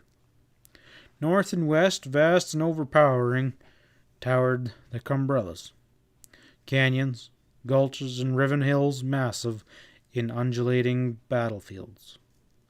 Beyond them, rising bench upon bench, cliff upon cliff, towards the blue sky, the serrated peaks towered calm and eternal. As they approached, the layout of the spread became clearer. A massive timber and rock ranch house with square rock chimney. Beyond it, among the pines, the bunkhouse, blacksmith shop, and barns. And on the north side, 2 corrals connected by a chute and a fenced pasture. The blades of a windmill turned sluggishly, and the shrill complaint of the squeaky pump jagged upon their ears. "Need some greasing," muttered Bill. "That dog-blasted Todd never fixed nothing." Sam glanced comedically at the frowning features of the former owner of the spread. "Not bad for 4 kings," he crackled. "Especially when he picked 'em up out of his boot top," growled Bill. "Well, you youngsters gotta learn. Me and Ezra now, we stick to the crib." "Hello, the house!" shouted Pat, as they swept around the buildings and drew rein on the slim pine trunk, and set upon 2 stumps that served as a hitching rail. Bill eyed with growing irritation the litter of saddlery around the 2 rockers on the porch, empty bottles pitched heedlessly upon the sandy yard, and a cracked window. Yellow hair tousled, Mummy Rakestraw appeared in the open doorway in shirt and overalls. Her dark eyes ran boldly over the posse and focused on the sheriff's glinting star. "Is this a social call, or are you dead set on hanging someone?" she demanded throatily. "We're just stopping by," drawled Pat. "Todd around?" "He's sleeping off a jag." The girl tossed her head backwards, her hair streaming like a pony's mane. The sheriff swung to the ground. "Well, I crave a word with them. Send them out." His even voice had a brittle edge. A flash of temper sparkled in Mommy's eyes. She paused and then swung quickly around and disappeared inside. "Rest your legs." Pat flung back over his shoulder. He mounted the porch steps and pushed aside a tangle of saddlery with his foot and settled down into a rocker. Tall and heavy-boned, with a round, monkish face and a tight mouth, a gray-shirted cowman lumbered out of the house. A gun belt circling the waist of his dark pants, and his unbuttoned shirt flapped open, exposing a hairless but powerful chest. His dank hair was disheveled, and his small, glimly eyes rimmed red. He stood in the doorway and stared around sluggishly. Bill glared at him with slinted eyes, decided he was either half asleep or half drunk. "Well," Todd Rakestraw's voice was deep and sonorous with a veneer of geniality. "the sheriff and his partners ain't that nice." "Sit down before you fall down," invited Pat shortly. Rakestraw stepped uncertainly towards the remaining rocking chair, stumbling over a saddle, and flopped into the chair. "Ike Big Nose was asking after you," said the sheriff casually. "Seems he kind of missed your company over there on the Needle Rock." Sudden alertness showed in Rakestraw's eyes. His frame tightened, but his features remained as smooth as a mask. "Ike big nose?" he inquired. Yeah, Ike was leaving on a long trip. "You don't say." To hell. Rakestraw was wide awake now. His eyes searched Pat's lean features. I don't get it, he said slowly. I plugged the bastard, snapped Pat. Reckon you'd be missing him. "Why," declared the cowman, "I ain't seen Ike in a month." He stared blandly at Bill's glooming figure. "Him and me, we split when I took over the W bar." You ain't seen him since? "Not a slander." Mommy's yellow head projected through the doorway. "How come I saw his crowbait in the corral last week?" Todd Rakestraw met her mocking eyes unblinkingly, venom in his blank stare, and then turned to the sheriff. "That hellcat's on the prod. Her squawking don't mean nothing. Ike must have rode in when I was in town. Ain't always been around the spread. How come you plugged him? Horse stealing?" You might call it that. "Well, ain't that too bad? Needle Rock, you say? Well, that's considerably out of my range." You wouldn't have no interest in the Mirage mine? Rakestraw showed a line of white teeth and an unusual grin. "Oh, quit funning, Sheriff. I'm a cowman." You wouldn't give me a bum steer now, would you? The sheriff's voice was softly accusing. The other raised his long arms in protest. "Now, why should I? I heard about the Mirage mine, yeah. They've been talking Mirage mine ever since I drifted into these parts. Pete Ford, he claimed he located it, but you know those old desert rats. They always be getting bees in their bonnets." Ask him why he took a pot shot at me in Danville, blurted Bill. Maybe he'd heard about that. The squat rider's fingers were itching at his gun butt. Quit, snapped the sheriff. This don't call for gunplay. He again gave his attention to the smooth-faced Rakestraw. So, you split with Ike? You said her, Sheriff. Rakestraw smiled slowly. Ike went kind of wild. Me, I'm for law and order. Like hell you are, growled Bill. Pat raised out of the rocker. Well, that's that. He glanced down at the cowman's complacent features. You're quite the poker player? Rakestraw's thin lips drew back in a grin. Ask Bill. Well, play him close to your vest. Mister, I don't play him no other way, returned the other smoothly. Mommy slipped out of the house as the riders tightened their clinches and stepped close to Bill. You should call Todd a liar. Her voice was low and charged with passion. The squat rider straightened and met her burning eyes. Well, what come over you, Mommy? The sheriff and his partners pulled away. Rakestraw still sprawled in the rocker, limbs loose but his eyes alert.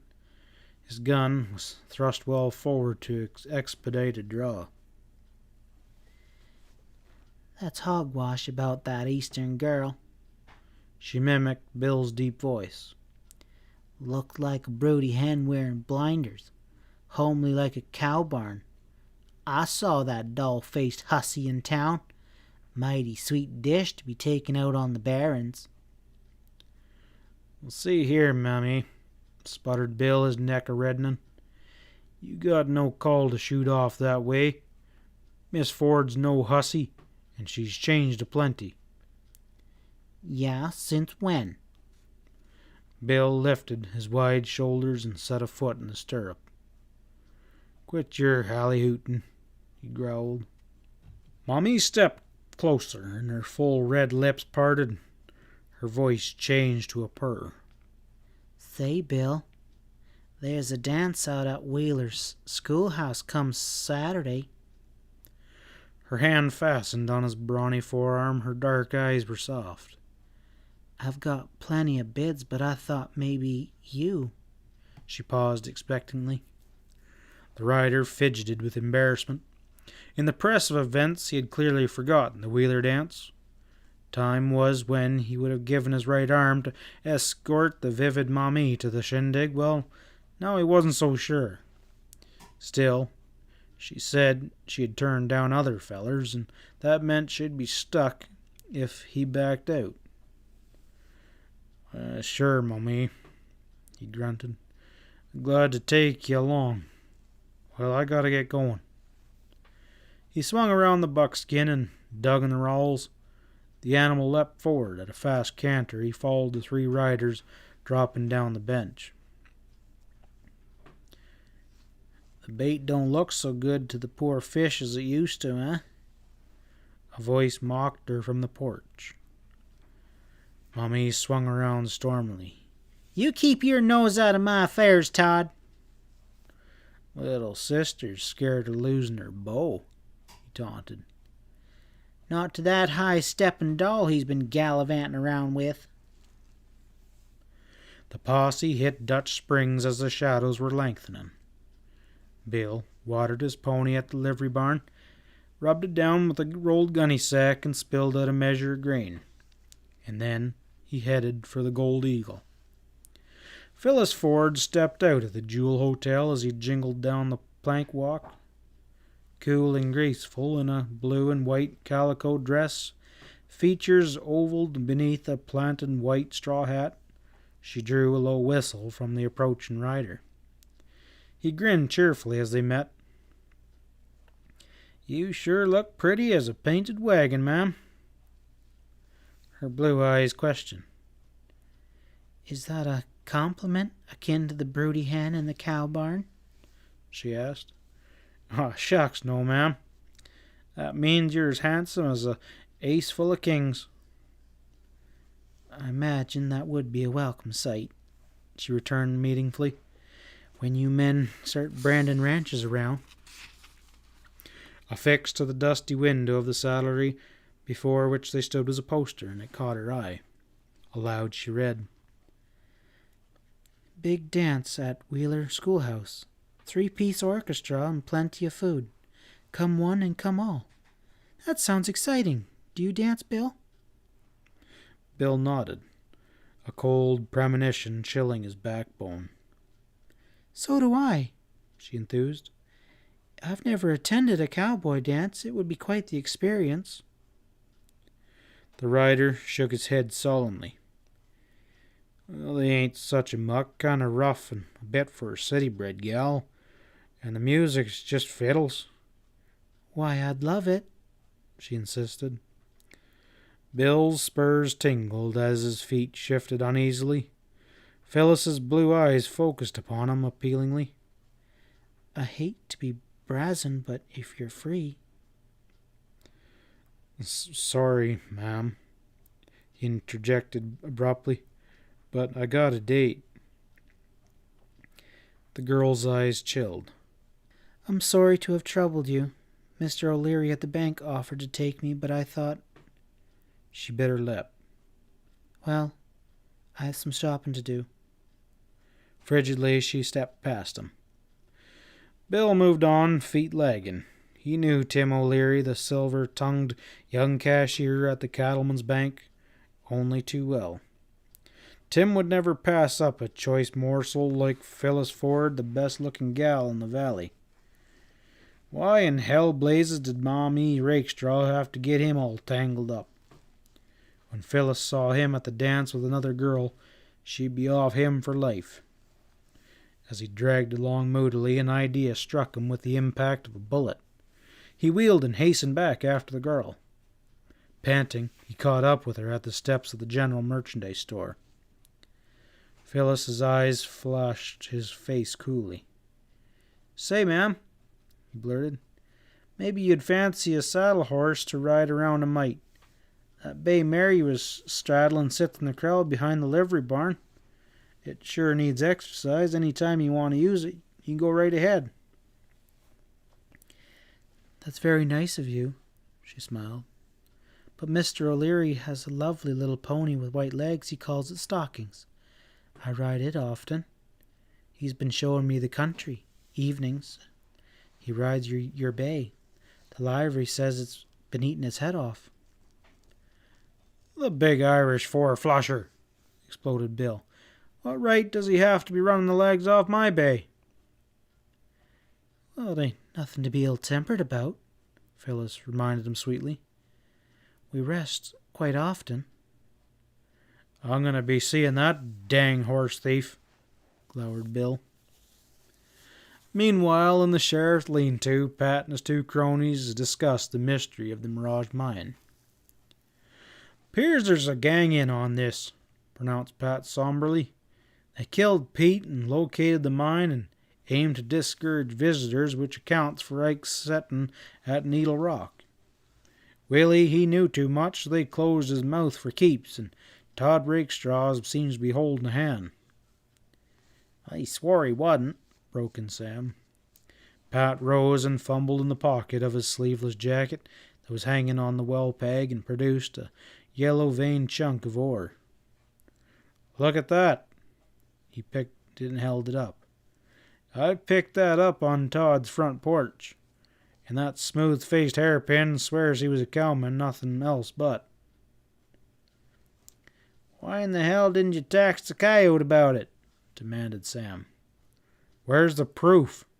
Todd could swear some hairpin dropped it, maybe Ike. We couldn't prove different. But Todd didn't kill Willie, so that gives us another Jasper in Danville, and God knows how many more out there on the Mirage. We sure are up against quite a lot." End of Chapter 9.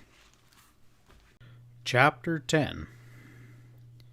Phyllis Ford's small shoes tapped briskly across the stretch of hard-packed earth beside the courthouse and turned into the doorway of the sheriff's office. She was a vastly changed person from the bespectacled and bewildered young lady who had stepped hastily off the Hopewell stage a few weeks before. Her eyes were bright and hair becoming arranged beneath a pert straw hat. The light-colored calico dress displayed the litheness of her figure. Her steel-rimmed spectacles were now used only in the privacy of her hotel room. Phyllis had emerged from mausoleum of musky tomes into the rough and ready world of Powder Valley, where there were 10 young men to every eligible young girl. Like a drab crystalline transformed into a colorful butterfly, she was trying her wings and found them good. The sheriff's approving glance ran over her tanned features. "Sit down and rest, ma'am," he invited cordially. "It sure looks like Powder Valley agrees with you." "I love it," she declared with enthusiasm. "Even if we never find the mine, I don't think I'll ever leave this country."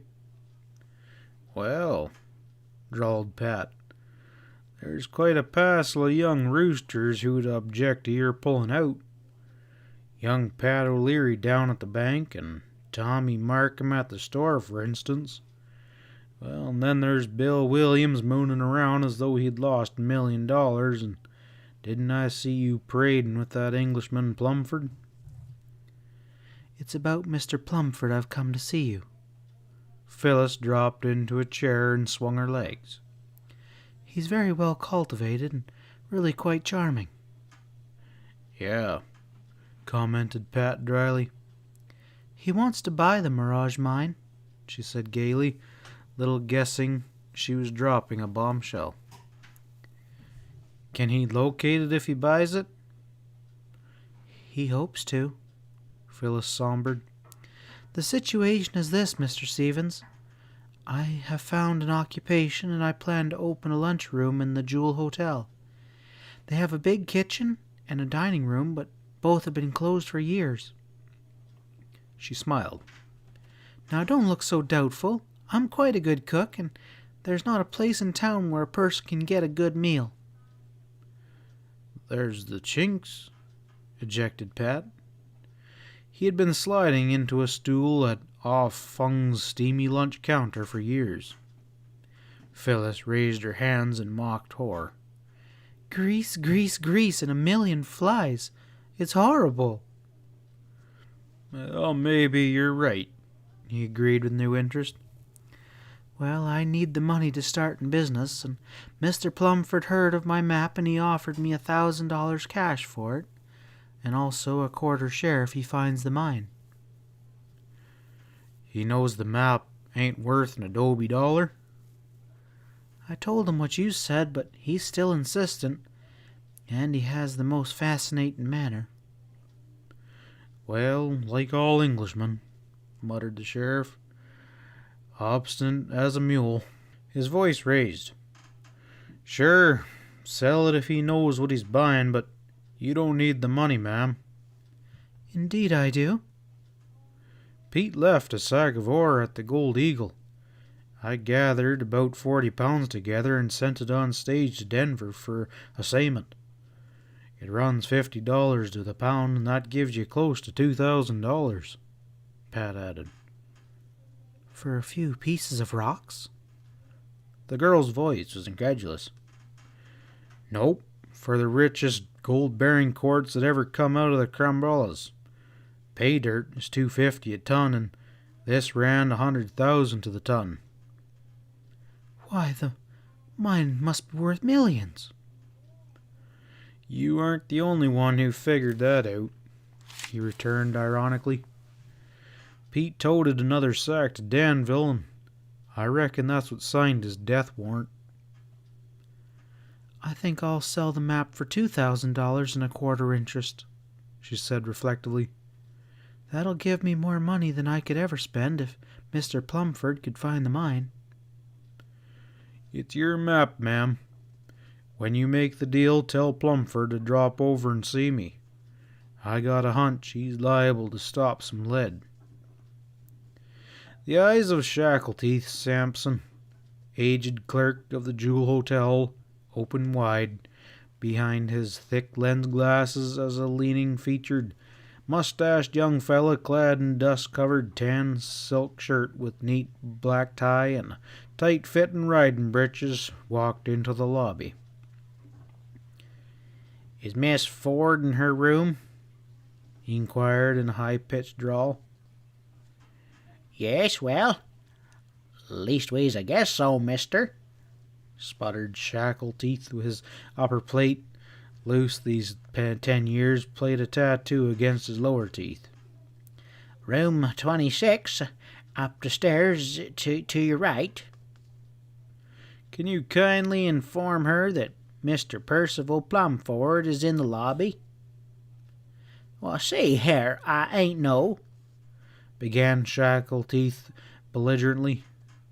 Plumford carelessly slid a dollar across the glass-top showcase that served as a desk. With a grunt, the old clerk palmed it and hobbled towards the stairs. Phyllis had just returned from her visit to the sheriff. She tripped down the faded carpet of the stairway. Mr. Plumford, it's nice to see you again, she smiled.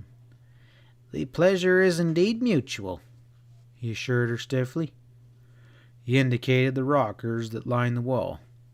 Shall we sit down? Did you know that the specimens of ore my uncle left with the sheriff were assayed? She inquired. No, but I saw some samples in Dansville. It's devilish rich stuff. They assayed at 100,000 to the ton. Indeed, he returned. And, continued Phyllis coolly, I've decided to sell you the map for $5,000 plus, of course, a quarter interest of the mine. Plumford smoothed his tiny mustache. But in all honesty, she went on, Mr. Stevens, the sheriff, says the map is useless. He tried to find the mine with it and failed. Isn't $5,000 a trifle high for a useless article? The Englishman watched her, with amusement in his frosty eyes. It would be cheap at $1 million if it wasn't, she flashed back. Well, that's plausible, but unconvincing, he muttered. Of course, I realize I'm buying a pig in a poke. Perhaps you would allow a cursory glance at the map before we make a deal? Phyllis shook her head vigorously. You probably have an excellent memory, Mr. Plumford. You guarantee, of course, that is the original? I understand it's been in other hands, the sheriff's, for instance. You're not suggesting that Mr. Stevens, she began indignantly. Plumford raised a slender hand. I cast no aspersions. I merely seek assurance that I'm buying the genuine article. He reached into a pocket and produced a thick wallet. Abstracting a wad of bills, he carefully peeled off 25. I hate to be commercial with a lady, but my offer is $2,500 and a quarter interest. It really seems slightly idiotic for a map that you admit is useless. I certainly don't, Phyllis returned crisply. Uncle was too shrewd and too honest to leave me a useless map. I think perhaps Mr. Stevens misread it or lost his way. Or suffered a lapse of memory, tendered Plumford with a touch of malice. Well, are you interested? Phyllis nodded and opened her handbag and handed him a sheet of paper. That's the share agreement which Judge Bemis drew up. If you'll sign it, I'll give you the original map. I have a copy. The Englishman's thin lips twitched. Few attractive young women are so businesslike. He glanced through the agreement, rose and crossed to the hotel desk and scratched a signature upon the document.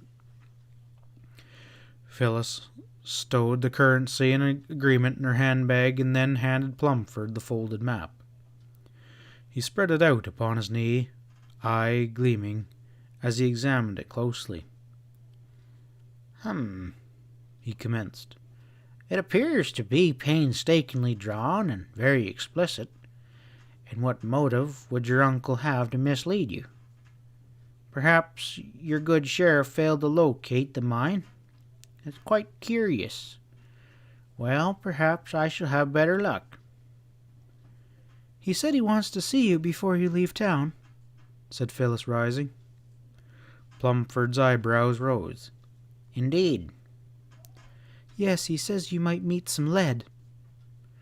Very intriguing, muttered the Englishman. He folded the map and rose and then bowed stiffly. It has been delightful to discover such a rose flowering in this drab cow town. His eyes twinkled. Well, perhaps next year, rolling in filthy lucre, you will charm Paris and Vienna and Rivera. Powder Valley is good enough for me, returned Phyllis, and perhaps we had better find our gold before we spend it. Good day and good luck, Mr. Plumford. The Englishman headed for the Golden Eagle. Pushing through the swinging doors, he peered around the saloon. It was mid-afternoon, and business was slack. A group of cowmen bunched at the further end of the bar. Amid the spread of the empty tables, a squat rider slumped alone, a half-empty bottle of beer before him. Plumford threaded through the tables. Bill Williams watched his approach with indifferent eyes. The Englishman dropped into a chair opposite of the rider. Do you remember me, old chap? Sure, the dude. You appear a little downcast, observed Plumford. Would a stiff whiskey help? Nothing will help, short of touching a match to the Wheeler schoolhouse, replied Bill. Sorry, but I must draw the line at arson. Why such a drastic measure? Oh, nothing else will stop that dance come Saturday. It's probably perfectly plain to you, old chap. The Englishman toyed with his smudge of a mustache in perplexity. But I really don't follow. Are you violently predisposed against dancing? No, I'm for shindigs, providin' I ain't gotta take a girl that I don't wanna. Bill lifted his bottle of beer and shook his head sadly and put it down again untasted. Plumford smiled. Well, then, my dear boy, my coming is providential. On Saturday, you will be far removed from music and dancing, unless, he hesitated, as I have reason to suspect, we trip a merry fandango to the tune of whistling bullets. Hope spread into Bill's smoky eyes. Spread your hand, Plumford. I'm roped and hog-tied and just itching to bust the piggin' strings.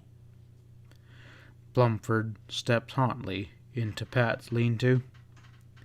The sheriff glanced up and nodded. Sit down, he invited. The Englishman seated himself, eyes wary. You bought Pete's map? Yes, he admitted curtly. Miss Ford and I have made a certain financial agreement. Pat fiddled with the watch chain that was strung across his vest and eyed the Englishman curiously. Percival Plumford was a puzzle. Just where did he fit into this pattern of Pete's murder, or had he blundered into the picture just like a stray maverick?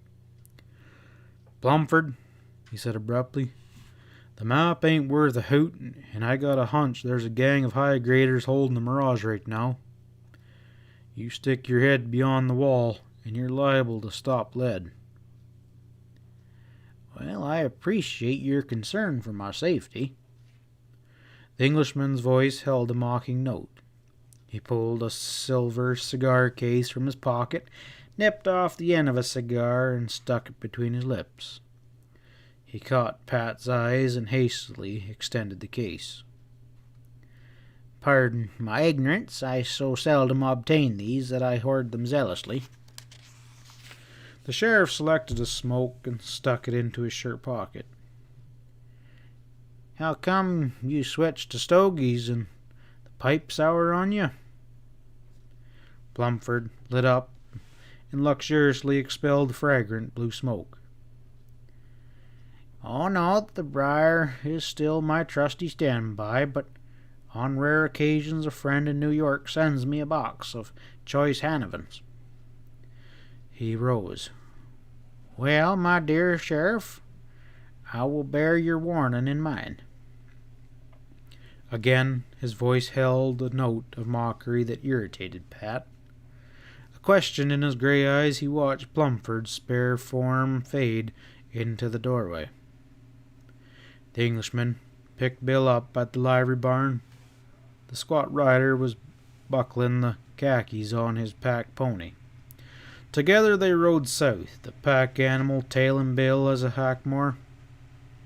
Has it occurred to you, inquired Plumford, that the good sheriff may have mercenary motive in discouraging attempts to locate the Mirage mine? You cut the deck deeper, requested Bill. You best throttle your meanings with words. Well, to call a spade, might he not wish to acquire the mine himself, or perhaps he's already located it?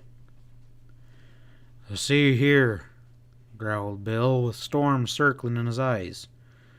Don't you be getting your rope tangled. Pat Stevens is just as straight as he shoots. He'd do to ride the river with on any day, yes, sir. Oh, forget it, old boy, returned the Englishman hastily. I've no desire to make insinuations against your friends, but really blind loyalty does have its disadvantages. Bill remained silent, squinting ahead at the deep-rutted wagon road. Plumford, sensing hostility, changed the subject. Do you wish me to call at the W Bar en route and present your regrets to Miss Rackstraw? Mighty obliged if you would. I'd just as soon tackle a barrel of wildcats as that girl when she gets sore.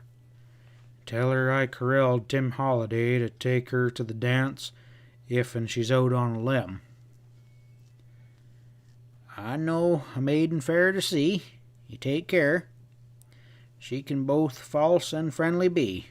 Beware, beware, muttered Plumford. Meanwhile, in his office, Pat Stevens had bitten the end off the Englishman's cigar and laid it on the desk, together with the butt he had picked up beside the stiffened remains of Pete Ford. Sam breathed in as he bent and sniffed each in turn. He gazed at the sheriff pittily. "You're sure on your yuppers," he commented scathingly, "when you gotta mosey around snatching up butts from spittoons." "Oh, hold your horses," grunted Pat. "Remember that butt we found at Pete's body? Well, Plumford's smoking the same brand." End of Chapter 10. Chapter 12. Chapter 11. Two riders urged their jaded ponies through the chaos of canyons that lay beyond the wall. Around rose gray buttes and pinnacles, palpitating in its torrid heat. Patch lichen dubbed the walls of naked rock between which they rode with grotesque splotches of yellow and red and orange. Like three men who had gone before them, they checked off the landmarks on Pete Ford's map. Bill, Stenson tilted to shade his slitted eyes, swung in the saddle and pointed ahead. Plumford plodded his lagging pony to a trot and pulled abreast. "Reckon that's your Piebald Rock," croaked the squat rider through dust-caked lips. They wheeled into the welcoming shade of the narrow canyon and dragged eagerly forward through the debris spilled from the heights above, to be brought to a halt finally by the pitching cliffs. Bill slid out of the saddle and cast around with trail-wise eyes. "Three hombros rode in here." He threw at the puzzled Englishman sitting erect from his mount, and they rode out again. "That's Pat Stevens and his partners. Reckon Pat gave you the straight goods. That map ain't worth a hoot in hell." Plumford spread the sheet and blinked at it through sun-dazed eyes. "Incomprehensible," he muttered. "Why would a man trick his own kin?" Bill loosened a water bag from the lashings of the pack pony, wet his dry lips, and tended the damp bag to the Englishman, while Bill rolled a smoke from cinder-dry tobacco the latter drank, and then sat eyeing the beetled cliffs that walled them in. Plumford wheeled his pony and gazed back along the shadowed canyon they just traversed, as silent and lifelike as the centuries that had passed and died. "How long can we remain here and get out alive?" he demanded. "'Bout sundown," replied Bill promptly. "It's a long pull back to Coyote Springs." The Englishman shrugged his shoulders fanatically. "Well, it may elude us now, but we can return." Bill squinted at his companion's gaunt features and taut with strain. "You figure the mine's hereabouts?" "Well, certainly. Ford probably clipped off a few specimens and covered his find to prevent discovery." The rider nodded at the powdered dust in which the ponies stood furlocked high. "There's no tracks," he replied. "Tracks, they can be covered. Pete Ford, he's no fool." "Well, you can't hogswiggle Pat Stevens," objected the squat rider sternly. "If and he says there ain't no mine, there ain't none, no siree." "The mine is somewhere in this canyon. The map is most specific, and it's obvious that Ford would take steps to disguise its location." "If you say so," returned Bill. "Me, I'd trade it for a bottle of bourbon right now." He padded through the fine dust towards the buckskin. Let's get out of here. It's almost 30 miles to water, and these critters aren't far from jiggered right now. The riches of Croesus, Muttered the Englishman. laying perhaps within our reach, withheld by the caprice of fate. Bill mounted his pony, grabbed the lead rope of the pack animal, and headed down canyon. Reluctantly, Plumford followed, eyeing the somber walls. At a walk, they hit the back trail and worked northward until they reached the twisted rock rib stretch that Pete called Snake Valley in his map. From here they held their course and that led westward toward the apparently unbroken stretch of the wall. As they drew close, the cut that ripped through the barrier showed dark. Dust-shrouded figures appeared ghostly in the dim light. They pushed between the bastions a gap and merged into the blinding sunlight again. Westward rolled Alkali Plain, purpled into distance. Afar, the shaft of Needle Rock thrust upward high. They turned southward, angling away from the wall, two specks upon the grey infinity, huddled against and upon their slow, toiling ponies. Bill ahead relaxed in the saddle as though half asleep. Plumford, silent and preoccupied, straight as a ramrod, mused over their riches that eluded his grasp. The squat rider checked his pony. "You see what I see?" His pointed finger indicated the plains ahead, simmering high through the heat waves. Plumford squinted beneath his leveled hand. A succession of black dots, strung out, alternately appeared and dipped from view as they breasted the low ridges. The Englishman unbuckled his saddlebag and drew out a pair of glasses and focused them. It's beastly difficult to distinguish anything through this ungodly sun glare, he grumbled, but they be horsemen undoubtedly. 5, I would say, perhaps 6. "Well, it's a free country." Bill kneed his buckskin and yanked the lead rope on the dragon-back pony. "But I sure weren't expecting company in these parts." Again they drifted forward. Slowly the two parties drew together. Bill, with his Needle Rock indicating on his mind, kept his eyes on the approaching string of riders. Their ponies were plain now, heads nodding as they toiled over the undulating plain. 4 horsemen pulled away from the cascade. They fanned out, sweeping towards the 2 prospectors. Bill could see their arms rising and falling as they quirted their ponies into a gallop. The remaining pair commenced to pull off westward in a wide circle. A sudden premonition struck Bill. If this was the gang Pat claimed had hijacked the Mirage Mine, trouble lay ahead. Trouble plenty. 2 dead men in the barrens would tell no tales. They dipped into a swale, and the approaching horsemen were hidden. Bill pulled up and tumbled briskly out of the saddle and yanking his Winchester from the boot. "Are you healed?" he flung at the Englishman. The latter still sat his pony, perplexity mirroring in his eyes as he followed Bill's actions.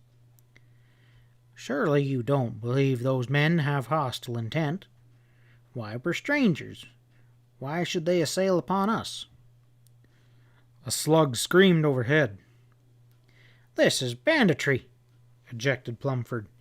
He pulled a short-barreled .38 Derringer from beneath his arm. "Better save it," grunted Bill. "It sure won't help now." He stumbled forward up the short slope ahead. "You hold the horses," he yelled over his shoulder, and below the crest he flattened and crawled forward. The encircling riders were not 500 paces distant, sweeping closer every moment. Dark features, indistinct, beneath spreading sombreros, they thundered up and down the swales, apparently bent upon riding their quarry down in one overwhelming charge. Bill cuddled the Winchester against his shoulder and sighted on the foremost rider astride a flea-bitten grey. He squeezed the trigger, levered, and swung the barrel in a short arc to cover the next in line. As the rifle cracked, a yell in the rider's throat was throttled into a strangling scream. He swayed and slid sideways, his body hit the ground, boot hanging up in the stirrup. The pony reared, wheeled, and bolted, dragging the bumping body. Again Bill's gun barked. A pony crashed, catapulting its rider. He rolled in a ball, gaining his feet, and scuttled like a rabbit over a ridge and disappeared from view. "Splendid," approved a voice in Bill's ear. "Get back to the horses," growled the rider. "This ain't no rodeo." The two surviving riders circled away from the deadly gun, dipping below one of the low ridges that gridironed the plain, and vanished.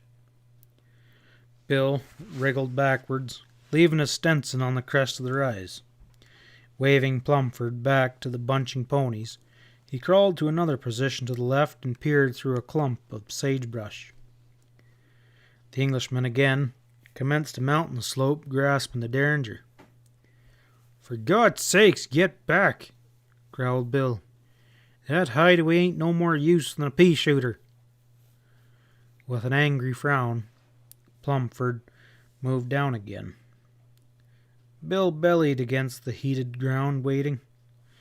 Silence lay like a shroud upon the arid plain. Nothing stirred, save the two riders far out, plugging steadily northward. A bullet droned, and the report hit his ears. 10 paces away, his hat jerked. The rider raised his head to trace the source of the slug. Another chunk of lead sprang off a rock a foot from his nose, spraying chips into his face. Again he pulled back and snaked down to the foot of the slope. That last shot came from his left. As the attackers outflanked them, he told himself grimly, they were in a real jackpot. He hit for Plumford, standing discordantly with the ponies. "We gotta trick those jaspers. When I stick my fin up, you mosey up the bank and loose a shot or two, but keep your head down." Bending down low, dust smothered and sweat smeared, he ran down the gully. For 100, 200 paces he panted along, turning, and held his arm high. He saw the Englishman commence to crawl up the bank, and then engined up himself. If he had figured right, he should be on the flank of their assailants. Cautiously, screened by the light growth of sage and burdock, Bill raised his head over the crest. Plumford's derringer cracked. A Winchester barked viciously somewhere northward, and again came the report of the Englishman's iron. Not 50 paces to Bill's right, a rifle sprang in swift reply. The rider's broad mouth quirked in a humorless grin as he eyed a faint puff of blue smoke curling above the line of the swale. Beneath it, he caught the rays on blued steel barrel, the outline of blue-clad shoulder. Carefully, he drew a bead and squeezed the trigger. There was a frenzied thrashing in the squat underbrush, and nothing more. Intermittently, the Englishman's derringer barked, and 2 rifles spat in reply. Bill dropped down the slope again, considering his next move. The odds were whittled down now, if only he could get another of those buzzards. Then he became aware that silence had again settled over the plain. Hastily he scrambled up into position on the crest again. Beyond, Plumford, 2 riders topped a swale, bending low in their saddles, flogging their ponies as they fled northward. At a mad gallop they flew across the plain and bobbing over the swales. Bill chuckled and beat back towards the ponies. The Englishman, shirt stripped off, was hunched on a boulder, torso startling white against his bronzed face and neck. Blood trickled down the pale flesh. The squat rider hastened his steps, Are you hit? Mere scratch, drawled Plumford. I really believe I scored a bullseye on one of them blighters. Your job was to lay low and draw their fire, grunted Bill. He examined the wound. A bullet had furrowed the flesh another inch lower and would have smashed the collarbone. Bill wetted a clean bandana and cleaned the wound and bandaged it as best he could. Then he took Plumford's glasses and climbed the ridge behind them. The two riders who had pulled out were converging upon the two had circled the fracas. He followed their progress until they met, watched the four bunch, and then string out again, heading for the gap in the wall. Satisfied, he dropped down to beside Plumford. Well, that's the gang that's setting on the Mirage, he told the Englishman. Maybe that'll change your notions regarding Pat Stevens. When Pat calls his shot, he seems to call him right. Yes, sirree. Plumford smiled a trifle waningly. I still have faith in Pete Ford's map. Bill grinned. Mister, you're more set on your opinions than a Missouri mule. Well, let's drag it. I reckon we knock their ears back and they'll do for wings, yes sirree. There's nothing that'll lower barriers of reticence more quickly than companionship by lonely campfires. In the solitudes, dwarfed by mighty mountains, hemmed in by vast silences naked beneath the majesty of star-spangled nights, the masks men wore slipped aside, revealing their souls as God fashioned them. The Englishman and Bill made camp at Coyote Springs at sundown. As night mantled the mountains, the rider hunkered beside the crackling mesquite roots of fire, quirly between his lips. Plumford reclined against his saddle, chewing the stem of his blackened briar. Bill broke a long silence. I reckon Mamie spilled plenty when you told her I was sidetracked with the shindig. Not a word, old chap, but her eyes, they spoke volumes, and she slammed the door. Take heed, my friend. Hell hath no fury like a woman scorned. I ain't scorned the girl, protested the squat rider. I just don't hankerin' to take her to that Wheeler dance. Why don't you kill that Todd Rakestraw? Demanded Plumford abruptly. Bill glanced up quickly. Just like that. Like I was ordering a drink. I don't kill that way. I gotta get warmed up. Well, he's a skunk of the first water, returned the other coolly, and he'll certainly kill you if you don't get him first. Bill ruminated his thoughts on that shot in Danville. That's true, he agreed. That Todd, he's on the prod. Reckon we'll match Cutter sometime. That don't appear to be the Rakestraw's method, observed Plumford thoughtfully. He has a devilish mind. He's not the type to take a chance if he can have a sure thing. You may not be aware that he shot, or perhaps murdered is the correct term, 3 men in New Mexico.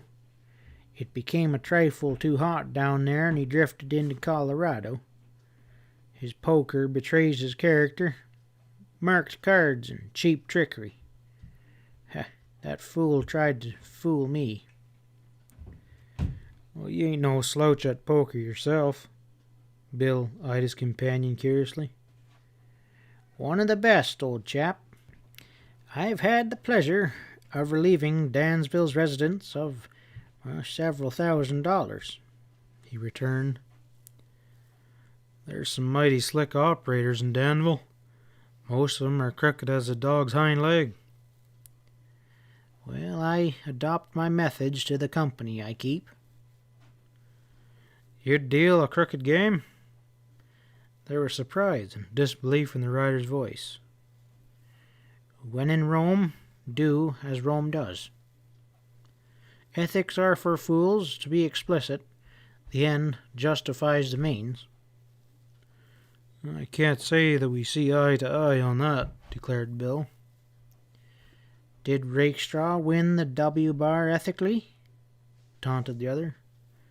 I should say not. He has boasted in every Danville bar that he has tricked you. You, my dear boy, have the ethics. He has the ranch.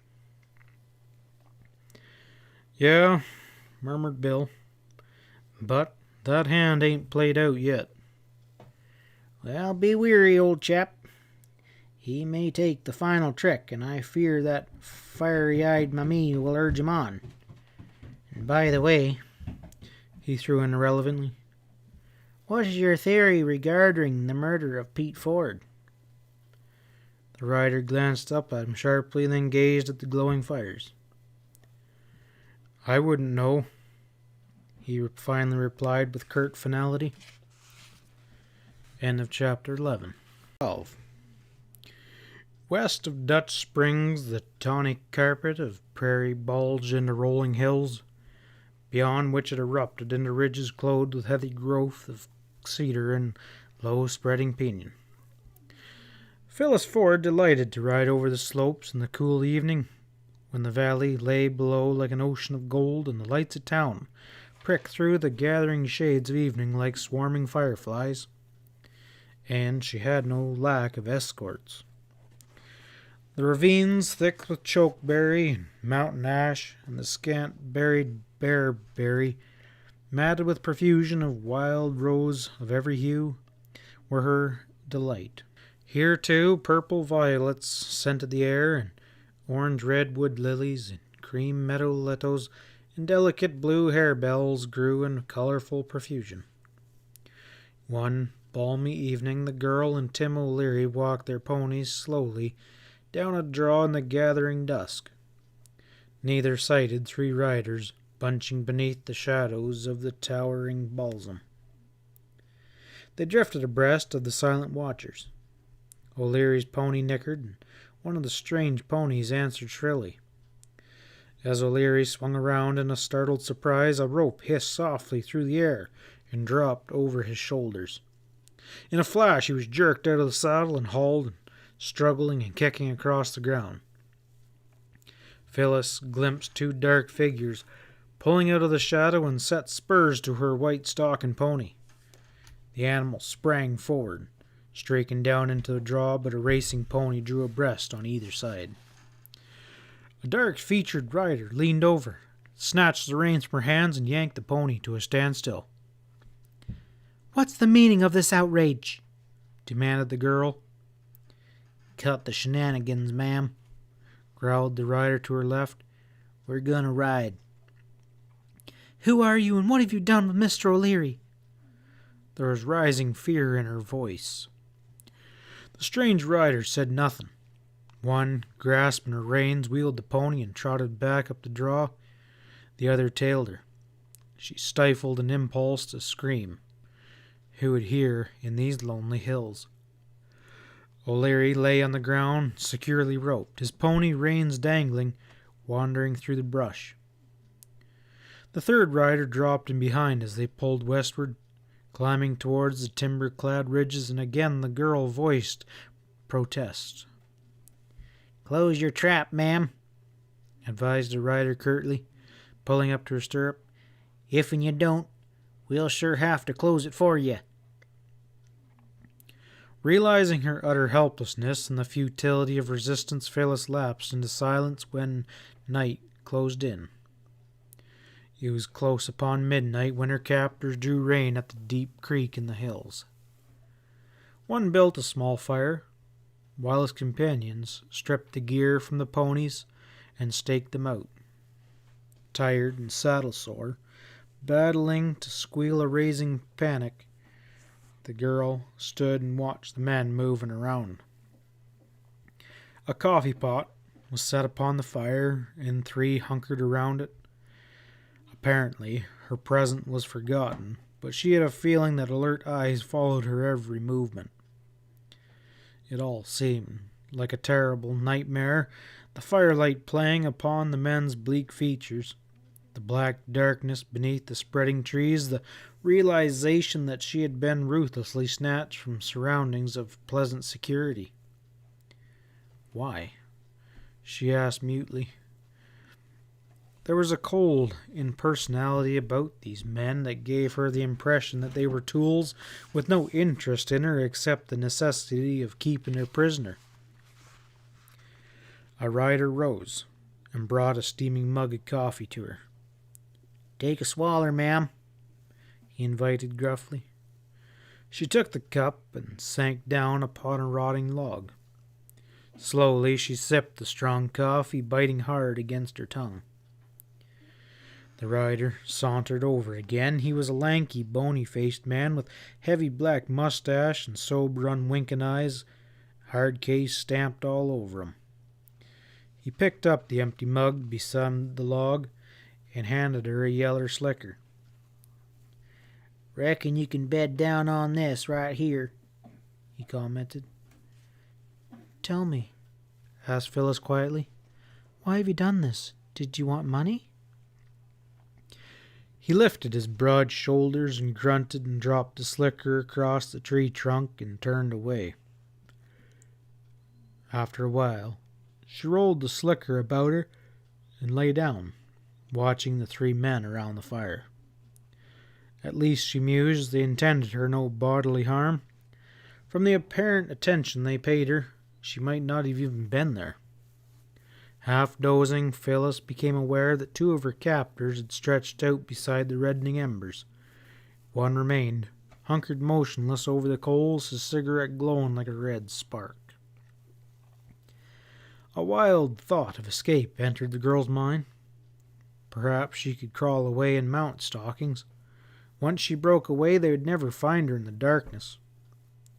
She rolled over to loosen the slicker, and dead twigs snapped under her weight.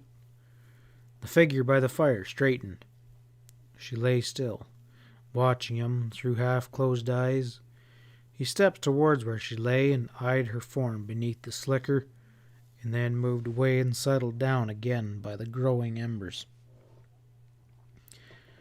With leaden heart, she realized that before she could find and loosen her picket pony, the guard would be upon her. She must have slept, for the jingle of saddlery stirred her to consciousness. Stiff and chilled, she sat up. The men were saddling the ponies. Overhead, through the lacery of branches, the sky was brightening. The black mustached man, who appeared to be leader, jingled over. "Roll out, ma'am," he growled. She struggled to her feet. He picked up the slicker, rolled it, and tied it behind the cantle of his saddle, and nodded toward Stockings, standing saddled and bridled.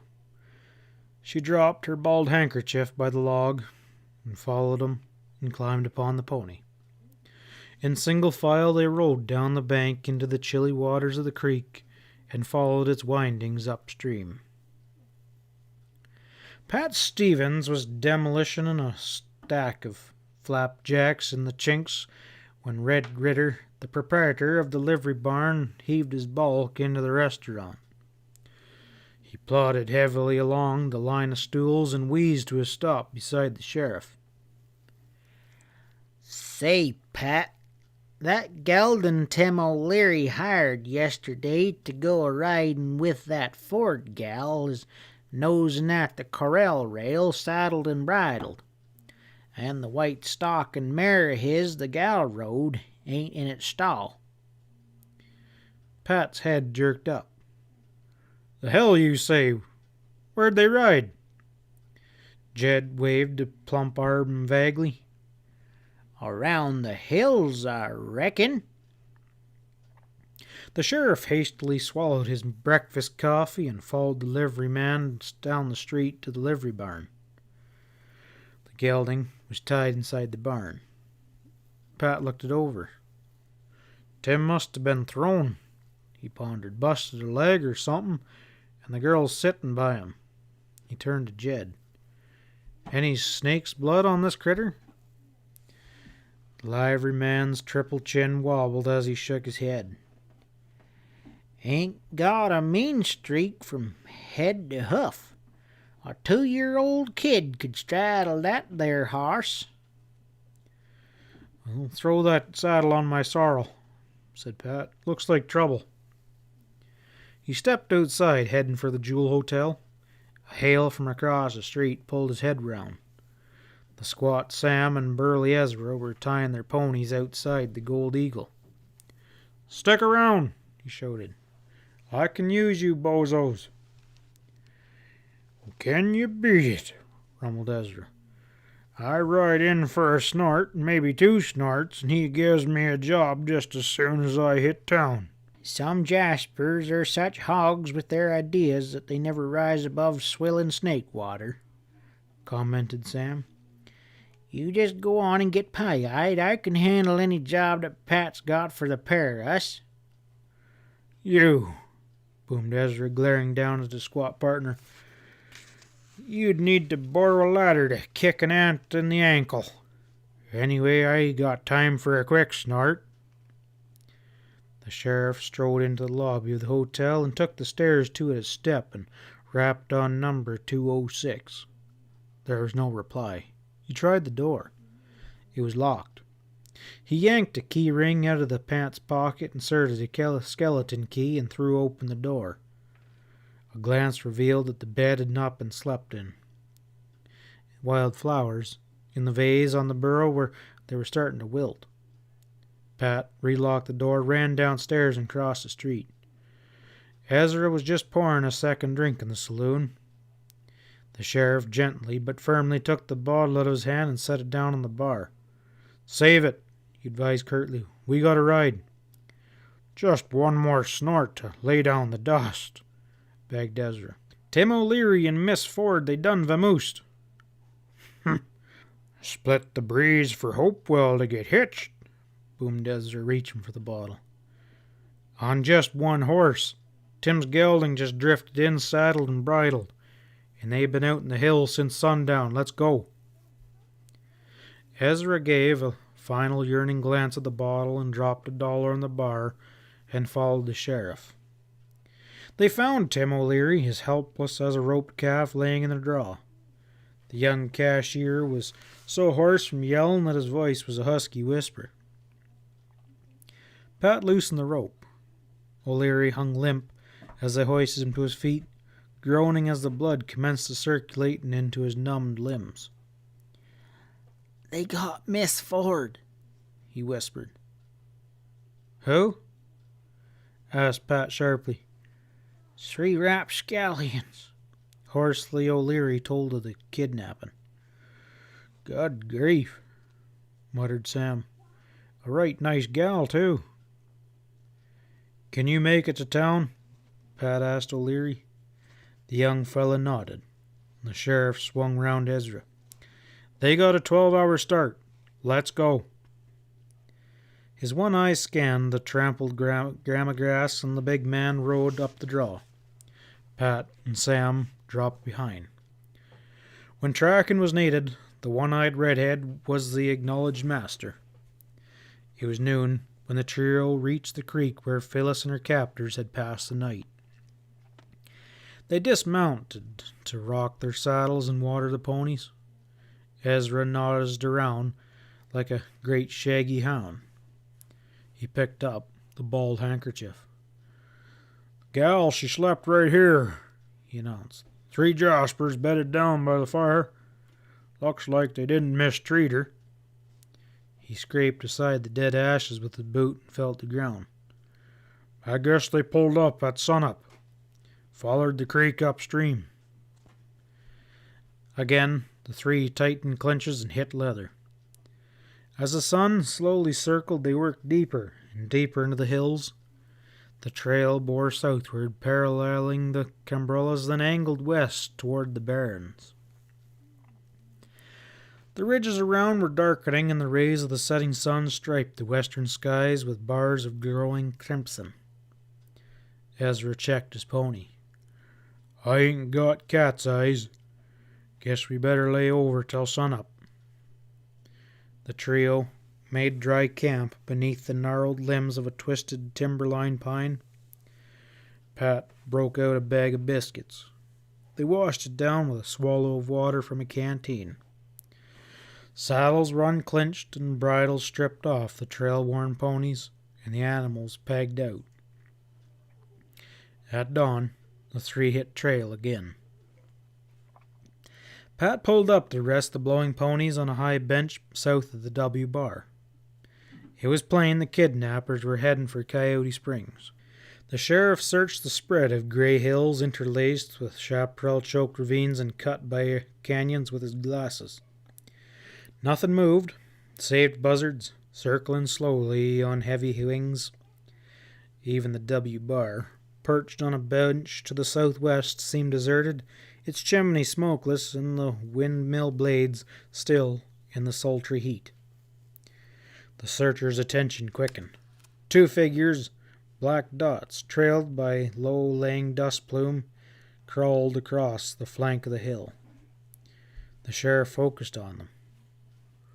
"Say, fellers," he announced. "Bill Williams and his pack pony, they're heading this way. Maybe he can give us a line on those buzzards." Bill greeted them with a cheery yell. "You sure hit the target," he told Pat with a grin.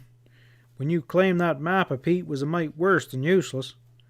Ain't nothing in that canyon but talus, but the limeys can't see it, no siree. We're packing in again just as soon as the shoulder mends." "Plumford have a fall?" inquired the sheriff. "Fall, hell," ejected the squat rider. "If'n it hadn't been for Winnie here," he patted the butt of his Winchester protruding from the boot of his scabbard, "we'd be buzzard bait right now, out there on Alkali Plain, yes sirree." He then told of the fracas. "You lamp a girl in that bunch?" questioned Pat. Bill rasped his unshaven chin. "Well, two of the hairpins pulled off and circled," he said reflectively. "Kind of funny, only four of the sidewinders ganged up on us. It could be." "Yeah, it sure was," said Pat decidedly. "One of the riders who pulled off was Phyllis Ford. They grabbed her outside Dutch Springs 2 nights back." "Ms. Ford?" Bill's smoky eyes narrowed. "Them damn yeller sidewinders. What in the hell's behind that play?" Pat shrugged. "What'd the coyotes head for after you gave 'em a taste of lead?" "They headed for that hole in the wall." "I gamble this snatch is tied up with that danged Mirage mine. Well, Bill, we got a drift." "Hey," called Bill, wheeling his pony. "You count me in on that posse." End of chapter 12. Chapter 13. Veiled in a dust fog, the 4 riders jogged steadily towards Coyote Springs. "Say," Bill had sunk deep in thought. With the abrupt exclamation, he spurred up beside the sheriff. "You didn't say how many Jaspers was in that bunch that grabbed Miss Ford." 3, replied Pat shortly. He was dust dry and riled. The kidnapping of Pete's niece at what men would call a gunshot from the courthouse spoke little of the ability of the county sheriff, particularly since it came atop of an old prospector's brutal murder. "You don't say," mused Bill. "I lamped the tracks of 2 horses out on Big Oak Flat, where the trail's spongy from seepage. 'Peared like they was dropping down from the W bar. Figured that maybe it was Todd and a partner laying for me, but I never seed hide nor hair of the Jaspers. That adds up to 6 riders doing their damnedest to blast Plumford and me to kingdom come. 5 and the girl. I reckon you hit it, Bill. Todd might have held good cards. You packing any chuck on that crowbait you're tolling?" "I got plenty," grunted the rider. "Plumford figured on a long trip, but we couldn't locate water beyond the wall, so he had to get the hell out before we frazzled. Yes, sirree. Good, grunted Pat. We could use that chuck. At Coyote Springs, the sheriff spread his hand. I figure they're holding the girl at the Mirage Mine, he explained to the three attentive riders who were hunking around the fire. And I'll gamble the W bar is tangled up in the ruckus. It's mighty difficult to follow a trail in that hard rock country, so Sam and I will keep cases on the hole in the wall and snag the first gent who rides out. And maybe we can find means to make 'em talk. You, Ezra and Bill, mosey around the W bar and see what you can pick up. Sunup saw Pat and his squat partner leading Bill's pack pony far out onto the alkali plain. One-eyed Ezra and Bill were on the back trail.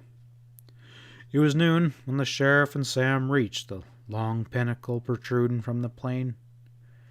Pat circled the base and piled out of the leather at the spot where he'd clambered up to the observation post and cut down the lookout. "Hobble the horses," he told his partner. "We're gonna have to pack chuck and water up to the top." "You ain't getting me out on that ledge again," declared Sam. "I swallered my tonsils last time I clung to that doggone cliff. I ain't no craving to do it again." "Suits me," replied Pat indifferently. "You stay here and ride hard on them horses." His lips curved in a cruel, silent smile. He knew Sam of old. His squat partner snorted and flung a canteen over his shoulder. "I ain't no cavvy man." Heavy laden, they began to work up the chimney. Evidence that other visitors had climbed to the peak between the pinnacles met their eyes when they gingerly worked over their way along to the ridge cliff. The body of the lookout had vanished. A pair of gray blankets lay in the cave, and cigarette butts were strewn around. They set the chuck in the water out of the blazing sun. Pat hunkered on the ledge and focused his glasses on the break in the wall. Nothing moved on the arid waste. After a careful survey, he set the glasses down and rolled the smoke. "Me and you'll spell each other watching that hole," he told Sam. "The rats can't get out no other way." When darkness closed in and the vigil ceased for the day, the bleak plain bound by the distant irregular black band that was the wall had remained dead and deserted. At dawn, Pat resumed the lookout, shading the lens of his glasses against the telltale glint of the rising sun. And he was speedily rewarded. A string of burros slowly spilled out of the gap. Eyes strained, the sheriff counted them. 9, 10, a dozen, all with loads. 4 riders escorted them. The pack train strung out and crawled southward. "I'll stake my saddle that oar's from the Mirage," murmured Pat. "Hey, Sam!" The squat rider emerged from the cave, eyes heavy with sleep. "Take a look-see," invited the sheriff.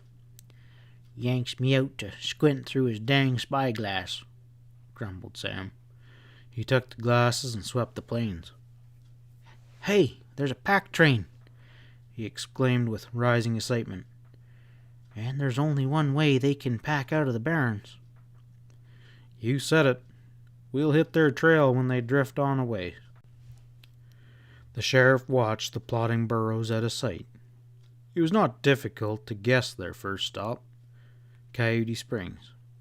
There was no other water for 20 miles, and after that, there was a poser Pat was determined to answer. If he could locate the Mirage Mine, he had a strong hunch he could solve the mystery of Pete's death and Phyllis Ford's disappearance at the same time. And maybe the gent at the receiving end of the ore shipment could answer some almighty important questions. The burros were out of sight when the pair reloaded the pack pony and forked onto their horses. They hit southward again, across the rocky swales, pressing towards the spring. When they finally pulled up at the rocky basin of still water. Their quarry had passed on. But on the trail chopped by Burrow's sharp hoofs, it was plain. At a jogging trot, they followed it eastward, and then on the telltale water-soaked bottoms of Big Oak Flat, it veered abruptly south and coiled up the benches that rose beyond like a giant stairway toward the ranch that Bill Williams had lost on the turn of a card. Well, the Bar W where I'm Siwash, barked Sam as they gave the ponies their head and worked upward. Reach! The tense command hit their ears from a tangled clumps of chokeberry around which the trail meandered. As one, the sheriff and Sam flung themselves from their ponies and clawed for iron. Ezra's deep roar of laughter broke out upon the clicking of thumbed hammers. Shoulders shaken, he burst from the bush. "Could have bored the pair of you, and you'd never have known what hit you," he chuckled. Sam picked himself out of the trail dust, features puckering with disgust. "Won't you ever grow up, you big ape? Not that bushwhacking wouldn't be right down your alleyway." "Did you see a string of burros ahead?" inquired Pat, beating the gray dust from his pants. "Reckon they're pulling into W Bar right now," boomed Ezra, still chuckling at Sam's scowling features. "Bill's keeping cases on 'em. Figured I'd beat back and put you Jaspers wise. Bill'll be down at Big Oak come sundown." Although the slanting rays of the setting sun still bathed the benches with mellow light, it was gloomy gray beneath the oaks down in the bottoms when Bill rode in.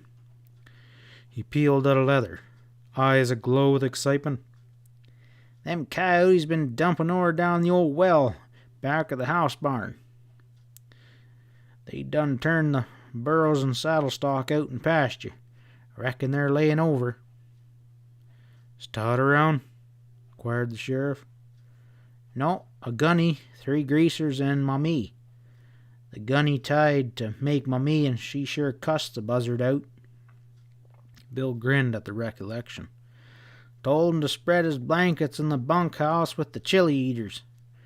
Didn't set well with that short-triggered man, but Mamie was talking from behind a shotgun, and that don't admit to no arguments. Not in Mamie's fist, no sirree." "Reckon they'll pull out for the Mirage Mine at sunup," observed Pat thoughtfully. "This is where we locate that doggone mine." "Trail 'em," suggested Sam, dark eyes snapping. "No," grunted the sheriff. "We'll be them." His lean features crinkled with amusement as he observed the expressions of bewilderment that wreathed the faces of his companions. "Grab 'em," he explained. "One of the greasers leads us back, and 3 of us helps herd the burros." "There's 4 gents present," corrected Bill. "One stays," returned Pat firmly. "Maybe they got a lookout at the hole in the wall." The squat rider's smoky eyes signaled his belligerence. "Say, Pat Stevens, you aren't acing me out of this fracas. I got personal reasons for locating Miss Ford." Pat held up his hand. "Pull in your horns. Maybe there won't be 4 of us, and after we get the gents on the W Bar corralled and hog-tied, if there's still 4 of us, you gents can cut for it." "Oh, I never had no luck with cards," groaned Bill. A full moon washed the benches with silver when Bill led the posse up the canyon that gashed the earth behind the spread. They tied their ponies to the looping roots of a twisted cedar, unstrapped their spurs, and scrambled up the steep bank and lay flat. The W Bar lay silent, unlit, patched with dark shadows. Animals drifted around the barbed wire pasture beyond the buildings. Bullfrogs croaked in chorus. The low bunkhouse lay within a stone's throw. Between it and the ranch house, 50 paces beyond, was a stretch of beaten earth studded with tall pines. The four moved forward silently through the shadows. When the entrance to the bunkhouse came into view, Pat saw the door was wide open. His eyes rested on the dark, oblong doorway. A man standing in that doorway would be clearly outlined against the moonlit yard behind him, and the men within, shrouded by darkness, could cut him down with ease. Their quarry must have told for the bunkhouse, and that was plain. He swung round towards Bill, crouching beside him in the shadows. "You put in hay before you quit?" "Sure, there's a stack over there in the horse barn." "Engine over and set a pile beside that bunkhouse door, and then take cover." The rider moved soundlessly through the somber pines.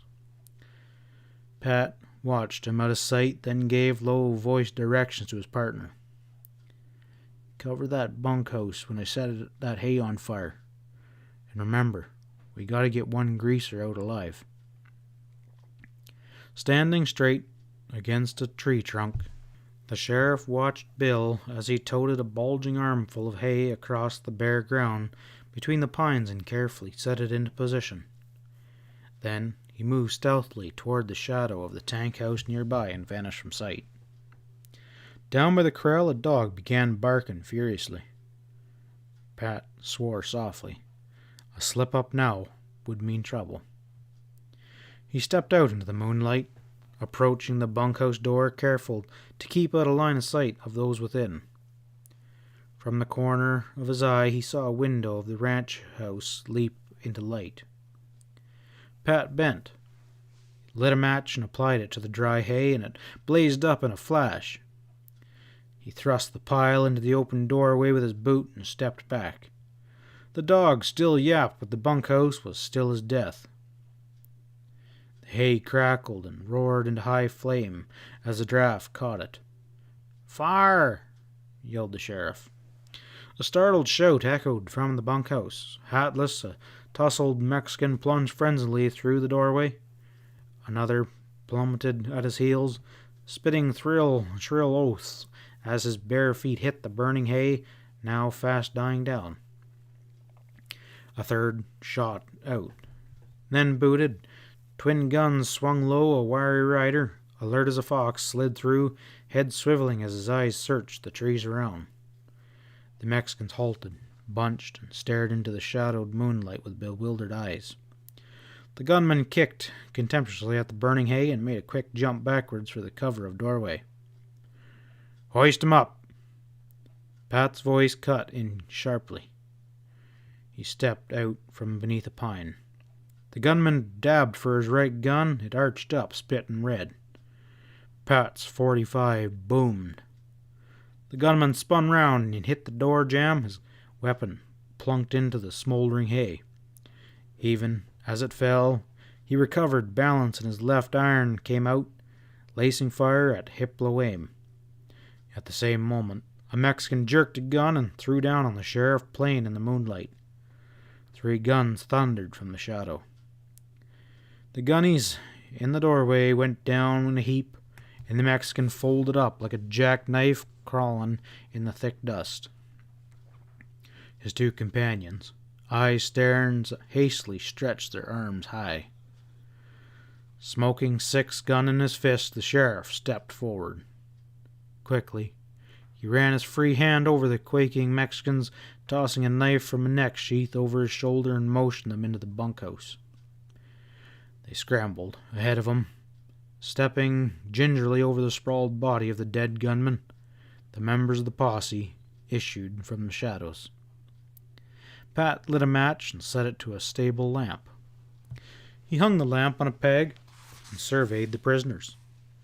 They were typically the border cutthroats, clad in soiled shirts and greasy velvet pants, banded by gaudy sashes.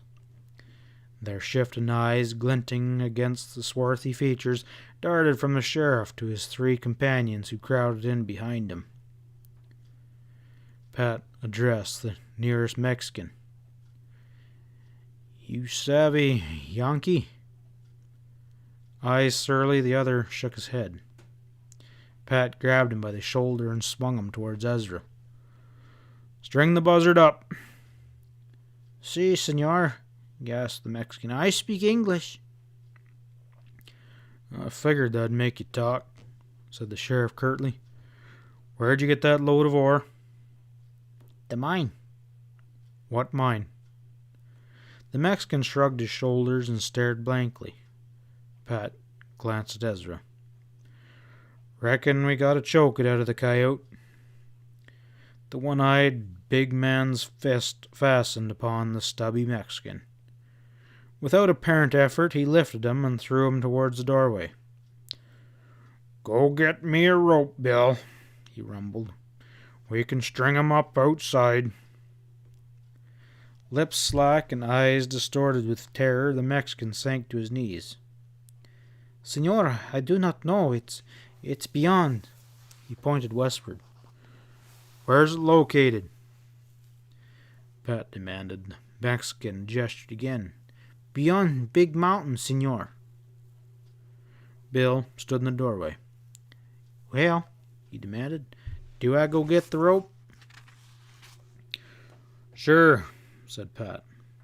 He held up his hand abruptly. "Listen." They stood silent. Through the night came the sound of racing pony hooves, circling southwest, then gradually dying in the distance. "Well, sure sounds like Mummy is sure punching the breeze," said Bill. "Heading for Dansville, I'd say." End of chapter 13. Chapter 14. Ezra tied the two prisoners, running nooses circling their necks with loose ropes, ends binding wrists behind their backs, and shackled their ankles.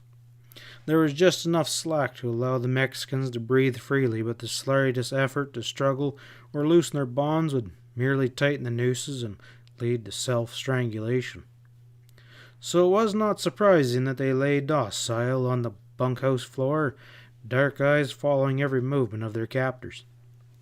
The bodies of the two dead men were dragged aside for burial, after which led Bill the ponies up from the canyon. The four stripped off the saddles and bridles and loosened the animals in the pasture. Cigarettes glowing, well content for the night's work, they drifted through the pines back to the bunkhouse. Pat sank onto a bench beside the rude table and yanked off his boots. "Let's grab us a bit of shut-eye. We got plenty ahead of us tomorrow." At dawn, the sheriff was astirred. He collected two of the Mexicans' wide steeple-top sombreros and dropped them on the table. Crossing the yard to the ranch house, he surveyed it curiously. The rear door was barred, but he gained entrance through the front door left ajar by Mummy Rakestraw on her hasty flight. A quick inspection showed the house to be deserted. Pat fished kindling out of the wood box and laid a fire in the kitchen stove, spilling half a mug of ground coffee beans into a big iron coffee pot and set her to boil. When he returned to the bunkhouse, his partners were pulling on stiff boots in the cold gray light. The sheriff gathered up a greasy pack of cards from the table and shuffled the pasteboards with an ironic smile. "Low man stays," he grunted. "Ace high. Cut, gents." He set the pack on the table's edge. Ezra reached out a big paw and carelessly broke the deck. Queen of hearts. His one eye gleamed with satisfaction. "Top that, runt," he challenged as Sam stepped forward. The stubby rider cut. A tray of spades. His features twisted wryly. He stepped aside and built a smoke. Bill grinned and uncovered the deuce of diamonds. Swift disappointment wiped the grin from his freckled features. "Damn it! I never have no luck with these damned cards." The sheriff indicated the two huge sombreros. You two Jaspers, you get your lids on, and we'll hit the trail after a mug of coffee.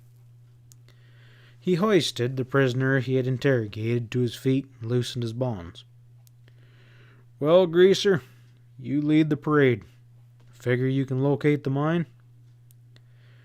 The Mexican swayed on numb legs. Qui saba? He muttered. Pat significantly enlarged the noose in the rope he still held in his hands. Think again, he suggested softly. Si, senor, gulped the Mexican. I show you mine, quick. Say, Pat, whettled Bill, maybe I could tell you. You'll need every gun to blast that gang. No, replied the sheriff firmly. There may be a lookout up on the wall. If they wise up, we'll never get through the gap. You stick around.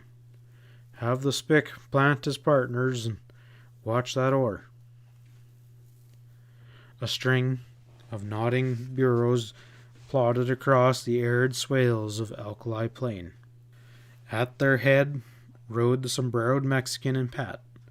Half hidden by drifting dust, Ezra and Sam jogged behind. Slowly the cavalcade crawled across the plain. The sun inched higher, and as the hours dragged past, dropping towards the horizon, Needle Rock quivered through the blue heat haze. Ahead, the break in the wall showed black against the gray rock. Beneath the brim of his Stenson, Pat watched their guide closely, alert for any sign of treachery, but the Mexican, hunched in the rough apple-horn saddle, sat upon his stingy pony, rode with eyes closed, apparently dozing. Imperceptibly, the strangled column grew closer and closer to the gap. The sheriff scanned the narrow canyon, searching the heaped boulders tumbled down around its mouth, eyeing the eroding walls that towered high on either side, looking for sign of life. But nothing stirred. Not even a buzzard smudged the blazing blue of the bowl that arced above. A sudden uneasiness, a vague premonition of trouble, gripped the sheriff. Just nerves, he thought, striving to throw it off. What opposition could they meet at this stage? The Mirage mine lay far behind the gap. No word of the fracas at the W bar could have reached the gang behind the wall. Even if there was a locate posted on those ragged heights, he would merely see the trail of Jacks that was returning with empty knacks, escorted by a rider and 3 sombreroed Mexicans. But Pat's disquiet would not be down, even though the gap was as silent as a tomb, as death itself. The mouth of the canyon was not 300 paces distant now. The string of burrows, like a crawling caterpillar, breasted the swales and threaded between massive fragments of granite.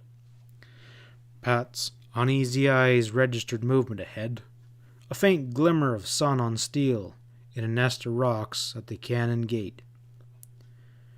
With a yell of a warning, he grabbed for his Winchester and flung sideways out of the saddle.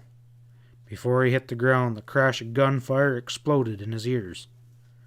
Lead, whining, ricocheting from rock in a screaming ricochet, the Mexican jerked erect as though abruptly awoken, then, with no more than a faint moan, slid heavily from his pony. The animals wheeled, rearing high as a bullet nicked it, bolted into the burrows, scattering them. Pat's sorrel followed, and from the shelter of the flat boulder behind which he had bellied, Pat eyed the greaser, sprawled upon his back across the trail with eyes closed, as though he had fallen asleep again. His soiled silk shirt was daubed with swift spreading scarlet stains. Sam and Ezra had gone to earth. The burros were far spread, roaming aimlessly with the saddle horses. Pat removed his hat and peered cautiously around the corner of the boulder.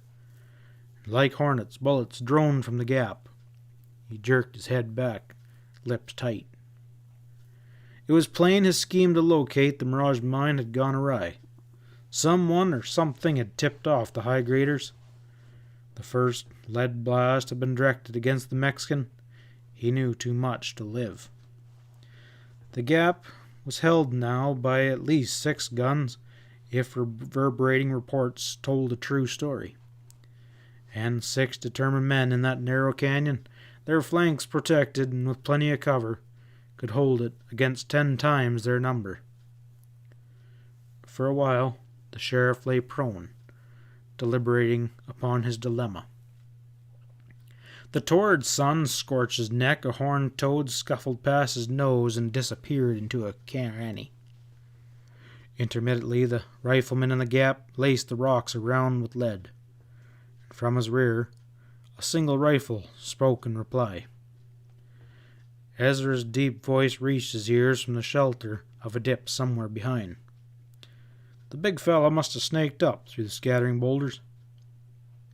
"Hey, Pat, Sam's nicked. Bad." The sheriff eased around. "Where'd he get it?" "Through the leg. The runt's been bleeding like a stuck pig, but I got the hole plugged now. Ain't we in one hell of a jackpot?" "You said it." Pat's voice was brittle. "Can Sam hold out till sundown?" "I reckon he ain't got much choice," boomed Ezra. "Well, guess I'll engine back to quiet down the runt. He's madder'n a rattlesnake with his tail tied." Again, the echoes of spitting rifles echoed and re-echoed in clanging chorus against the rocks in the gap. The sheriff, pinned down behind his sliver of rock, pictured lead chasing Ezra's bulky form as he eased back to the side of the disabled Sam. Slowly, reluctantly, the rifle fire slowed and then died. Pat sprang to full height and dropped as quickly. Rifles roared in a smashing chorus. Lead spattered around.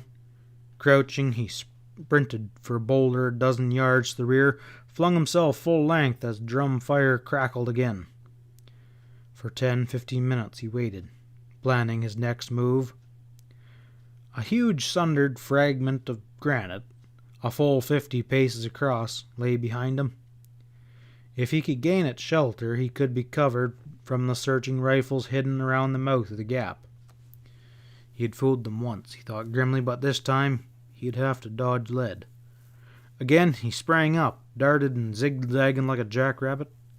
Droning bullets splashed around. He tripped and sprawled headlong. The impact of the hard ground seemed to loosen every joint in his body. Again he was afoot, clutching his Winchester, heading for the shelter of that sundered rock, now not 20 paces distant. The rifles at the gap pumped lead in a frenzied course at his fast-moving figure. With a gasp of relief, he reached cover, flopped, and lay panting, wet with sweat. Ezra's rumble sounded above him.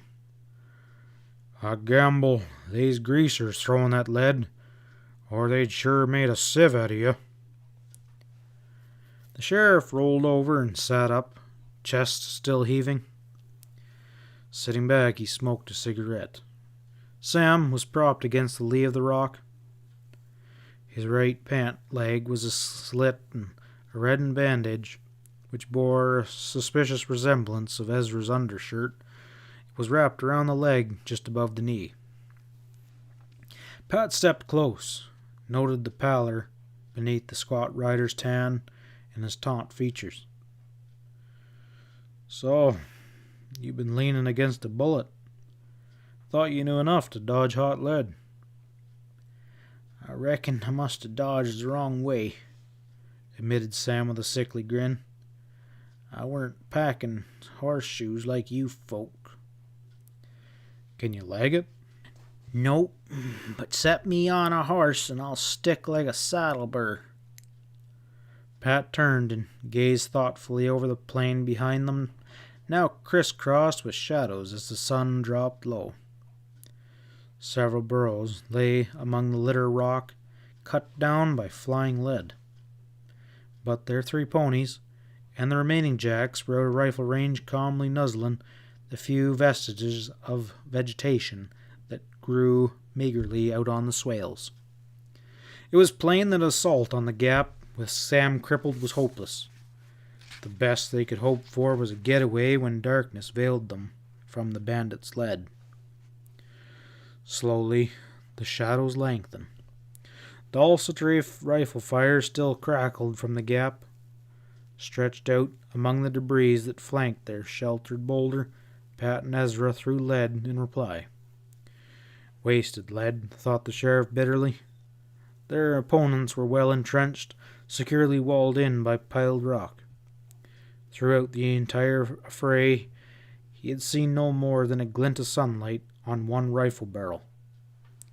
Finally, the gap dissolved into grey shadow, and the two pulled in. Ezra handed his rifle to the sheriff. "Reckon I can pack, Sam. There ain't much to that runt, no more than hardly a jackrabbit." Pain had deadened Sam's usual fast flow of repartee. He merely grunted as they hoisted him to his feet and eased him up upon Ezra's broad back. Covered by the bulk of the massive boulder, Ezra strode out into the plain, the sheriff covering his rear. Beyond range of the bandits' bullets, Ezra set his disabled partner on the slope of the swale. Rifles still winked red from the gap. The big redhead drew in a deep breath and wiped the sweat from his forehead. Sam might be short, but he was chunky. 160 pounds was no light weight to pack over rough ground after a grueling day under the burning sun. Pat's form had faded into the gloom. He rode in, leading 2 ponies. He slid out of the letter, lifted a canteen off the saddle horn, and passed it to Sam. Then they boosted the wounded man to a saddle and turned the ponies' heads southward. As the 3 jogged towards Coyote Springs, Ezra's deep rumble broke in among the steady clip-clop of hooves. "Guess them coyotes drew all the aces in this deal." "You sure said it," returned Sam. "They got us corralled, hog-tied, branded, and blasted 'em." "Well, I wouldn't say that," drawled the sheriff. "We beefed 2 of the varmints, and we got another Mex guide on ice back there at the W bar. And then there's the matter of ore. I gamble they packed out 1,500 pounds on that string of jacks. That stuff assays $50 a pound, which adds up to about 75,000. I wouldn't exactly discard a hand like that." In the early hours of morning, the trio climbed the benches that rose to the W bar. Sam rode in a tight-lipped silence, but his cheeks were flushed with fever. Shrouded in the darkness, the ranch loomed before them. Pat in the lead rounded the house, and the sorrel's hooves thudded on the hard-packed earth of the yard behind. He jerked his pony to a halt with an abrupt oath. Behind a pine was the shadowy figure of a Mexican, arms lashed behind him and a noose around his neck, and the rope stretched tight from a limb of the tree above. Bill stepped out of the bunkhouse and advanced to meet them, slipping his 6-gun into the holster. "Figured that maybe it was Todd and his partners, till I seen that sorrel." "How come you strung up the Mexican?" demanded Pat with edged tones. "He ain't hung," returned Bill. "He's just safe. The buzzard pulled a knife on me, so I gotta fix him at night so I can catch some sleep. He can't start no shenanigans that way." "Thank God you didn't kill him," breathed Pat in relief. "We need him to locate the mine the other buzzard stopped lead." He stared again at the sagging figure. "Ain't that rope a little tight?" "Oh, hell, that hairpin's as tough as a tarantula." He moved towards the Mexican, dim beneath the spreading pine. "I guess maybe I could loosen it a mite." His startled yell hit the sheriff's ears as they was lifting Sam from the saddle. "Hey, Pat, come on, quick!" Ezra scooped up Sam in his long arms and toted him to the bunkhouse. Pat stepped briskly in the direction of Bill's voice. The squat rider was staring in perplexity at the Mexican's features, swollen and distorted. His body swung limp on the rope. Can you beat that? He ejected in surprise. He did. I swear I gave him plenty of slack. Pat stepped around the still figure. Look at this, he snapped. Bill's eyes opened wide as he saw the bone handle of the knife buried deep behind the Mexican's left shoulder blade. Well, who in the hell would have stuck the Mexican? There ain't been a shadow around the joint. Well, somebody had mighty good reason to close his mouth, said Pat tightly. Now we're out on a limb. End of chapter 14. Chapter 15. Through the night, the stable's lamp, wavering flame, illuminated the W-bar bunkhouse. It was plain that Sam was in a bad way. At times he burned with fever and babbled incoherently. At other times he shook with chill, begging for more blankets with chattering teeth. Pat and Ezra spelled each other off, pulsing his inflamed leg with Mommy Rakestraw's towels wrung out in boiling water. Bill stuffed wood into the ranch house stove and toted steaming buckets of water across the yard. With sunup, the weary sheriff motioned Ezra outside. If we don't get to Sawbones pronto, he told the redhead, Sam's gonna lose that leg and maybe cash in. Ezra wagged his head in ponderous agreement. You head for Danville, continued Pat. Grab a doctor and bring him out, under a gun if you have to. Ezra wasted no words. The bond that bound the three partners was strong, welded by links of mutual understanding forged in the face of death and danger, and tempered by memories of long years on the gun-smoke trail. The one-eyed man strode toward the pasture, untied his rope from the saddle, raked him that was by the pole gate, and dropped him a loop on his pony. In 10 minutes, he was boiling southward towards a drifting smudge of smelter smoke that marked Danville. By mid-morning, he was back with thin-featured Dr. Stevenson, medico, at the smelter. Lifting the inevitable black bag from his saddle horn, the doctor followed Ezra into the bunkhouse. A swift examination, and he straightened. Gunshot wound. Infection. High fever. Needs constant observation. He turned to the three men that were standing silent around the bunk where Sam tossed restlessly. If the limb is to be saved, that man should be removed to town immediately. Can he ride? Queried Pat anxiously. There ain't no wagon road. Sure I can ride, snapped Sam with a flash of his former fire. You show me a horse. Unfortunately, we have no alternative, agreed the doctor. So they hoisted the wounded man upon his mount. Side by the doctor and Ezra, his leg bandaged and strapped, he pulled out at a jogging trot towards Danville. The sheriff and Bill watched the trio as they disappeared through the pines. And then the squat rider swung towards Pat. I reckon you don't need me around.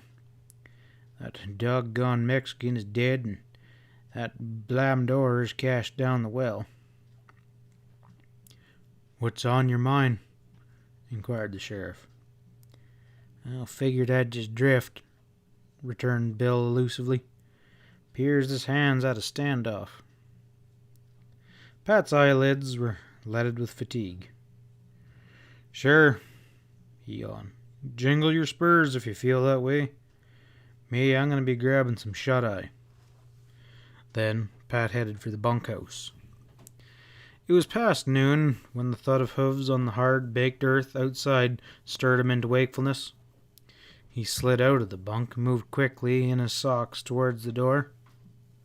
Percival Plumford, the Englishman, with one arm strapped across his chest, was swinging awkwardly out of his saddle. The sheriff yanked on his boots and set a battered Stetson upon his disheveled hair and stepped outside. It never failed, he thought wearily. Whenever there was trouble around, so was this dude. What had brought him to the W bar? Did he know the cash door or the Mexican's murder? Plumford was staring at the deserted ranch house.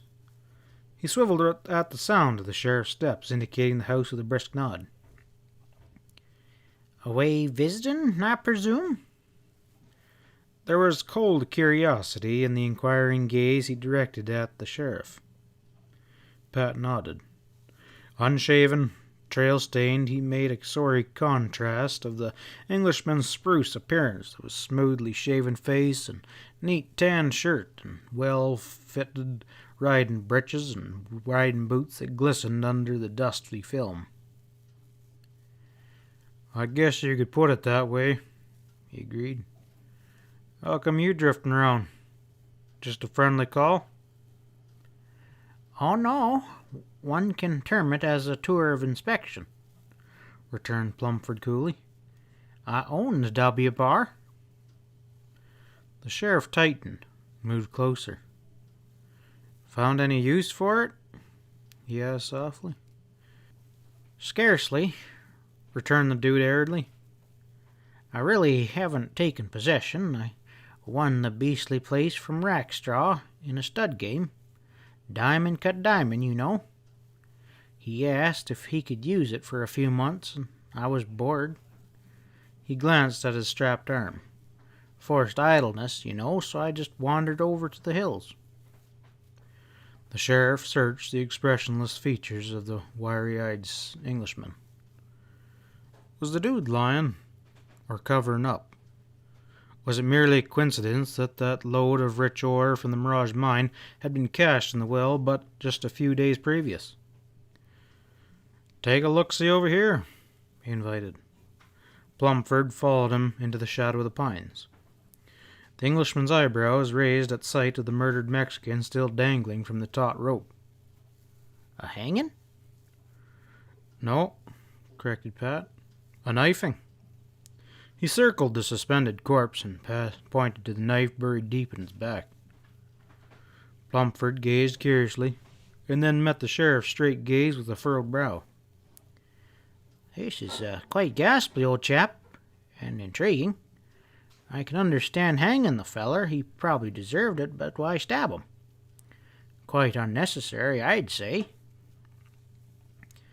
The sheriff would have given his right arm to have read the thoughts behind that Englishman's bland features. Either this thin-featured dude was a good actor or just an innocent blunderer. He owned the W bar. The ranch was used as a hideaway for stolen ore. He rode in shortly after the ore was delivered. Little more was needed to complete the chain of circumstantial evidence. Pat switched to another line of attack. "You still smoking them fancy cigars?" Well, occasionally, admitted the other. Unfortunately, very occasionally, my stock is strictly limited. "No other feller in the valley can get hold on that brand?" Well, it's extremely improbable. As I explained, they are imported. Inquiry gleamed in Plumford's eyes. I fail to comprehend the reasonings for these questions. "Well," returned the sheriff slowly, watching his visitor like a cat, "Pete Ford was murdered at Coyote Springs, and appeared the killer rode into his camp. He acted awfully friendly and sat down with Pete beside the fire and smoked a stogie before he shot the old coot in the back. Then he grabbed Pete's burro and rode out. But he left the butt of his cigar behind. It was your special brand." Indeed. The dude's eyebrows lifted. And presuming I killed the man, as you so tactfully insinuated, would I have ridden post-haste to report the murder to the county sheriff? Coyote Springs is isolated, and the body would have lain undiscovered for a week or a month. Let us be logical, Sheriff. Sure, returned Pat. Although maybe your trail gets crossed by a hunters or a prospectors, and that would have hung you when the body was found. Maybe you figured you'd beat the Jasper to the punch. Wouldn't that be logical? Plumford's thin lips tightened. Oh, supposition, he snorted. Airy imaginations based on false premises. Appears kind of sound to me. Oh, it's a flimsy structure of circumstantial evidence teetering upon the unstable base of a cigar butt. The Englishman's voice was contemptuous and devoid of fear. Either a damn good actor or an innocent man, thought the sheriff. Aloud, he asked, "Maybe you could explain how that cigar butt was dropped by Pete's body." "Maybe he dropped it himself," returned the Englishman indifferently. "You claim you gave that smoke to him in Danville?" This would give the Jasper an out, thought Pat. If he grabs it, he beefed Pete. "I really have no recollection. Ordinarily, I seldom waste good cigars on men of that type. At times, however, one enably too freely and may act foolishly. As I see it, that is only one possible explanation." "I gotta hand it to you." There was a reluctant admiration in the sheriff's voice. "You seem to have all the answers. Well, mister, ain't got enough on you for a warrant yet. Can't figure out why, if you beefed Pete, that you bought his map and hired Bill Williams to locate the Mirage. Maybe it was a blind, but you sure drifted into the picture when trouble breaks." "It might possibly be due to innocent blundering," returned Plumford ironically. "Maybe," grunted Pat. Bill Williams' pony plodded steadily northward, hugging to the base of the wall. On his left, Alkali Plain stretched away to the blue infinity. Relaxed in the saddle, eyes narrowed against the sun glare, the stocky rider drifted slowly along the fringe of the plains, rounding piles of shattered shale, trudging through drifts of fine dust, and clattering over bare rock. For all of his good nature, Bill's make-up included a solid streak of obscenity. The sheriff had aced him out of one of the fracases and failed to locate the mine. Now he'd show Pat Stevens what a lone wolf could do. The thought of Phyllis Ford, too, at the mercy of a renegade gang, gnawed like a canker. By creeping up to the gap, beneath the very shadow of the wall, Bill figured he could escape observation. After driving back the sheriff and his posse, the defenders might relax their vigilance or retire to the mine. He planned to reach the gap after sundown, slip through under cover of darkness, and trust to tracking and good luck from then on. A dust plume moved across the plain to his left, traveling fast. Bill reined in, squinted across the rolling swales. He focused a rider, dwarfed by distance, heading southward. Like a black dot, the pony dipped up and down as it hit the slopes. Brow creased. Bill followed the moving figure. Chances were it was a messenger from the mine. If he could intercept the stranger, he might gain valuable information, but just as soon as he left the shelter of the wall and rode out onto the plains, he'd reveal his presence to a possible lookout at the heights above and throw away all chance of slipping through the gap. Frowning, he watched the rider, growing momentarily more distant. Motionless, against the gray-black ground of the cliff, he was safe from discovery. His eyes dwelt thoughtfully upon the low ridges that wrinkled the plain. By dropping into the dip between two ridges, he could angle out, hidden from the approaching horseman, and trap him. Inaction never appealed to Bill William. He reined the buckskin westward, made a last calculating survey of the prospective victim's speed and direction, and dropped into a hollow between two ridges. Shaking his pony into a canter, he headed into the setting sun. A mile from the wall, Bill slipped out of leather, jerked off his Stetson, and clambered up the wave of rock that hemmed him to the south.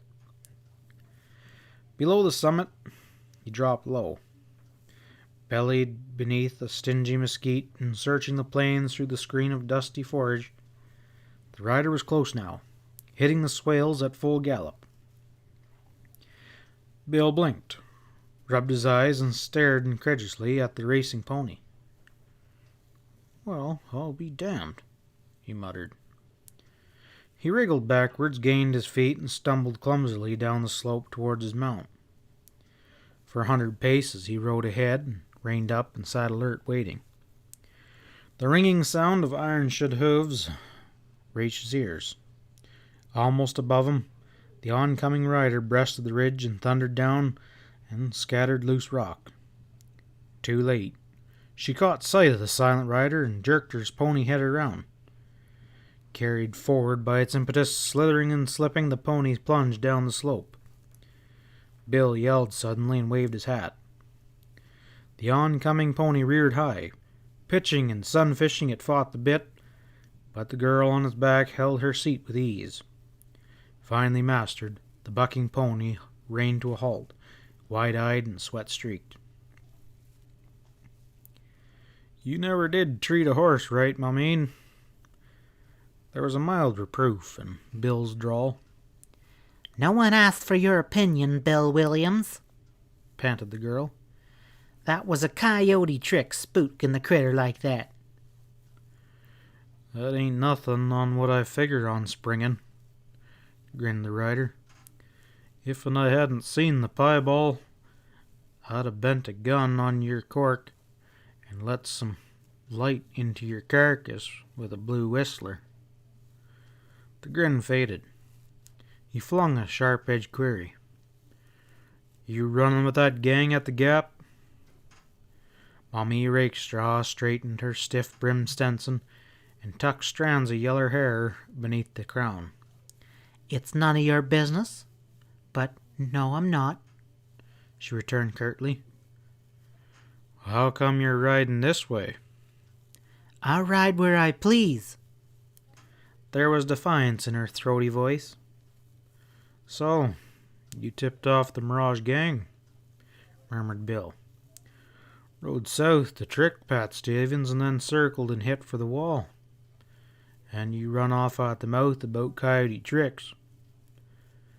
They treating Phyllis Ford all right in there?" "I don't know nothing about that doll-faced schoolmarm."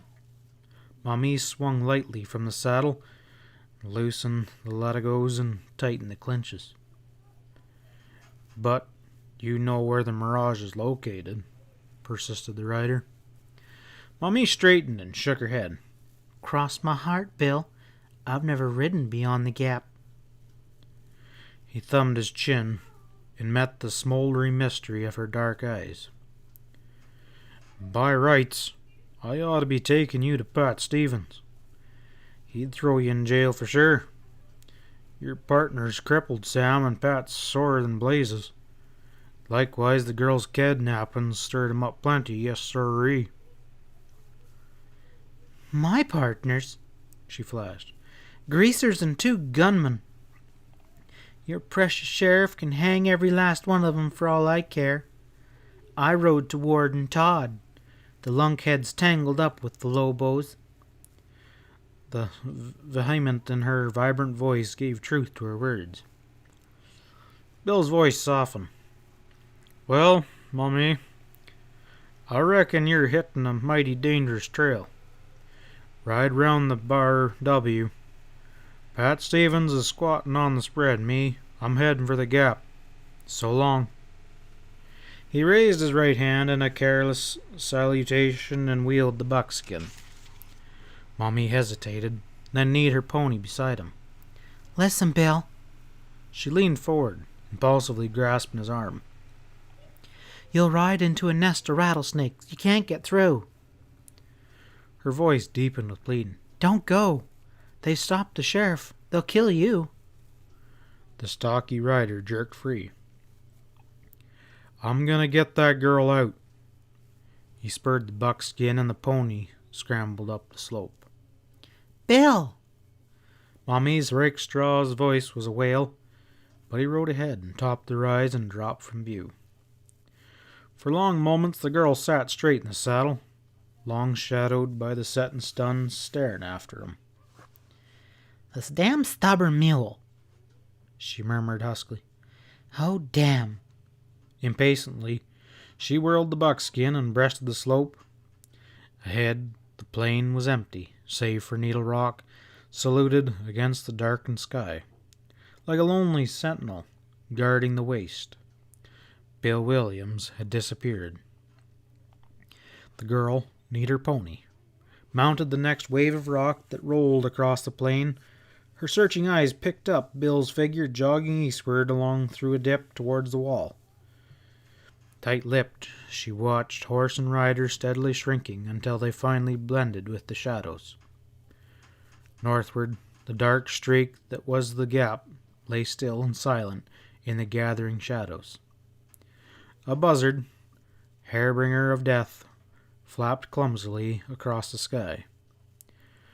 From his eerie height on the wall, a swarthy lookout squinted at the two dots below. End of chapter 15. Chapter 16.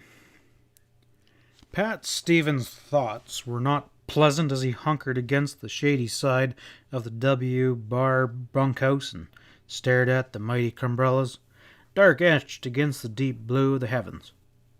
Somewhere amid those mountains lay the Mirage Mine and the secret of Pete Ford's killing. A short while before, Plumford had ridden away, stiff-backed and sneering. Ezra had not yet returned from Danville. The sheriff was alone with a dead Mexican and $75,000 worth of ore. Must be growing soft, he told himself, chewing an unlit cigarette with gloomy introspection. Pete Ford beefed, his niece kidnapped, bandits holding the Mirage Mine, and here he was, stuck like a calf in a mud hole. Powder Valley would begin to think it had one hell of a sheriff when a gang could kill, kidnap, and ship rich ore from a stolen mine and not one single arrest. They were sure making a jackass out of him, and he couldn't do a dang thing about it. Even that damn dude had him roped and hogtied. Sure, he could swear in a big posse and force his way through the gap, but what would it get him? A passel of good men killed and location of the Mirage as much a mystery as before. Looked like there was a tough gang in on this, border scum judging from the hombres who had escorted the burro train. More than that, they had leadership. A keen brain had planned Pete's killing, the kidnap of his niece, cashing of the ore at the W bar. Plumford might be the kingpin. Who knew what schemes were hatching behind his fishy eyes? Or maybe Todd Rakestraw, but somehow Todd didn't fit. The monk-faced gambler was as crooked as a dog's hind leg, but he wasn't big enough to fill a leader's boots. Restless, Pat crushed his unlit cigarette beneath a boot heel and drifted over to the disused well behind the horse barn into which the ore had been dumped. The well was about 4 foot square, uncovered and framed by molding timbers. The sheriff stared down into its black depths and could see nothing. He toted an armful of hay from the barn and ignited it and dropped it to the bottom. The blazing hay hit bottom from 20 feet below. Peering over the edge of the well, Pat caught the glimmer of gold in the heaping rock as the flames rose high. Bill was right. This was the cache. Maybe there was more ore than the one consignment they had trailed. Chances were that dry hole held a fortune. The approaching drub of horses' hoofs pulled the sheriff back to the yard. Ezra, his one eye glinting with excitement, looped around between the trees.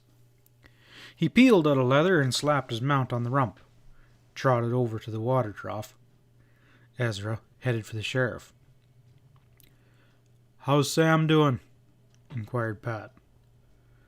"Oh, sick as a bug in a rug," snorted the big redhead. "They got the runt tucked in bed at the Smelter Hospital with a female person nursing him. When he gets around again, he'll be so doggone spoiled there'll be no living with the Jasper. Say, Jim Moreland's in a tight."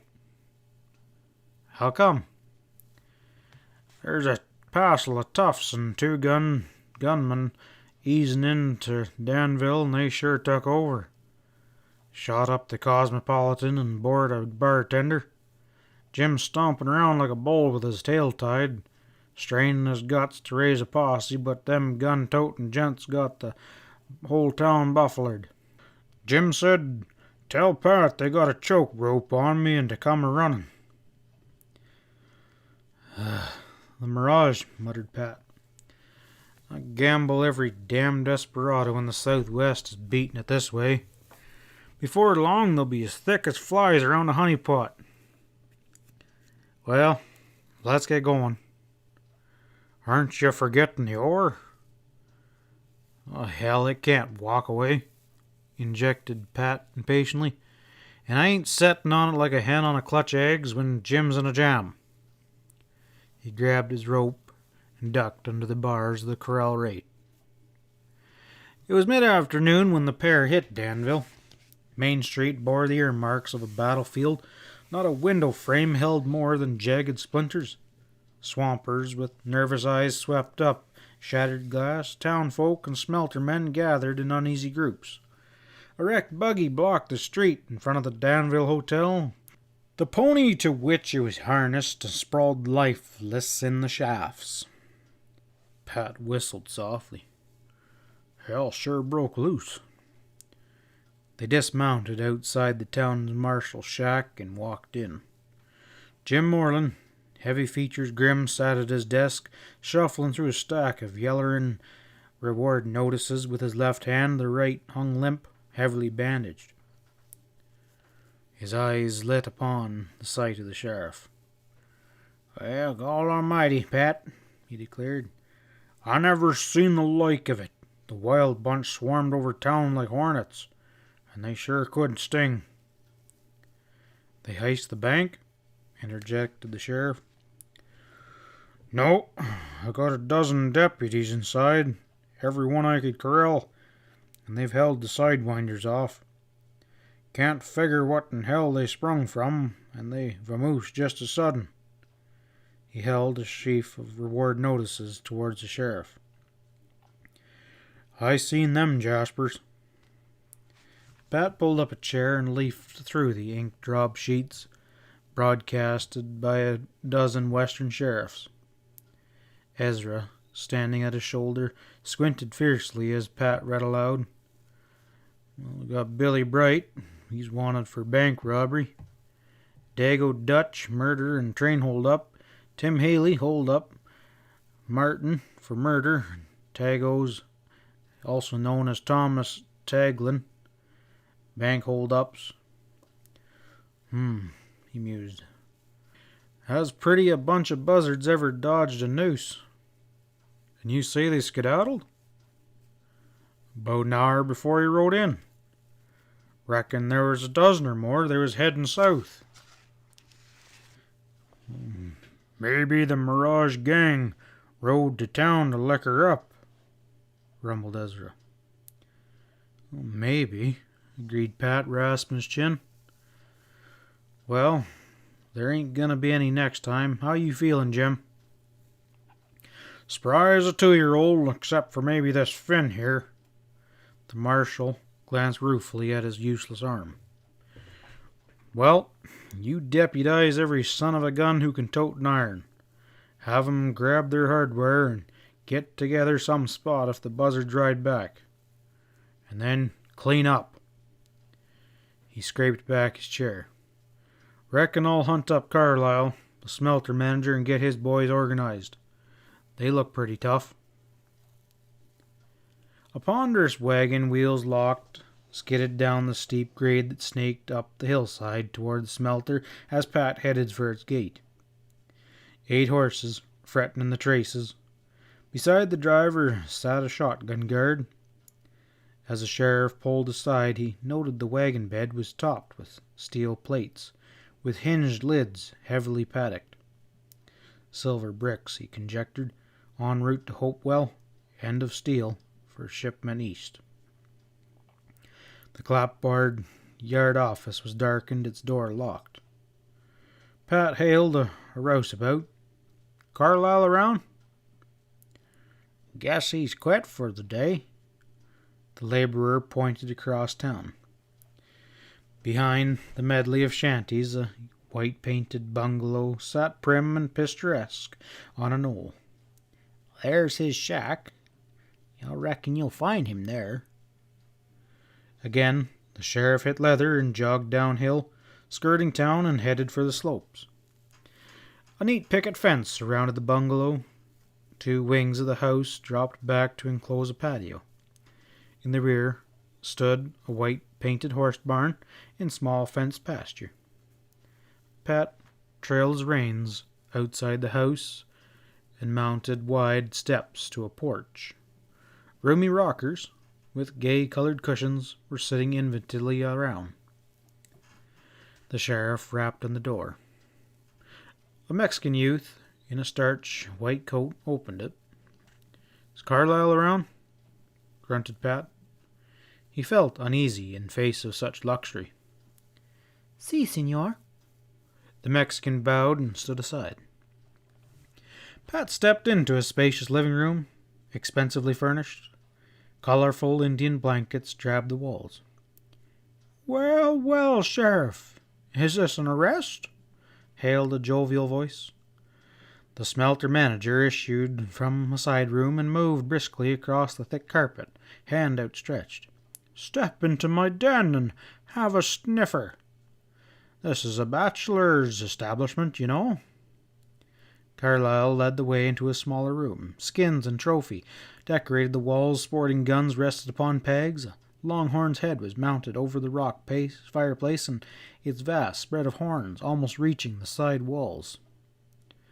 The manager indicated an easy chair and produced whiskey and glasses from a cabinet. He poured a stiff peg and handed it to his visitor, and served himself with equal liberty.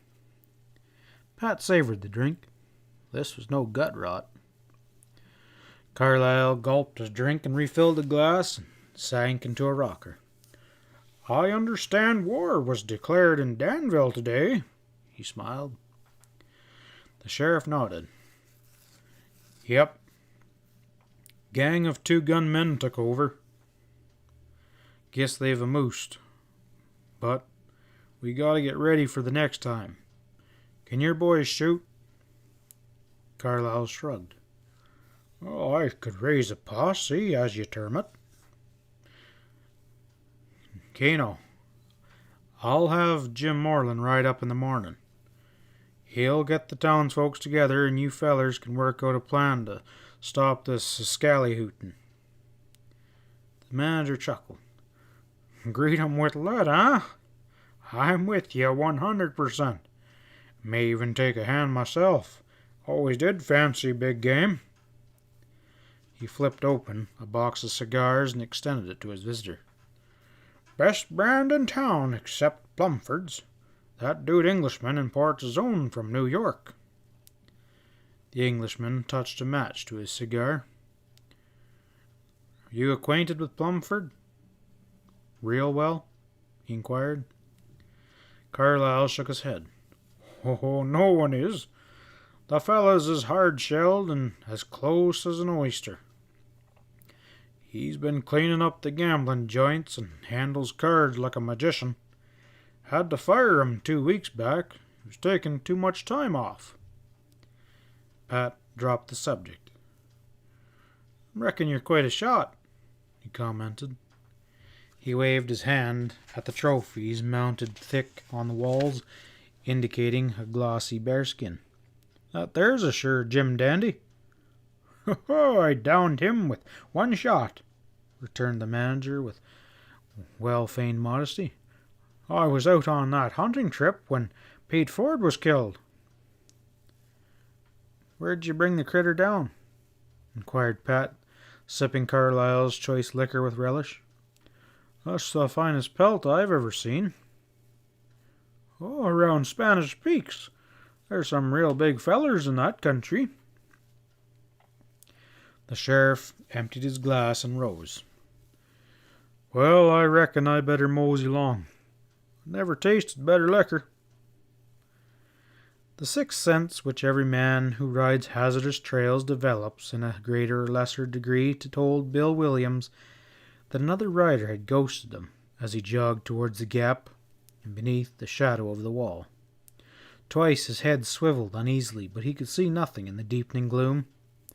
Still the foreboding persisted. Finally, he wheeled around a projecting shoulder of cliff, hunched over the horn, and set himself to waiting. Minutes passed, and nothing broke the brooding silence. Guess I'm getting old and spooky, growled the rider, feeling for his tobacco sack. As he fashioned a smoke, the buckskin's ears pricked up. Bill dropped the makings and slid his 6-gun out of the holster and tensed. The faint rattle of shale, the click of an iron-shod hoof reached his ears. In the graying light, a horseman blurred across his front, not 6 paces distant. The hammer of his gun clicked back as it arched down. Stretch him, he rasped. A feminine gasp came in reply. Mommy checked her pony and thrust a restraining hand towards him. Don't shoot, Bill. Suffering polecats, he groaned. You again. It's a free country. Where are you heading to now? He demanded. For the gap. To tip Todd off that I'm breaking through. Caustically, he flung the accusation. You don't mean that, Bill, she replied in a subdued voice. Why else would you be back-trailing me? You wouldn't guess, not with that lily-fingered schoolmarm on your mind, she replied bitterly. I ain't trying. Bill's voice had brittled by annoyance. Head south, Mummy, and beat it. This ain't no place for a woman. Listen, Bill. Her low-spoken tones quavered with urgency. They've set a trap at the gap. There's a pile of brush at this end. You'll ride into the canyon without trouble, and then they'll fire the brush. You'll be trapped between the blaze and the gang. Can't you see it's sure death? The squat rider listened with ill-concealed impatience. For God's sakes, light a shuck, he requested shortly. I don't need no female close herding me.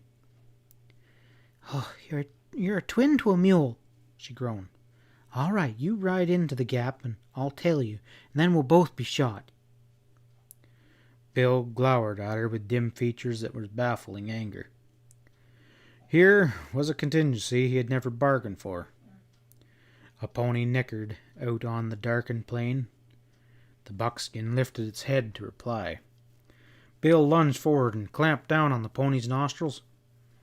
At a canter, a compact bunch of riders swept past and were swallowed by the shadows. Who in the hell that?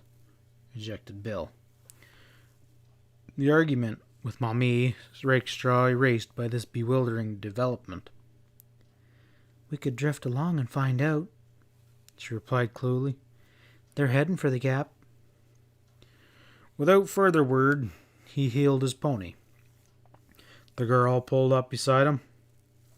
For a while, they rode in silence, stirrup to stirrup.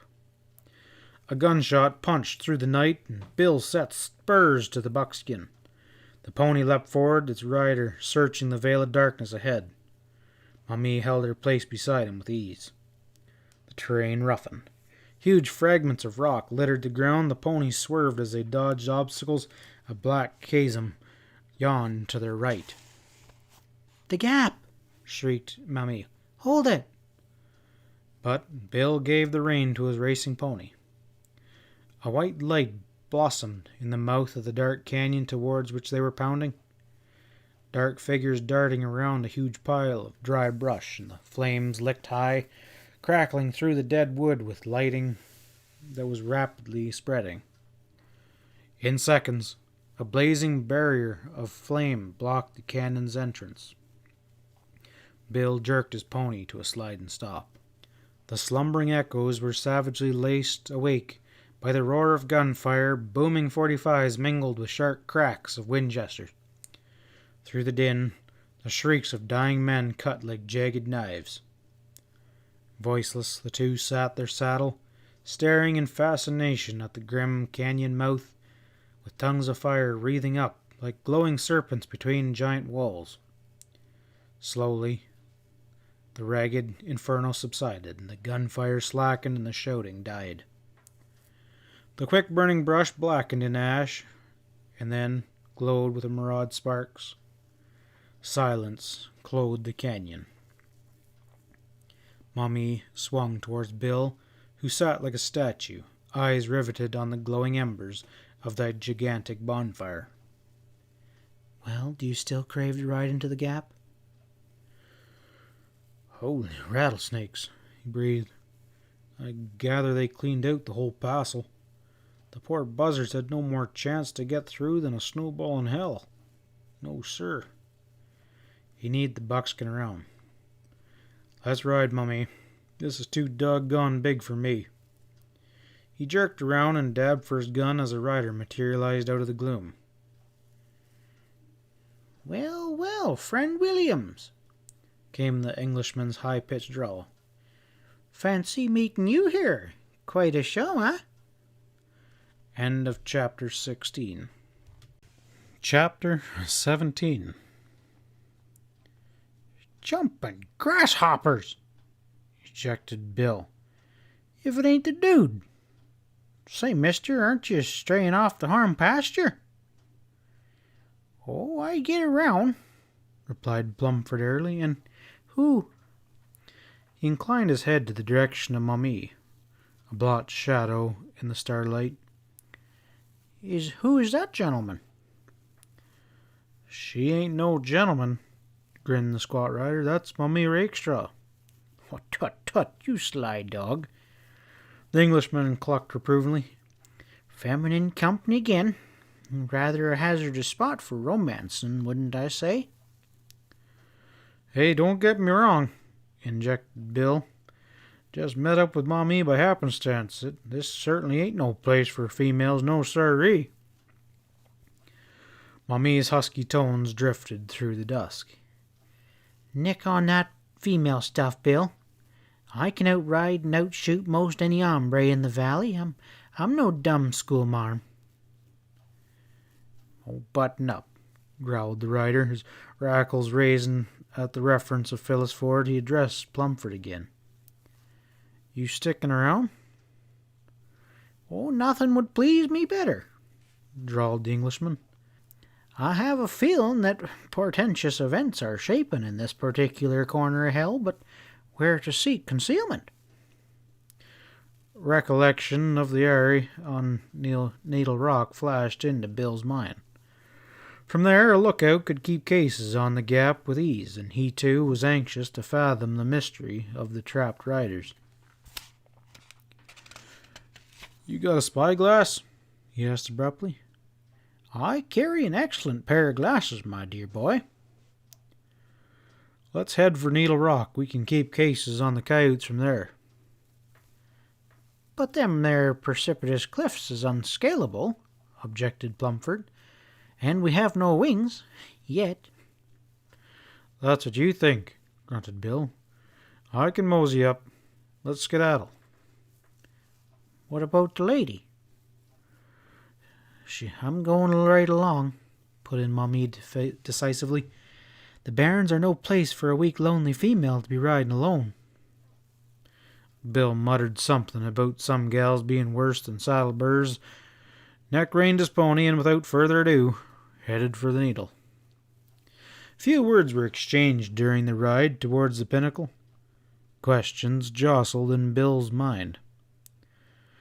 Where did the mysterious band of riders caught in the death trap hail from? What did Maumee know about Mirage Mine? Was she in cahoots with the bandits, or just some innocent maverick roped in by her brother's tie-up with the gang? Why had she risked her life to save his? And then there was this dang dude. How come he was around, and how much did he know? Finally, the squat rider quit trying to reason things out. Untying the knots was the sheriff's job, he decided. When he'd pried Phyllis Ford out of the bandit lair, he'd throw his hand in and go back to cowpunching. Life would be a whole lot simpler.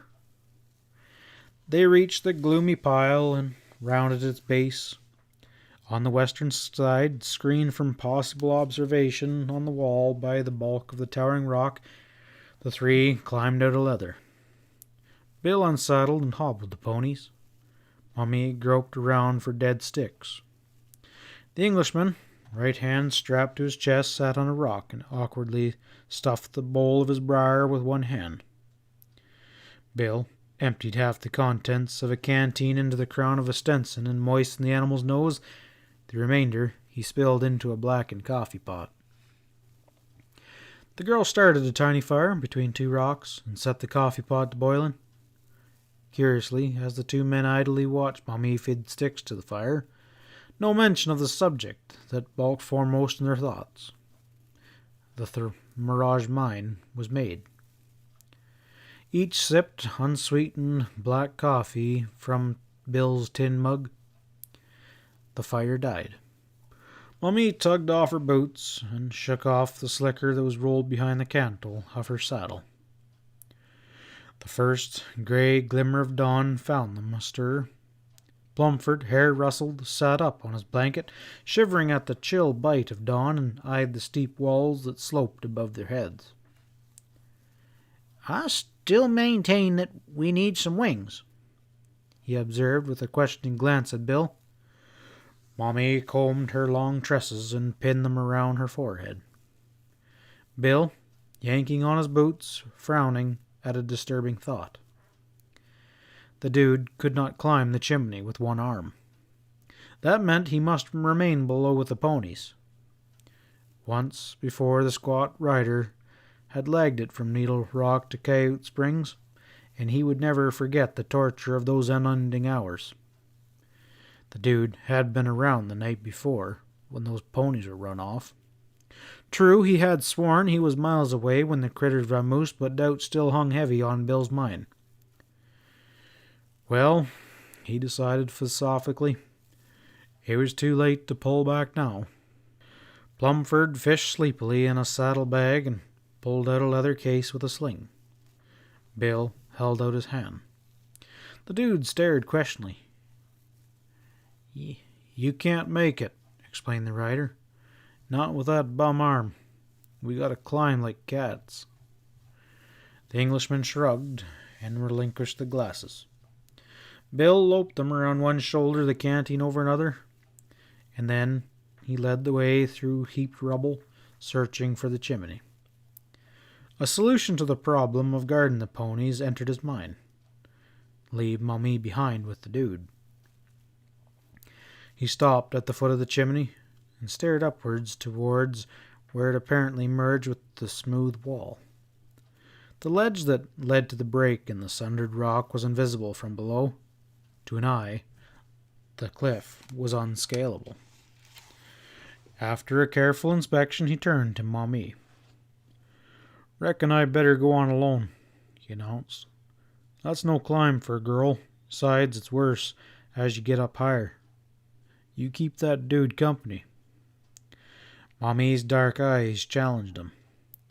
"I've got as much right to break my neck as you've got, Bill Williams. You get going and I'll be right at your heels." The squat rider shrugged hopelessly. The perversity of women. With fingers and toes he worked up the chimney, Maumee close behind. They gained the ledge. Bill glanced down. The dude gazed upward, waved his good arm. The rider shuffled sideways along the narrow ledge, spilling shale, and disappeared behind the riven rock. Out of sight of the man below, he stopped in the shadow and swung back towards the girl.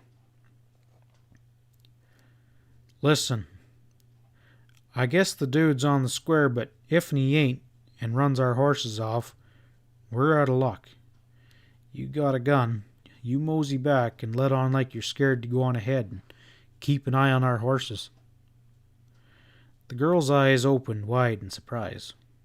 Bill steeled himself for an argument, but to his relief, she shrugged her shoulders and commenced edging backwards. A load of forbearing off his mind, he moved ahead. There'd be no shenanigans with Mommy around. He emerged at the bottom of the well, climbed the spikes, and crawled out into bright white sunlight. He bent his gaze upon the long, dark rampart of the wall, still wrapped in shadow. Carefully, he adjusted the glasses and focused upon the gap. The light was not yet strong enough to reveal detail. He slipped the lens back into the leather case and hunkered on an uneasy platform and built himself a smoke. Slowly, sunlight flooded the paling below until it lay like a vast sheet of wrinkled parchment, every detail crystal clear. The gap now showed plain.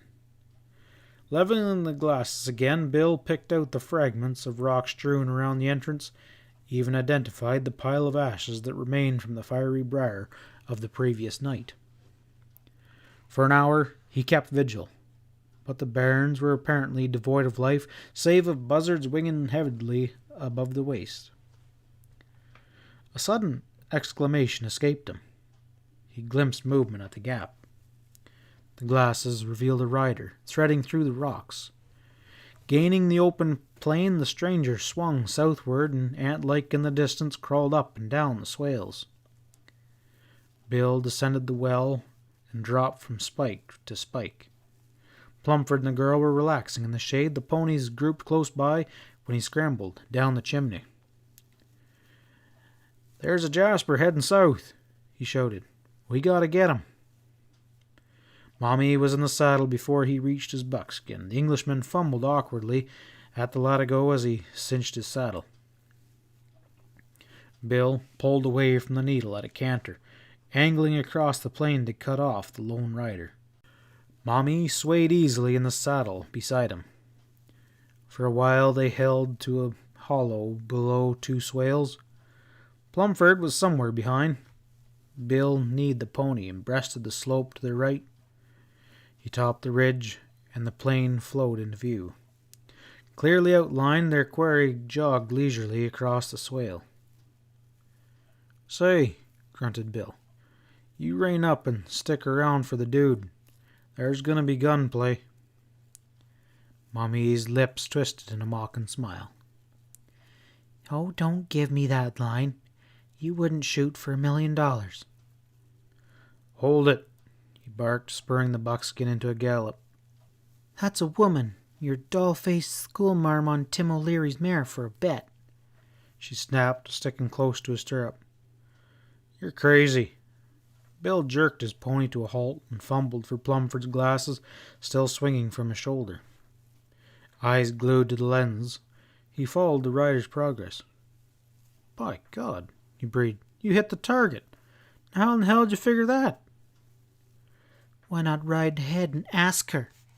suggested Mommy coldly. Plumford pounded along the swales and pulled up his blowing mount beside them. "Complications?" he inquired.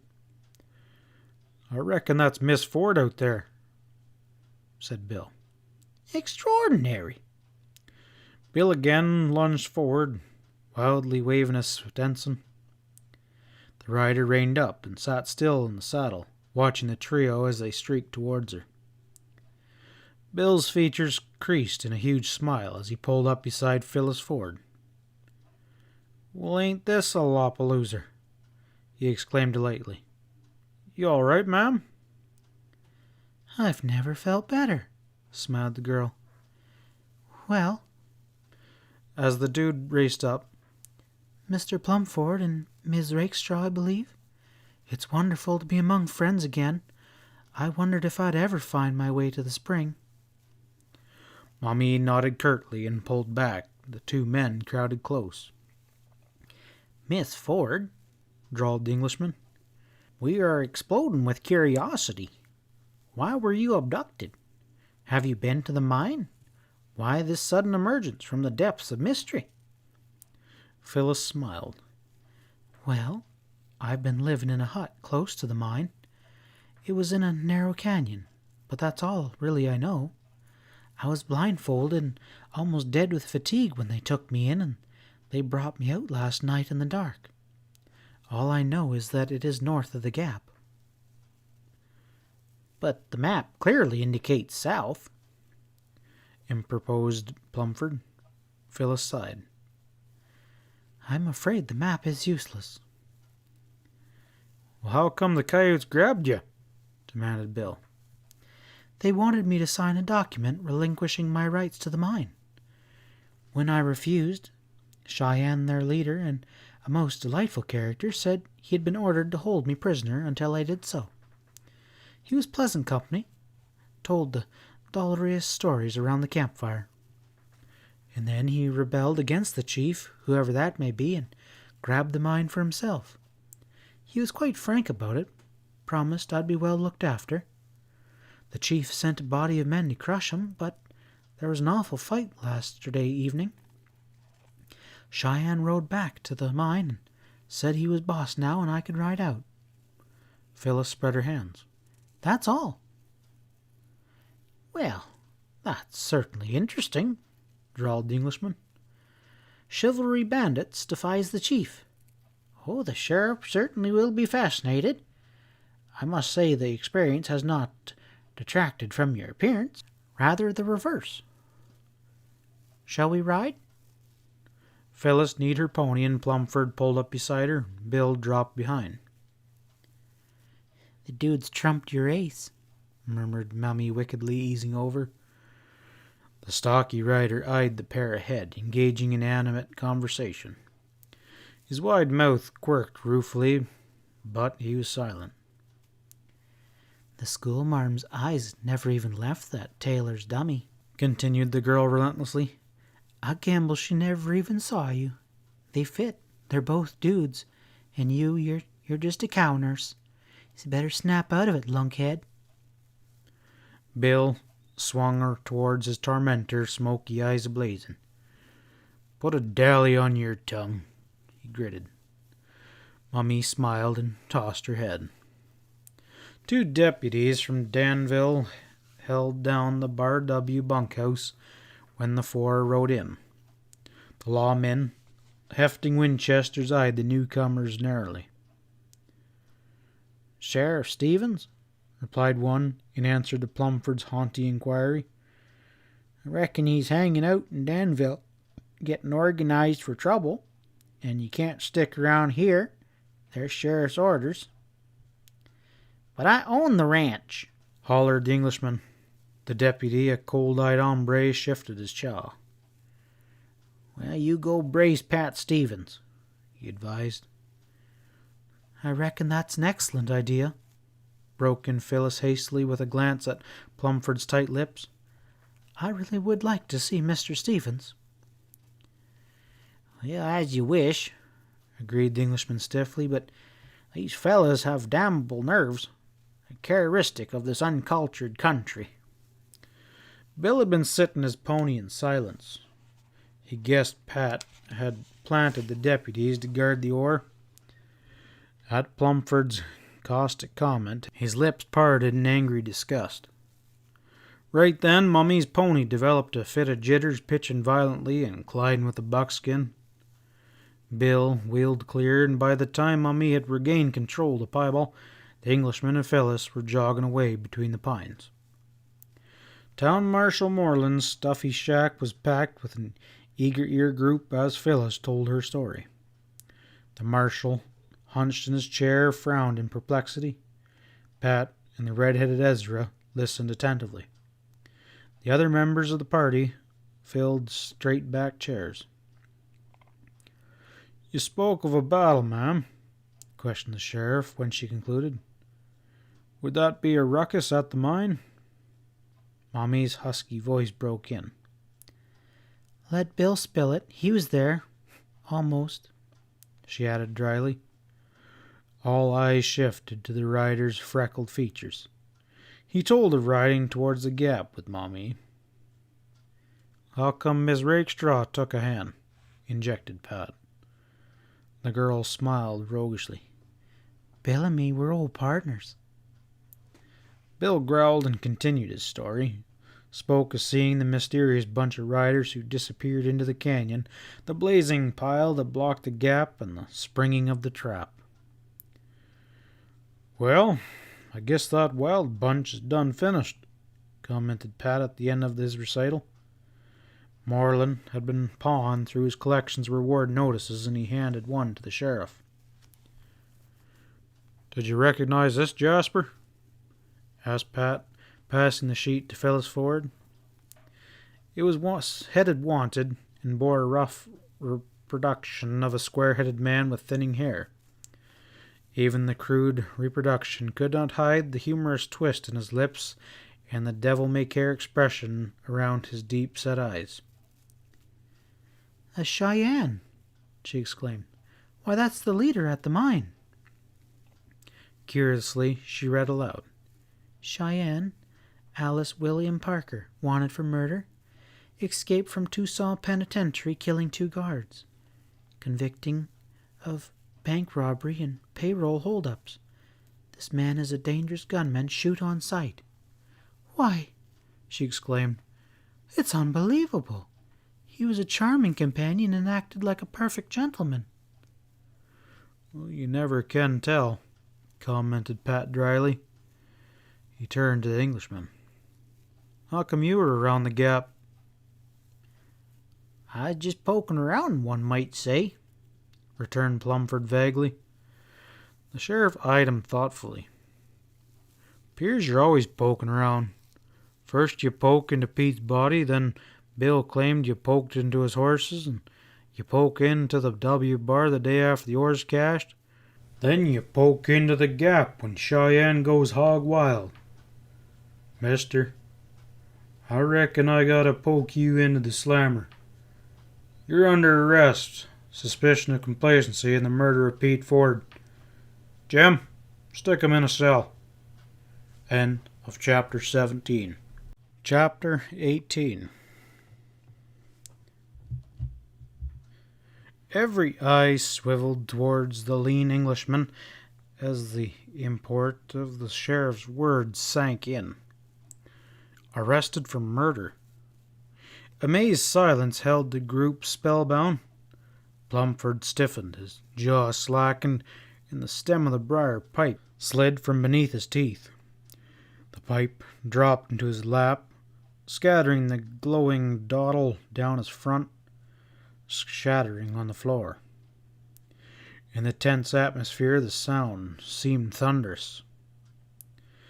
As slow-moving and massive as a bull, Town Marshal Moreland rolled to his feet and lifted a ring of keys off a nail beside his desk. Something akin to ironic humor flickered in the sheriff's eyes as they traveled round the circle. Bill Williams' homely features were twisted in perplexity.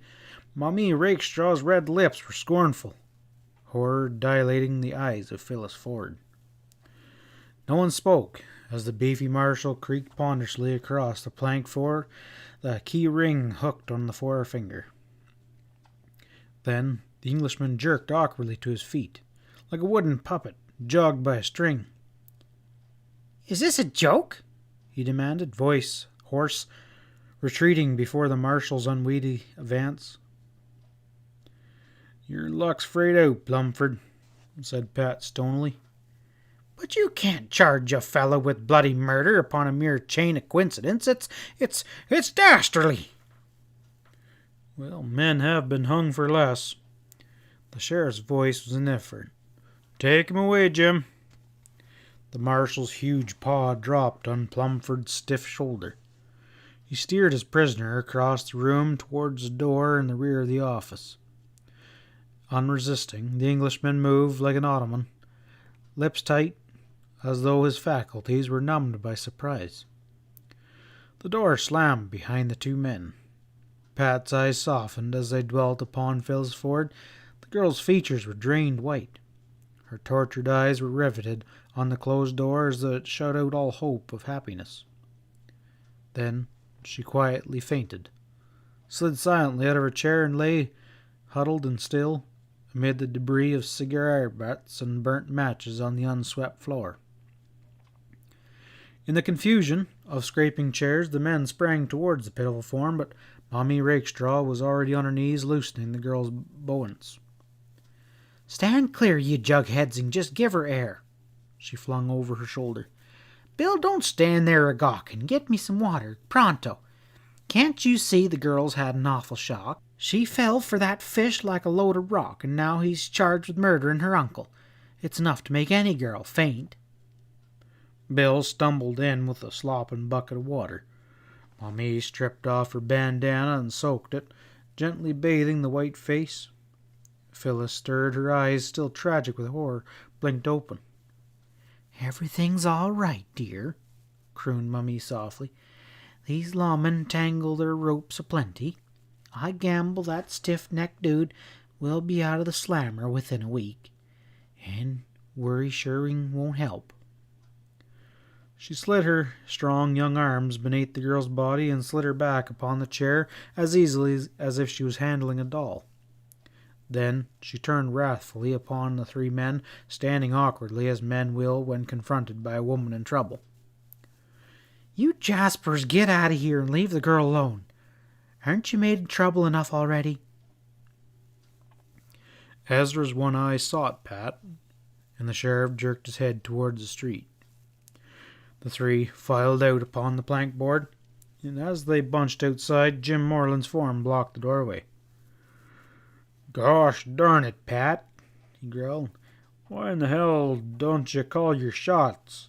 You might have near started a stampede." "Gee wilkers, I should say so," chimed in Bill. "Yes, sir." "'Pears you gents need a tonic," commented the sheriff, leading the way towards the wagon wheel. The sheriff bought a bottle of bourbon, and the four settled around a liquor-stained table. Jim Moreland dexterously rolled a cigarette with his one good hand. The chair squeaked dismally as he settled his bulk against his back. "Well," he droned, "now we got Pete's killer, and the buzzards are picking the bones of them gun-toting cowboys. I reckon we can slacken the rein." Pat poured 2 fingers. "The job ain't even half done, Jim. You forgot the Mirage mine? Till we locate the mine and clean up the wild bunch that's holding the gap, we got trouble setting heavy upon our shoulders. Cheyenne is going to run ore sometime, and he'll have to blast a way out. We gotta go get him." "Where?" demanded Ezra. The sheriff smiled wearily. "Ain't we been busting our guts to try answering that question?" He turned sharply to Bill on his left, the squat rider dolely chewing on an unlit smoke. "How much does Mommy Rakestraw know?" Bill shrugged helplessly. "So help me, Pat, I couldn't tell you. No, sir.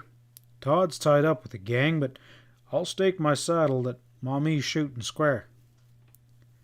"Well, how come she rode to the gap?" The rider shook his head in gloomy negation. "For gosh sake, snap out of it!" barked the sheriff. "You're acting like a droopy-eyed calf." "Well, I kind of took a shining to the dude. He weren't so bad when you got under his skin," he added. "He ain't no killer, no sir." "Men are like horses," rumbled Ezra. "When there's a streak of pison runs through 'em, it's got to come out. The dude was playing for millions of dollars. He done overplayed his hand." "Forget the dude." Pat laid a kindly hand on the squat rider's shoulder.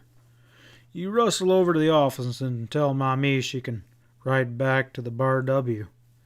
Guess the girl's in a tied up like a rattlesnake with Todd."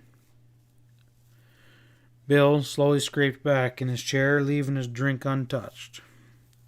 Bill washed some shoulder through the bat wings, and then he turned to the marshal. Pull your deputies out of the Bar W.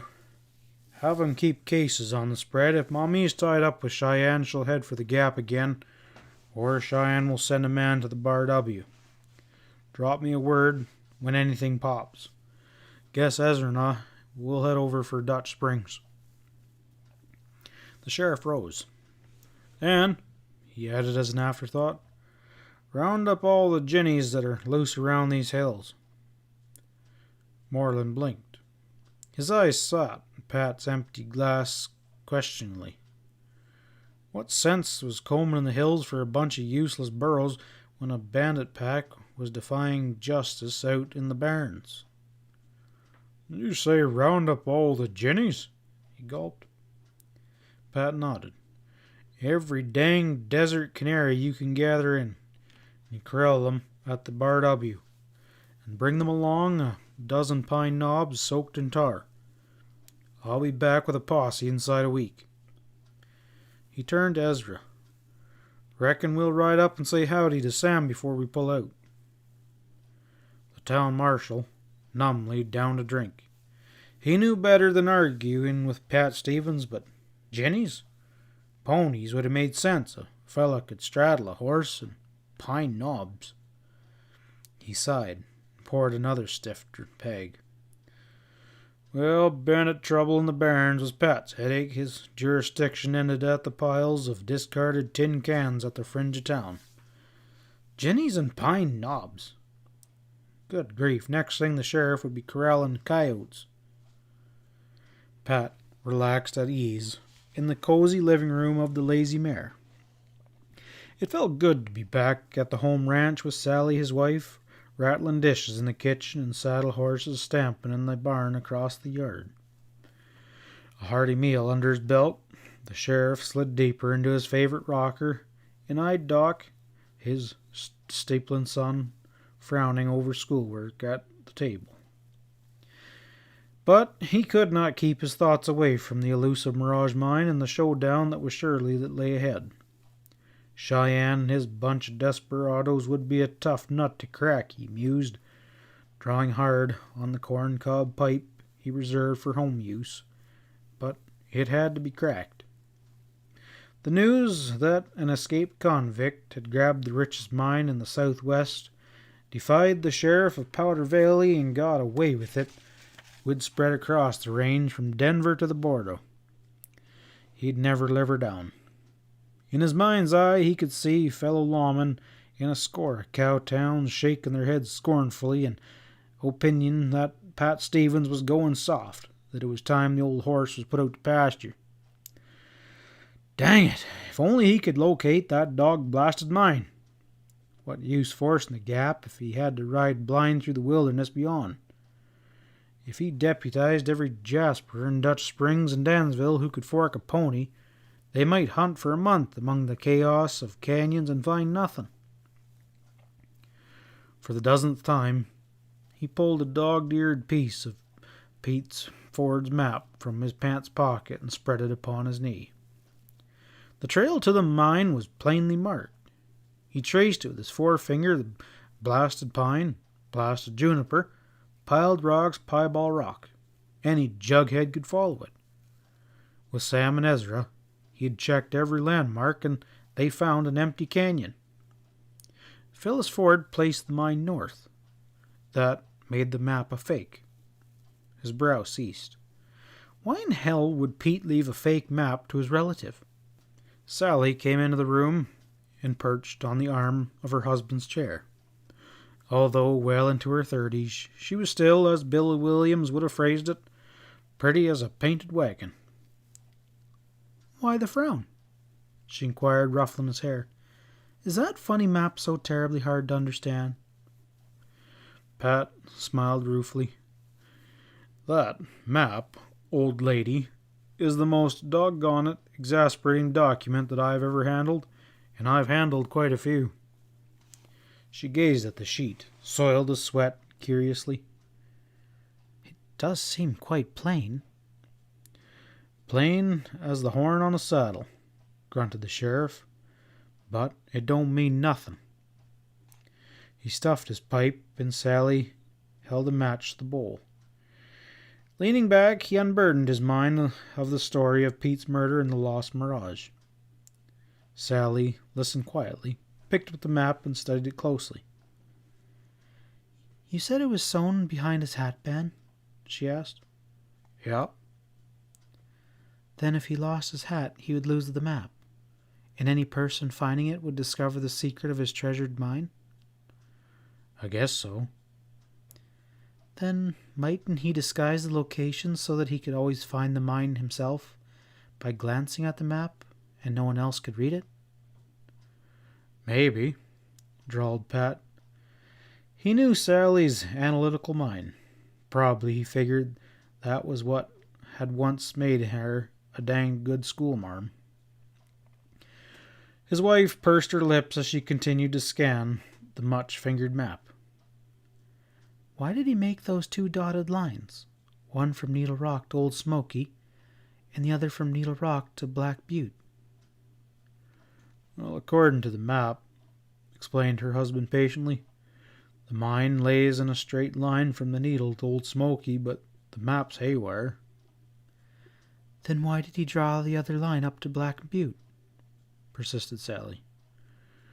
Well, Pete's not around to ask, returned the sheriff drolly. He's strumming a harp. And in his dying moments, murmured Sally, he wrote in the dust, right is... What was the first letter of the incomplete word? W. Right is wrong, she announced triumphantly. Are you crazy? Why, it's as plain as that sarcastic look on your face, cried his wife, her voice raising with excitement. The trail runs through the gap, look. She spread the map on his knee and traced the trail with a slim finger. And then it turns right at a sharp angle. You followed the obvious course, which he was so carefully to indicate, and found nothing. That was just what Pete Ford intended. He was a shrewd man. If he lost the map, the finder would never locate his mine, but he could. Why? Because it was plainly indicated to Pete Ford's eyes. When he was dying, he tried hard to leave a clue. He tried to scratch right as wrong in the dust. Pat was listening attentively now. Maybe Sally, with her agile brain, had hit upon something worthwhile. Well, he demanded. Well, she mimicked, Phyllis Ford says the mine lies north, not south. If right is wrong, then left is right. You should have turned left instead of right and headed north. That's why he drew the other dotted line.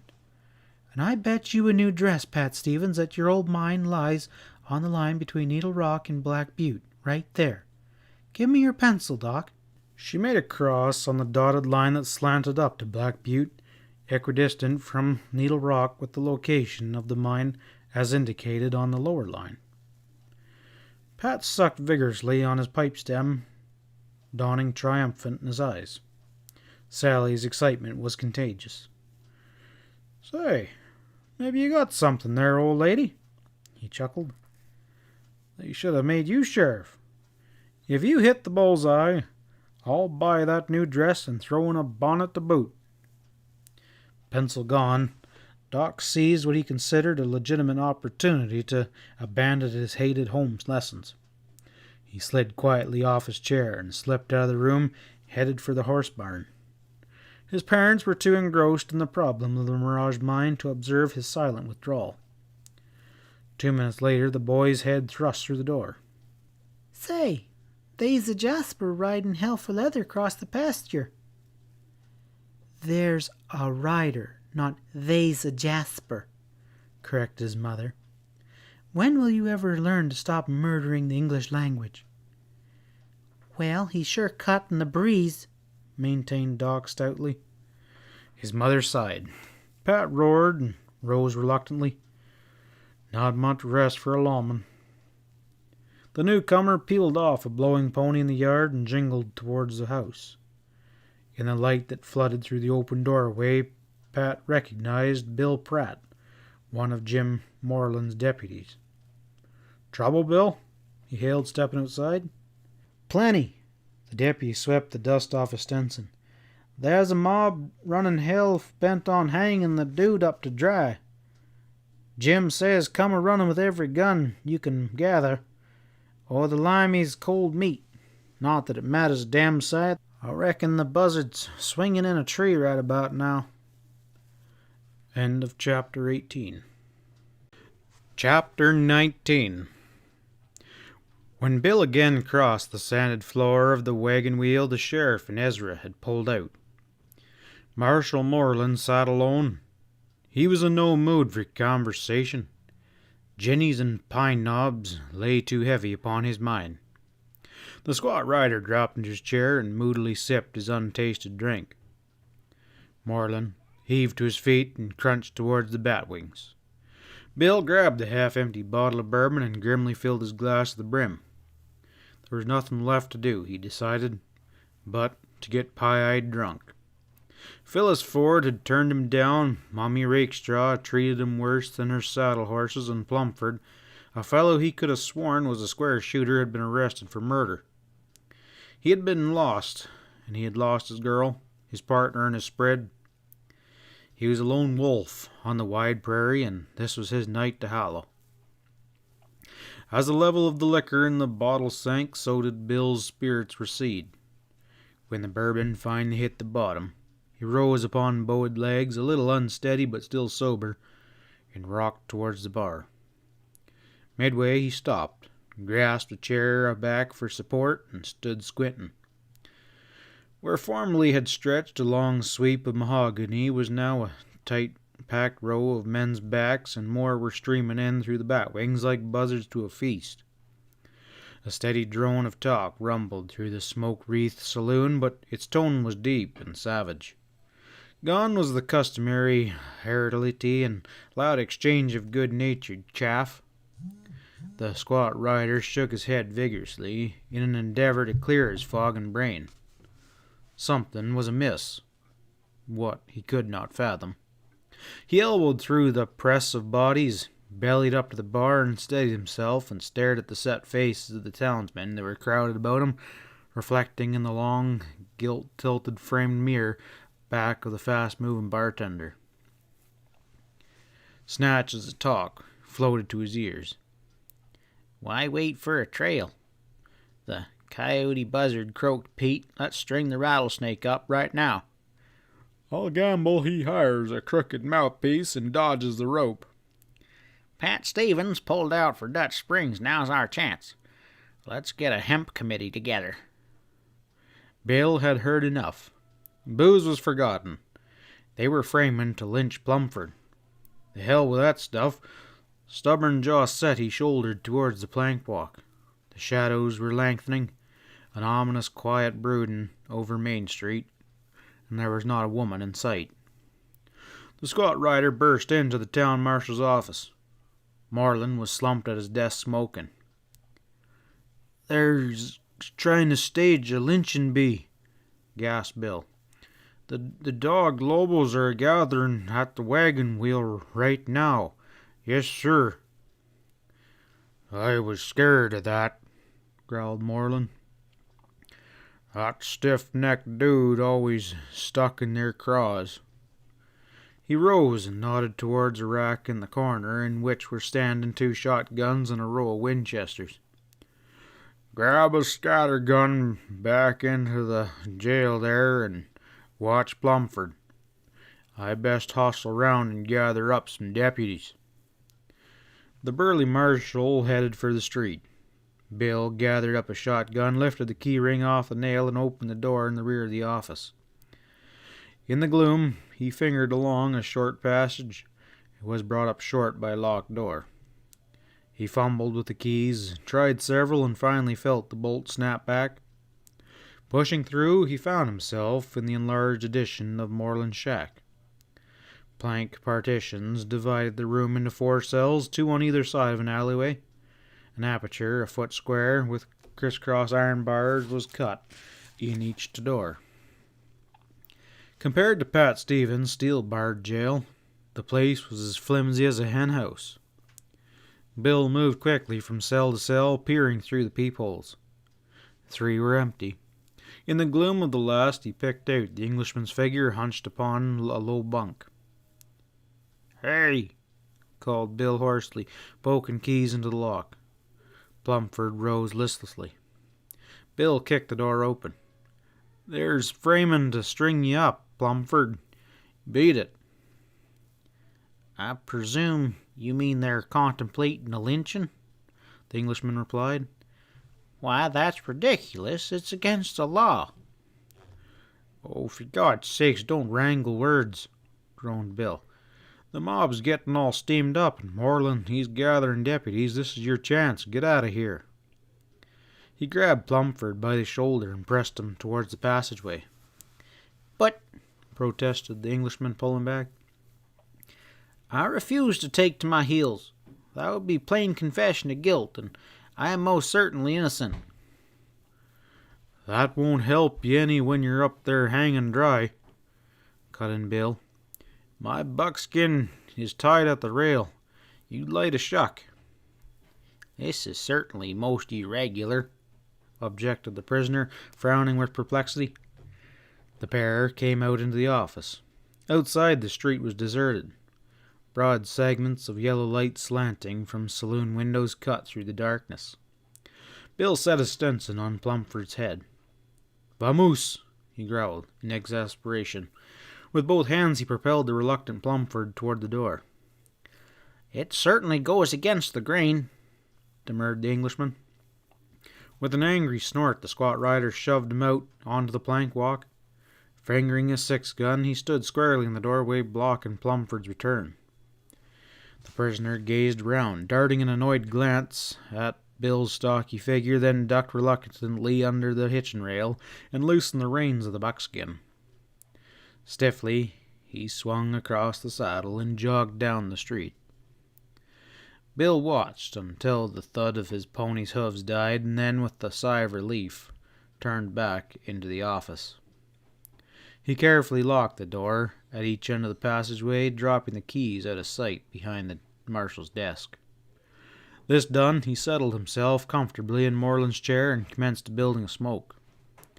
Boots clumped heavily on the boards outside. The marshal ducked through the doorway, men stringing in at his heels. They filed into his office, 6 men, grizzled and gray-haired. "How come you're not in the back?" barked Moreland. "I couldn't locate your dang keys." Moreland felt for the nail. "Damn it, I could have sworn I hung 'em up here. Well, we haven't time to hunt now." He passed around the Winchesters and broke out 2 packages of shells. Crowded in the little shack, the hasty summoned deputies filled the magazines. Still, nothing moved in the gloom outside. The marshal stuck his head out of the doorway, surveying the silent street. "There's trouble a-brewin'. I can smell it," he declared. His voice rose with quick excitement. "Jumpin' grasshoppers, they're a-comin'. Listen, you Jaspers, no shootin' till I give word. Maybe we can spook 'em." He picked up the remaining shotgun, slid a shell into the breech, and moved ponderously outside. The deputies stampeded for the windows, staring out into the dark. In almost complete silence, a close-packed body of men, Bill figured there must have been 100, moving in a shadowy mass down the center of the street. Their boots thudded on the packed earth like the measured roll of a great muffled drum. There was something sinister and awe-inspiring in their steady advance. The leaders swung towards the office. The crowd behind them fanned out into a half-moon. "What's on your mind, boys?" boomed Moreland. A man stepped forward, the lamplight from a saloon gleaming upon the barrel of a gun beneath his arm. "We want that killer," he yelled. "Come on out," the marshal flung over his shoulder. The deputies and Bill poured out the door and ranged themselves into a line behind Moreland's big form, their rifles level, belt high. "Listen here," shouted the marshal for all to hear. "We ain't standing for a lynching law in Danville. Plumford, he gets a fair trial. You break it up, fellers. If'n you want trouble, we're all set to give it to you in plenty." The leader spoke again. You ain't running no Sandy or us, Jem. You send that route out, or we'll smoke 'em out. "Beat it," growled Moreland. With slow deliberation he commenced to walk towards the mob, swinging the short-barreled shotgun in a short arc with his good arm. Bill's head was plenty clear now. Standing at the end of the line of deputies, he felt his pulse quicken and his grasp tighten upon the stock of the shotgun. One shot now, and hell would break loose. But at the marshal's approach, the tight-packed mass of men dissolved and scattered in all directions, diving into doorways and disappearing down alleyways. In a few minutes, the street was clear again, except for the leader standing alone. Almost in Moreland's face, he pointed his gun towards the stars and loosened one shot. "Quit!" yelled the marshal, grabbing for the gun. The fellow twisted to one side, dodging the marshal's clutching hand, and scurried across the street and disappeared. Moreland picked up his shotgun, which he had been compelled to drop, and tramped heavily back towards the line of deputies. The street was clear, but Bill could feel the impact of 100 eyes. "Get inside," grunted the marshal. Packed into the darkened office, the deputies fidgeted uneasily. It was quiet outside, too quiet. Bill sniffed, glanced around, sniffed again, but said nothing. A deputy suddenly broke the strained silence. "Something's afire!" Moreland charged across the room towards the lockup. Remembering the lost keys, raised a hefty boot and kicked out a panel. A choked cloud of smoke spewed into the office. Choking and gasping, the deputies surged through out to the plank walk. "God, they're roasting that hairpin back there inside," bawled the marshal. He flung his weight at the splintering door. It smashed open. With Bill at his heels, he lumbered down the smoke-filled passage. Flames were licking at the rear door. The heat drove him back, cursing with impotent anger. The pair retreated before the blaze, joining the little knot of deputies gathering outside on the plank walk. Tight features plain in the light of the fast-rising flames that greedily devoured the sun-shrunken timbers, they slowly backed into the street. Around, men lurked in the shadows, watching the inferno with hard eyes. Bill praised and breathed a prayer of thankfulness for the hunch that had led him to releasing Plumford. Once a fire started in Danville, it burned out. There was no water, save in an occasional barrels alongside the plank walks, and if they had water, nothing except buckets to throw it on the flames with. When gray dawn broke, a compact bunch of riders clattered down Main Street, the sheriff at their head. Pat's eyes were sober as he glimpsed the blackened remnants of the jail and the marshal's office. Tendrils of smoke still curled lazily from the ashes. Jim Moreland stepped mournfully off the plank walk. "Where's Plumford?" demanded the sheriff, voice sharp. "Fried to a crisp," grunted the marshal. "Mob was on the rampage last night and set a torch to the jail." "Good God," almost whispered Pat. Moreland glanced at his lean features with surprise. The sheriff was not given to emotion, particularly where the fate of callous murderers were concerned. Pat slipped from the saddle and walked close to the smoldering embers. "You find the remains?" "There weren't none," grunted Moreland. "He was done burnt with ashes." "Where was his cell?" The marshal indicated the far corner of the blackened site. Pat picked up a stick and poked around, his forehead knitted. Finally, he threw the stick aside. "Get your posse together, Jim." His voice again was crisp and decisive. "Round up a passel of ginnies and head for the W bar. We're going to be getting Cheyenne."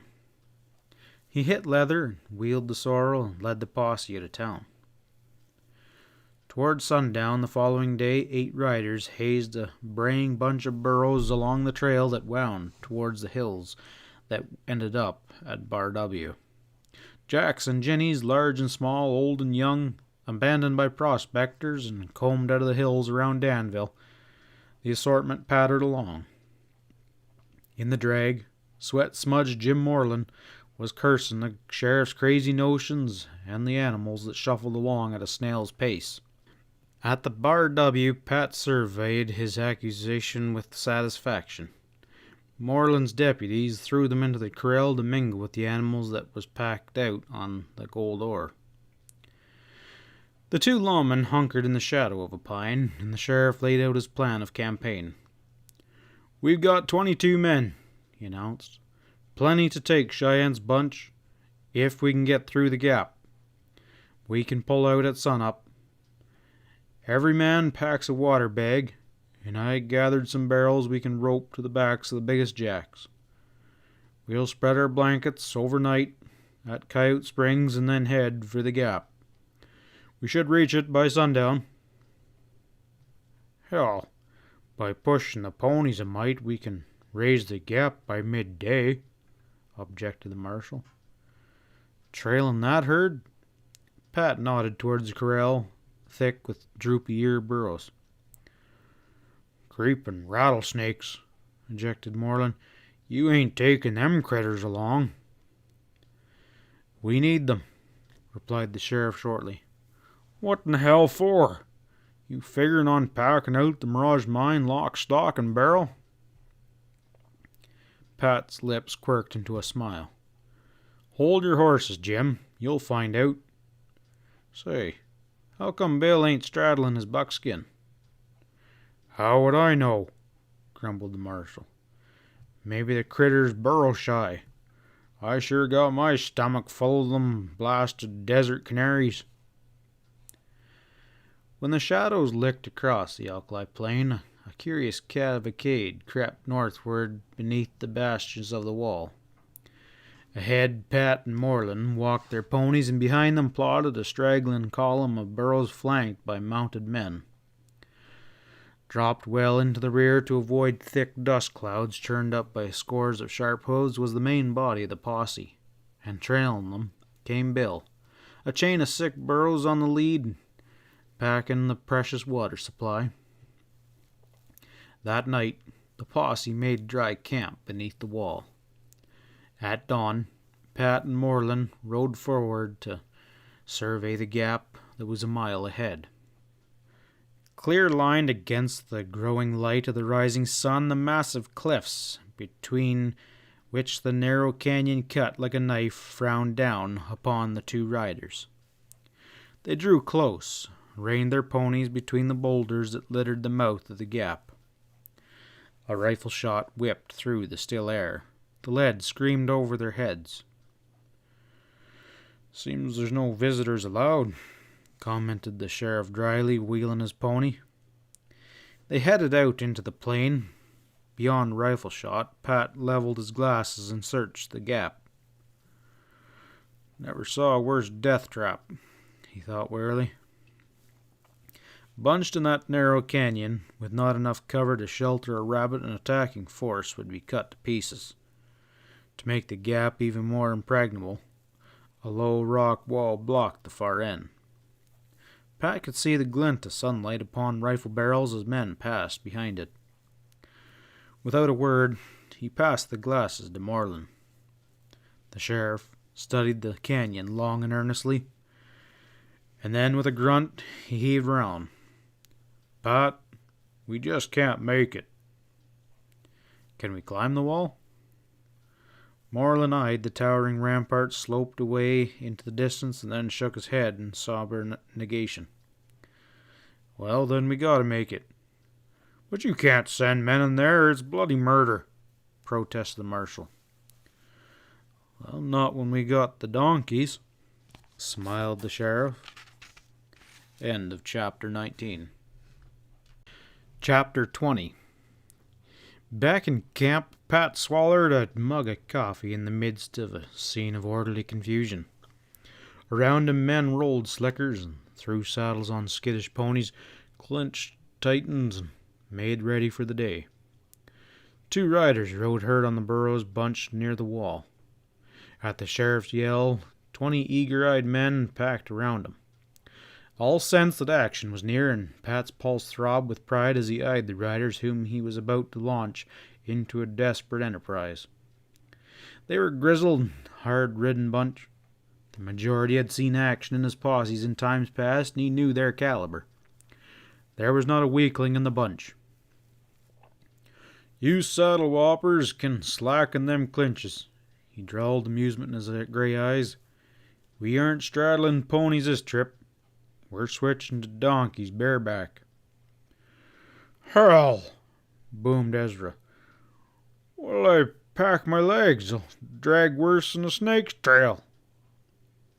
"Well, take a dally on them," chuckled Pat. His voice changed, becoming intense with eagerness.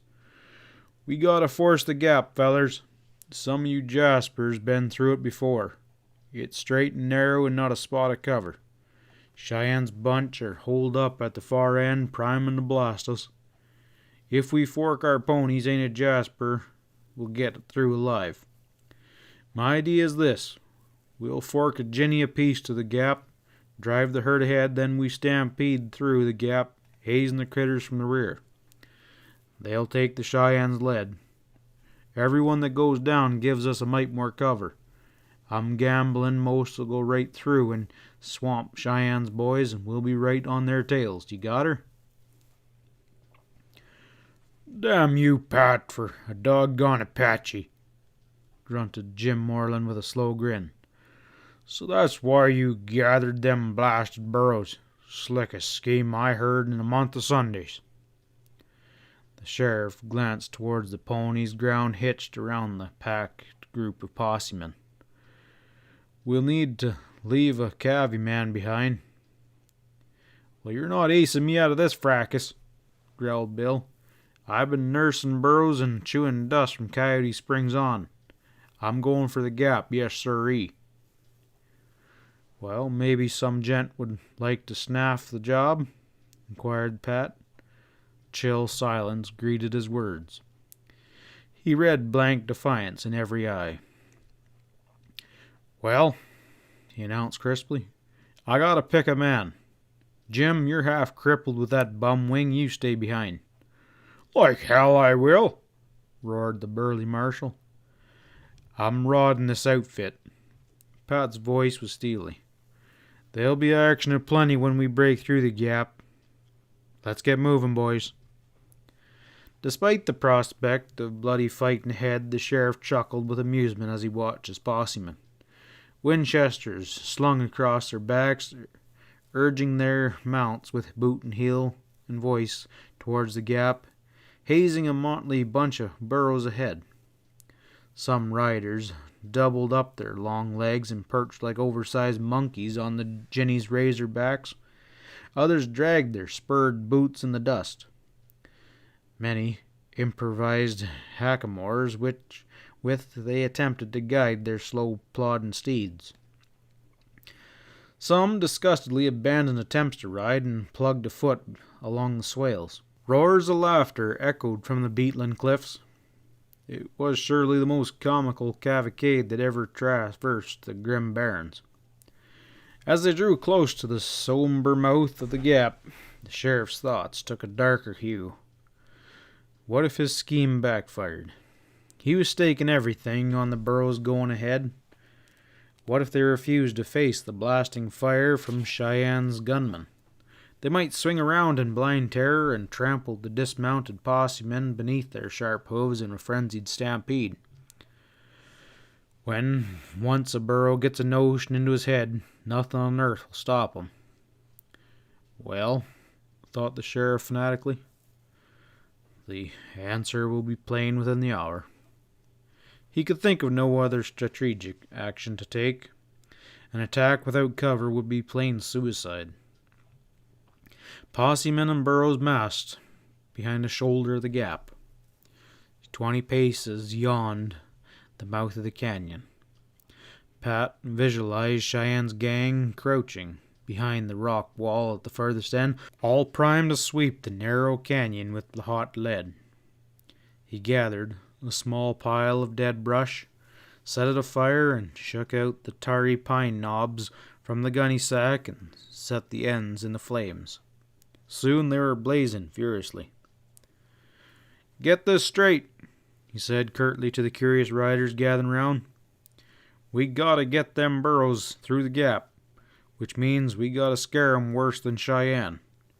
You keep your heads low and give the critters hell. Remember, it's their lives or yours." He handed the blazing brands around, retaining one for himself. "Come on," he yelled. "Haze 'em like hell." In a mad turmoil, 21 brawling, yipping men herded the startled, braying bunch of burros around the shoulder into the mouth of the canyon. Tight packed between the towering walls, the stream of jinnies flowed into the narrow canyon. Pat jerked his 6 gun and loosened a shot, touched his sputtering torch against the flank of the nearest burro. Terror-stricken, the animals leapt forward. All around, wildly yelling men were panicking the animals with torch and gun. The air reeked with the stench of burning hair and the smell of powder fumes. Headlong down the canyon raced the terrorized animals. Behind them, with flaming torches, prodding and shouting, lumbered the possemen. Strangely, not a shot rang out from the canyon's farther end. Maybe, Pat thought, plunging in the rear of the swift receding torrent of brown panting men striving to outrace him, the bandits were too overcome with amazement to do anything but stare. The onset of a band of crazed burros might have been surprising. Then a merciless blast poured from Cheyenne's barricade. Screaming lead ricocheted from the rock walls. The thunder of guns was flung from cliff to cliff, echoing and re-echoing on deafening waves. Ahead, the burros slowed, bunched and tight-packed. Again the possemen were upon them, yelling like demons, waving and thrusting their flaming brands. "Ain't this hell with a lid off?" yelled Bill as he jostled by the sheriff. "Yes, sirree." Shoulder to shoulder, the riders kicked and pushed, singeing the thick hides with their torches. Again the animals surged forward, crazy with fear. Pat stumbled over a brown carcass. Others dotted the trail of death. Better that than men, thought the sheriff grimly. A bullet zipped past his ear. To his left, a posseman spun round and dropped. Another stopped to retrieve the fallen man's torch, straightened, and was cut down. In the delirium of excitement, the attackers had thrown caution aside and were racing along upright, head and shoulders above the protective barrier of the burros. "Get down!" yelled Pat, waving frantically. Another breathless interval of delirium of thundering guns, screaming lead, and choking dust. Suddenly, the sheriff became aware that gun flashes no longer split the gray fog ahead. The leading burros were crashing over a low rock barrier. In a flash it seemed the canyon was empty of animals, save the grayed bodies laying thick among the talus. Pat clambered over a rude rock wall. Before him stretched a long valley, bound by barren slopes. Midway down the valley, a body of horsemen were flailing their racing ponies in a headlong flight. Fanning out in another direction were the jennies, fast slowing to their customary pattery walk. The gap was won. Sweaty, dusty, and disheveled, the victorious possemen clustered around Pat. "Never seen nothing like that in all my born days," declared a leather-faced rider. "A pack of lobos skedaddled afore a bunch of jennies. It sure sounded like a crazy notion, Pat, but by goodness, it worked." "Well, from now on," declared Bill solemnly, "I raise my hat respectful to every burro I meet up with, and I'll feed him oats, yes sirree." An hour later, Pat, with 17 eager riders behind him and Jim Moreland on his side, hit the bandit trail. One deputy had stopped a bullet square betwixt the eyes in the mad stampede. 2 had been nicked by flying lead. These last had been left behind to gather up the burros and head the herd back to Danville. The water casks were cached near the canyon.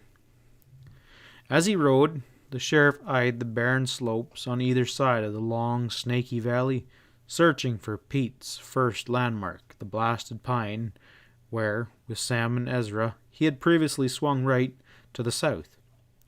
If, as Sally claimed, right was wrong, the real trail led northward. He had no need to consult the map. He had studied it so often that he thought, sadistically, it was probably engraved upon his brain. Gray and sundered, the shell of a once mighty pine caught his eye.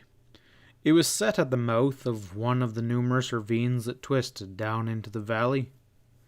The sheriff's pulse quickened. Now, Sally's theory was to receive the test. He neck-reined his sorrel northward, the blasted pine squarely behind. Another ravine gaped black in front of the fast-moving body of horsemen. Pat's heart leapt as they drew close. On a flat rock beside his mouth, 3 boulders were piled. 3 ducks, he ejected involuntarily. Ahead, Black Butte nuzzled at the clouds with its rugged head. 4 miles, 5 at the most, conjectured Pat, and they would pass a line drawn from Needle Rock to the butte. Would they find the mirage mine at that line? On either side, eroding cliffs walled the posse in as they pushed towards Black Butte. Ravines perforated the rock masses. What a spot for an ambush. At the thought, Pat swung around and eyed the riders close bunched at his pony's tail. He held up his arm, pulled rein, and wheeled the sorrel. "We're liable to ride into a nest of rattlesnakes at any time now," he warned, raising his voice above the champing of bits and jingling of chains. "String out, a-plenty. These rattlesnakes, they bite." Again, he spurred on, eyes searching for sign, the posse coiling like a long whip thong behind. Mostly, the pony's hooves rang upon rock, but in places wind had swept the talus dust into drifts that banked hawk-high. And here there was sign aplenty.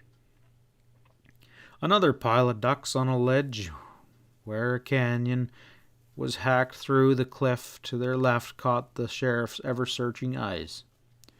Intuition told them that this was it, that at last their goal and their quarry was close at hand.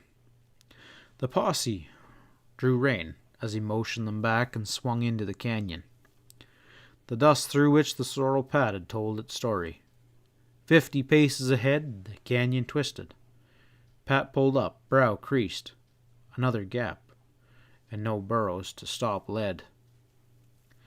He whirled his pony and rode back to the expectant posseman, gray wreath in the dust haze, sighed to Bill. "You fellers rest in your saddles," he directed, "and watch that canyon. We have 'em holed up." The pair walked their ponies ahead. Pat, scrutinizing the weathered walls, seamed with ledges pocked with cracks. The sheriff slid out a leather. Bill followed suit, puzzlement in his eyes. "Where are we going?" he inquired. "Up," grunted Pat, unbuckling his spurs. "Hell blazes!"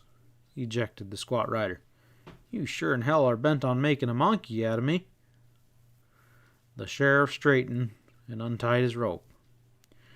"Tote your string," he directed, and then slung his coiled rope across his shoulder and walked towards the wall.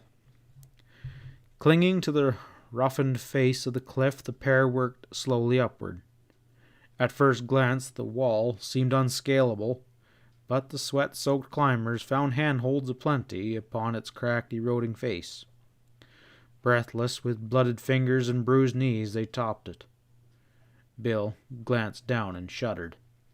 "Cripes," he muttered. If and I had eyes in the back of me head, I'd never a made her. And I'll be never getting down again unless I sprout wings, no sir.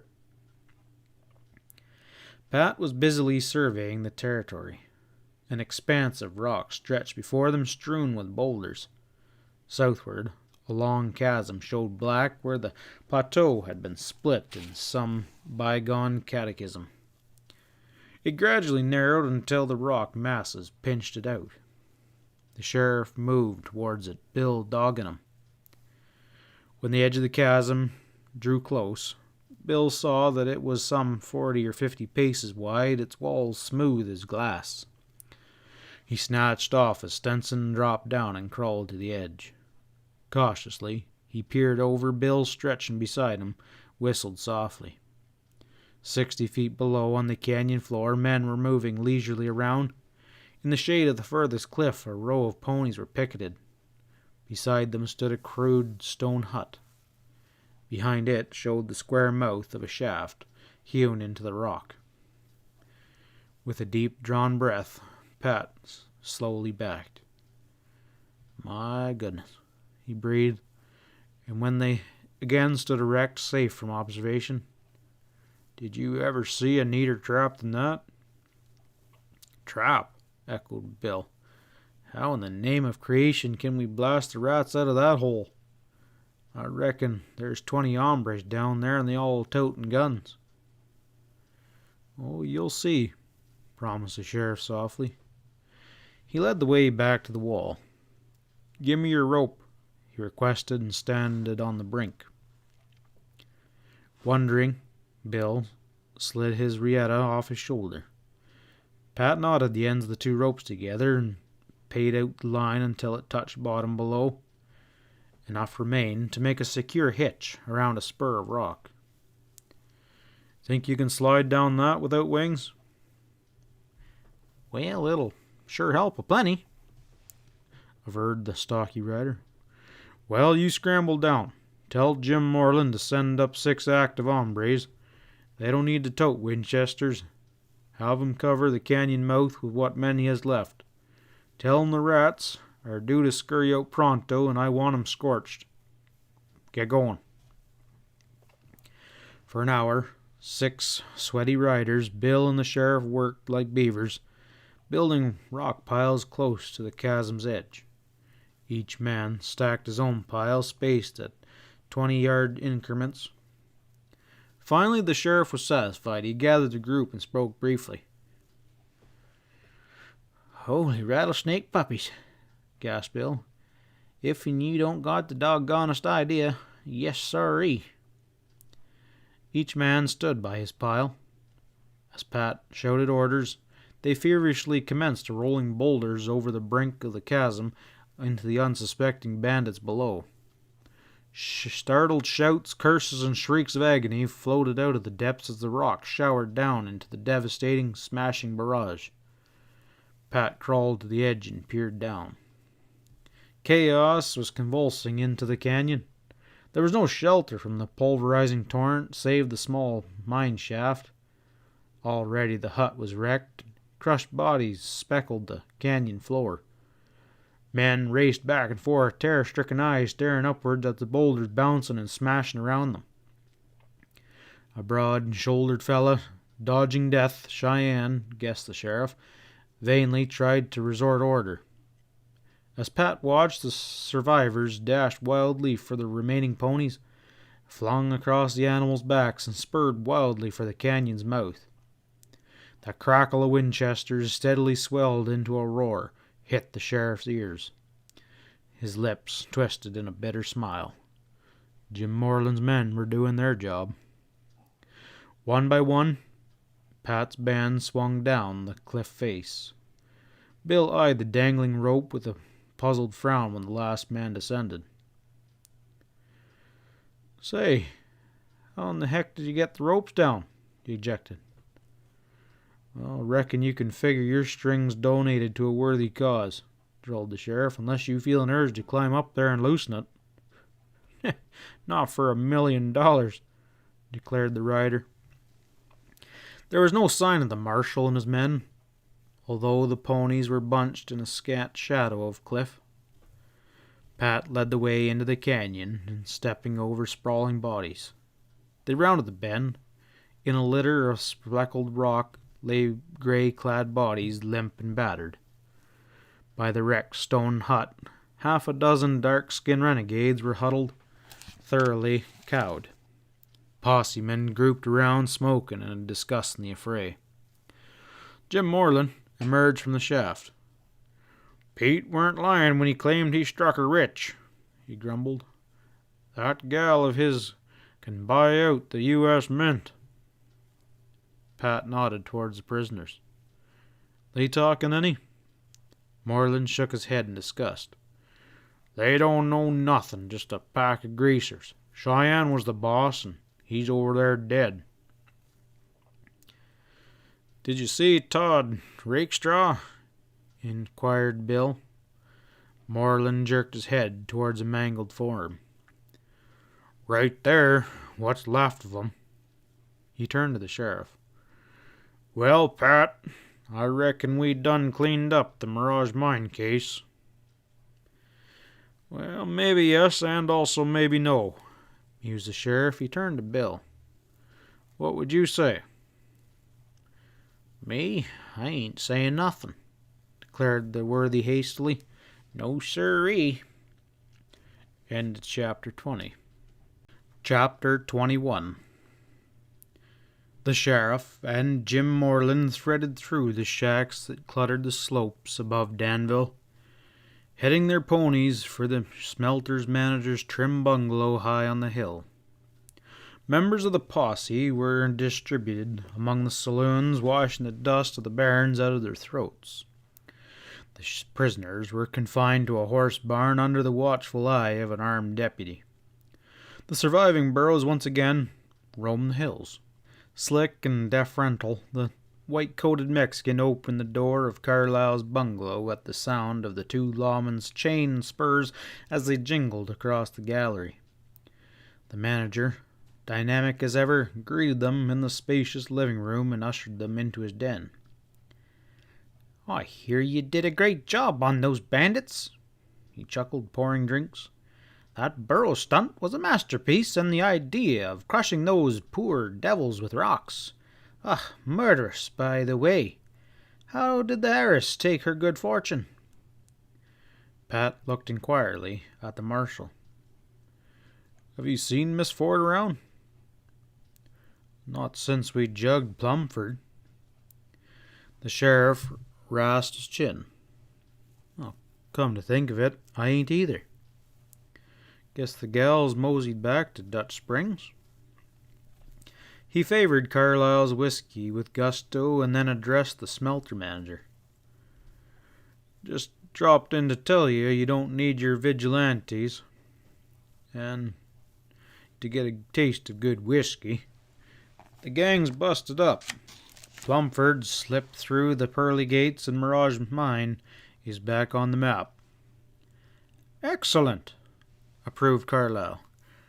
"A gruesome affair, roasting that poor devil of an Englishman. His just deserts, I suppose, killing poor old Pete." He refilled his glasses. "Well, saved the hangman a job," replied Pat indifferently. "Say, you got any hoisting equipment at the smelter? There's $75,000 worth of ore that's dumped at that dry well on the Bar W. Cheyenne uses the cash. That ore's Miss Ford's property, and we got to get it out." "We got block and tackle, shears and buckets," summarized the manager briskly. "Certainly. When do you want the stuff moved?" The sheriff shrugged. "Oh, no rush. Maybe 3 or 4 days. Jim here can handle it when you're all set. I'm heading for Dutch Springs pronto with the prisoners." "Under guard, I assume?" commented Carlyle carelessly. Pat laughed. "Hell no. Ain't a person on the spread outside of Mommy Rakestraw, but who in hell would move the dang stuff off?" "Oh, I guess you're right," admitted the manager. "It seems that all the suspicious characters are accounted for. Nary a one escaped, Pat said complacently. Carlyle raised his glass high. Here's to the smartest sheriff in Colorado. At sundown, the sheriff's posse pulled out of Danville, 6 sullen prisoners in their midst, and wound eastward through the hills. 2 miles from town, Pat pulled up beside Ezra. You take over from now on. I'm going to fade out. What's brewing? Demanded the one-eyed man suspiciously. Ain't you had your fill of gunplay? Chuckled the sheriff. I just got a little personal business. So long. He wheeled off into the shadows.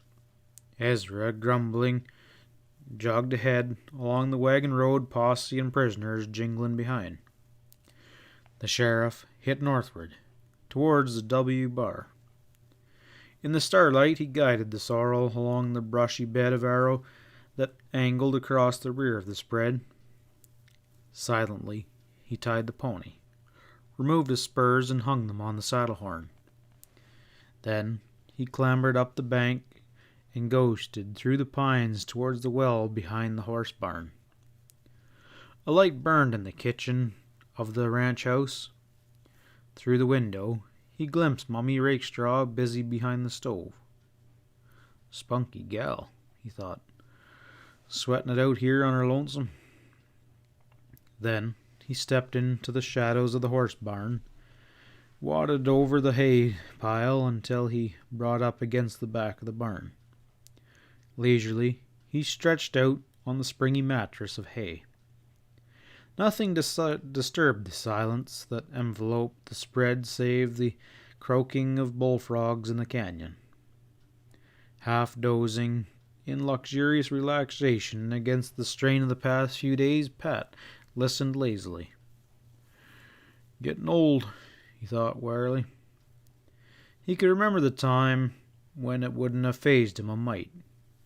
Hell, a feller can't stay a young colt forever. The hours slid by, and the sheriff still lay full length in the dark cavern of the barn. His bed was too comfortable, he decided, checking an almost irresistible impulse of sleep. Of a sudden, he sat up, alert. The bullfrogs had stopped croaking. Someone or something had disturbed them. Boots stirred the gravel on the further side of the barn wall. Metal clanked, a windlass squeaked. The sheriff grinned in the darkness. Another of his hunches was paying off. Softly he rose and moved towards the pale rectangle that was the door. Overhead, a sliver of moon rode the star-spangled sky. The ranch house was a vague shadow. A pony pawed restlessly by the corral gate. Pat eased along the side of the barn and peered around the corner. A windlass had been erected over the well. Beside it was a blurred figure peering into the depths below. The sheriff pulled his gun and cat-toed forward. Hoist him up. His curt command cut through the silence. The figure whirled. A red flash stabbed through the murk. A slug slammed into the barn planking above Pat's head, and then his own gun thundered once, twice, 3 times as fast as he could thumb that trigger. The figure wavered and slumped. A thin voice shrilled alarm from the depths of the well.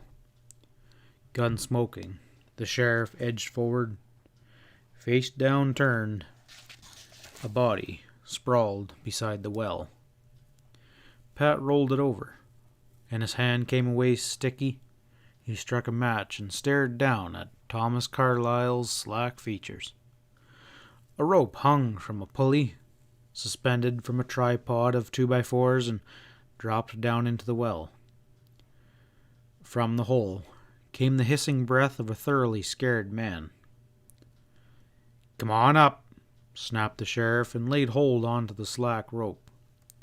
Hand over hand he hauled, perched, monkey-like on a bucket, clinging to the rope with both hands' eyes white-rimmed with fear. The slight form of the slick Mexican servant rose to view. clad in soiled denims. Dirtied and disheveled, there was little of the spruce velvet upon him now. He grabbed nervously for one of the legs that was supporting the tripod and scampered clear of the yawning hole. Pat grabbed his shrinking form, frisked him quickly, and threw aside a knife. Gathering the slack of his shirt with a firm hand, he propelled the Mexican towards the house. Light from a bedroom window cut a yellow swath through the night. Pat pushed the prisoner before him across the gallery. The front door gaped open. The pair crossed the darkened living room, and a glowing band of light rimmed the side door. Pat turned the handle and threw the door open and shoved his prisoner before him. By the light from a glass-bowled lamp set upon a chest of drawers, he eyed the room. Spread-eagled upon a bed was Mamie Rakestraw, ankles and wrists knotted securely to the four corner posts. The girl had evidently been sleeping when she was made prisoner. She was clad only in a white nightgown. Rumpled and gathered up by her frantic efforts to escape, it concealed little of her rounded form. A gag stuffed in her mouth and held in place by a strip of toweling thrust her jaw wide open. But the blazing light in her dark eyes was plainly fury, not fear. Pat crossed quickly to the bed, flipping the girl's nightgown down over her legs, and jerked out his Barlow knife.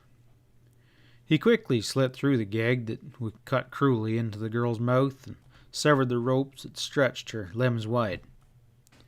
Mamie stretched and swung off the bed without a word and stood erect, the nightgown dropping to her ankles. For a moment she eyed the shrinking Mexican, and then, with a crack like a whip, she opened her palm and took that Mexican across the cheek. He fell sideways, to be brought back up by a stinging slap on the other cheek. Eyes burning, the girl grabbed his narrow head and shook him until his head lolled out and his head snapped around helplessly. Finally, Mamie flung him against the wall. He rebounded and collapsed and flopped gasping to the floor. "Trash!" spat the girl. "And now where's that other man who wore the mask?" "He's dead," replied Pat. "Good riddance. Perhaps you'd kick that skunk out of my room and I'll get some clothes on." Dutch Springs dozed peacefully beneath the searing breath of the midday sun. Nothing moved on Main Street save the lazy switching tails of ponies tied to the hitching rails. Beneath the sidewalk canopy a knot of riders hunkered against the front of the Gold Eagle. A wrinkled Mexican moved slowly down the street behind a squat wooden tank on two huge wheels that, hauled by a team of mules, refilled the water barrels. In his tiny office, the sheriff yawned and slapped at the flies. Straight-backed chair tilted against the wall, Ezra snored lustily. From another chair, Sam glowered at the burly redhead. "He drinks like a hog, eats like a hog, and snores like a hog," he growled. Ezra snapped awake and focused his squat partner with an accusing eye. "I heard you, runt. Your indignation is sure proof that you're a snake's blood. Who packed you, helpless as a newborn babe, from the Gap?" "My horse," snapped Sam. "Who tucked you into a soft bed with white sheets and a fancy pillar?"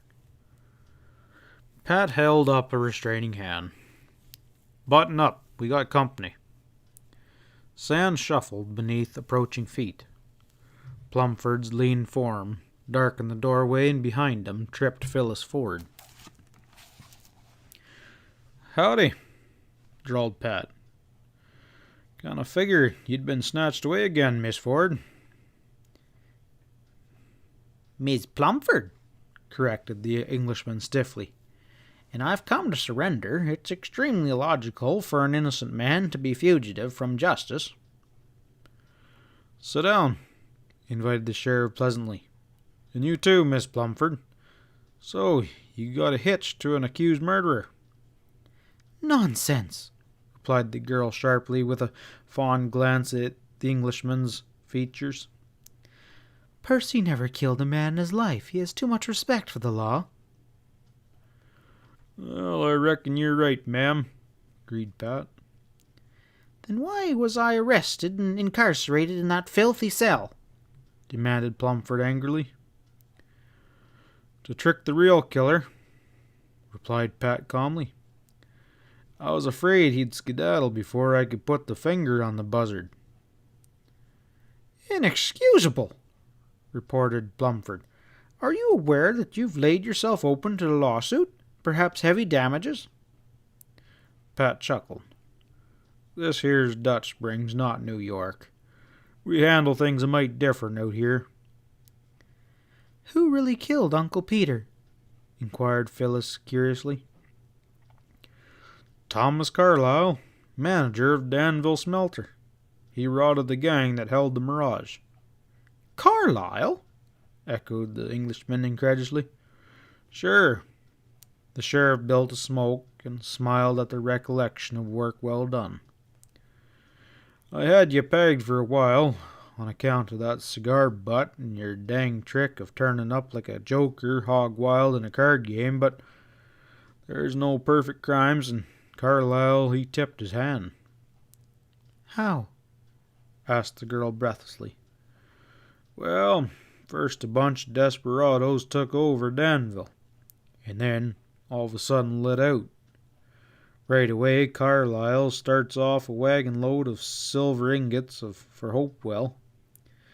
If he hadn't known just where them buzzards was heading, he daren't take a chance. So it's kind of matter of fact, he hired them to smash Cheyenne, and when that Lobo double-crossed him and grabbed the Mirage for himself. But what really put the rope around his neck was a bearskin pegged out on the wall of his room.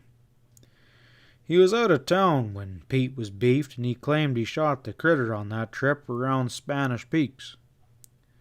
Well, I knowed that bear. We called him Old White Socks on account of a patch of white on his forelegs. He hung around Coyote Springs for years. The sheriff paused and touched a match to his smoke. You used to hang your coat on a peg in the office there? He shot at Plumford. Well, naturally, it was beastly hot. And you pack your cigar case in the coat? Inside pocket. Well, it appeared to me that Carlyle had a taste of good liquor and good cigars. I reckon he borrowed one now and again when you wasn't around. The Englishman snorted. One? He wheeled entire boxes of cigars out of me once. Pat smiled. Well, it adds up the same. Well, it was all circumstantial evidence, like you said, Plumford. I still needed real proof, so after we cleaned up Cheyenne's gang, I put Carlyle wise that we were shifting the ore cache from the W bar in 3 or 4 days. He sure swallowed the bait. That night he hit for the ranch with his Mexican boy and rigged a windlass over the well. I corralled him there. What did he say? Interjected Phyllis, devouring every word. Not a thing, but the greaser talked plenty. Well, congratulations, old chap. The Englishman's voice held a reluctant admiration. You really are astute. Remarkably astute. Thanks, mister, returned the sheriff solemnly. There was a twinkle in his gray eyes. A lone rider on a buckskin jogged along the trail that weaved up the benches to the W bar. With curious reluctance, he slowly peeled out a leather in front of the ranch house, gazed around apprehensively, and drew a deep breath and headed for the house. Mamie stepped out into the gallery in crisp gingham and yellow hair neatly braided. Bill did not know that she had sighted the plodding buckskin way down the trail, and Mamie could recognize a horse a mile away. Howdy, Mamie, hailed the squat rider nervously. Howdy yourself, she replied tartly. He shuffled closer and took a quick glance at her dark eyes and slowed to an uncomfortable stop. So, you in trouble? She asked curiously. You're acting like you're dodging a posse. No, sirree, declared Bill vehemently. And, he added plaintively, you don't have to be talking that way. Well? Mommy's eyes twinkled. You married to Phyllis Ford? Hell no, he blurted hastily. She went and got hitched to that Englishman, and he done give me the W bar. Claims I saved his bacon when that jail in Danville went up in smoke. Well, isn't that dandy? Enthused the girl. Well, I guess I best be packing. She sighed. I kind of like this spread.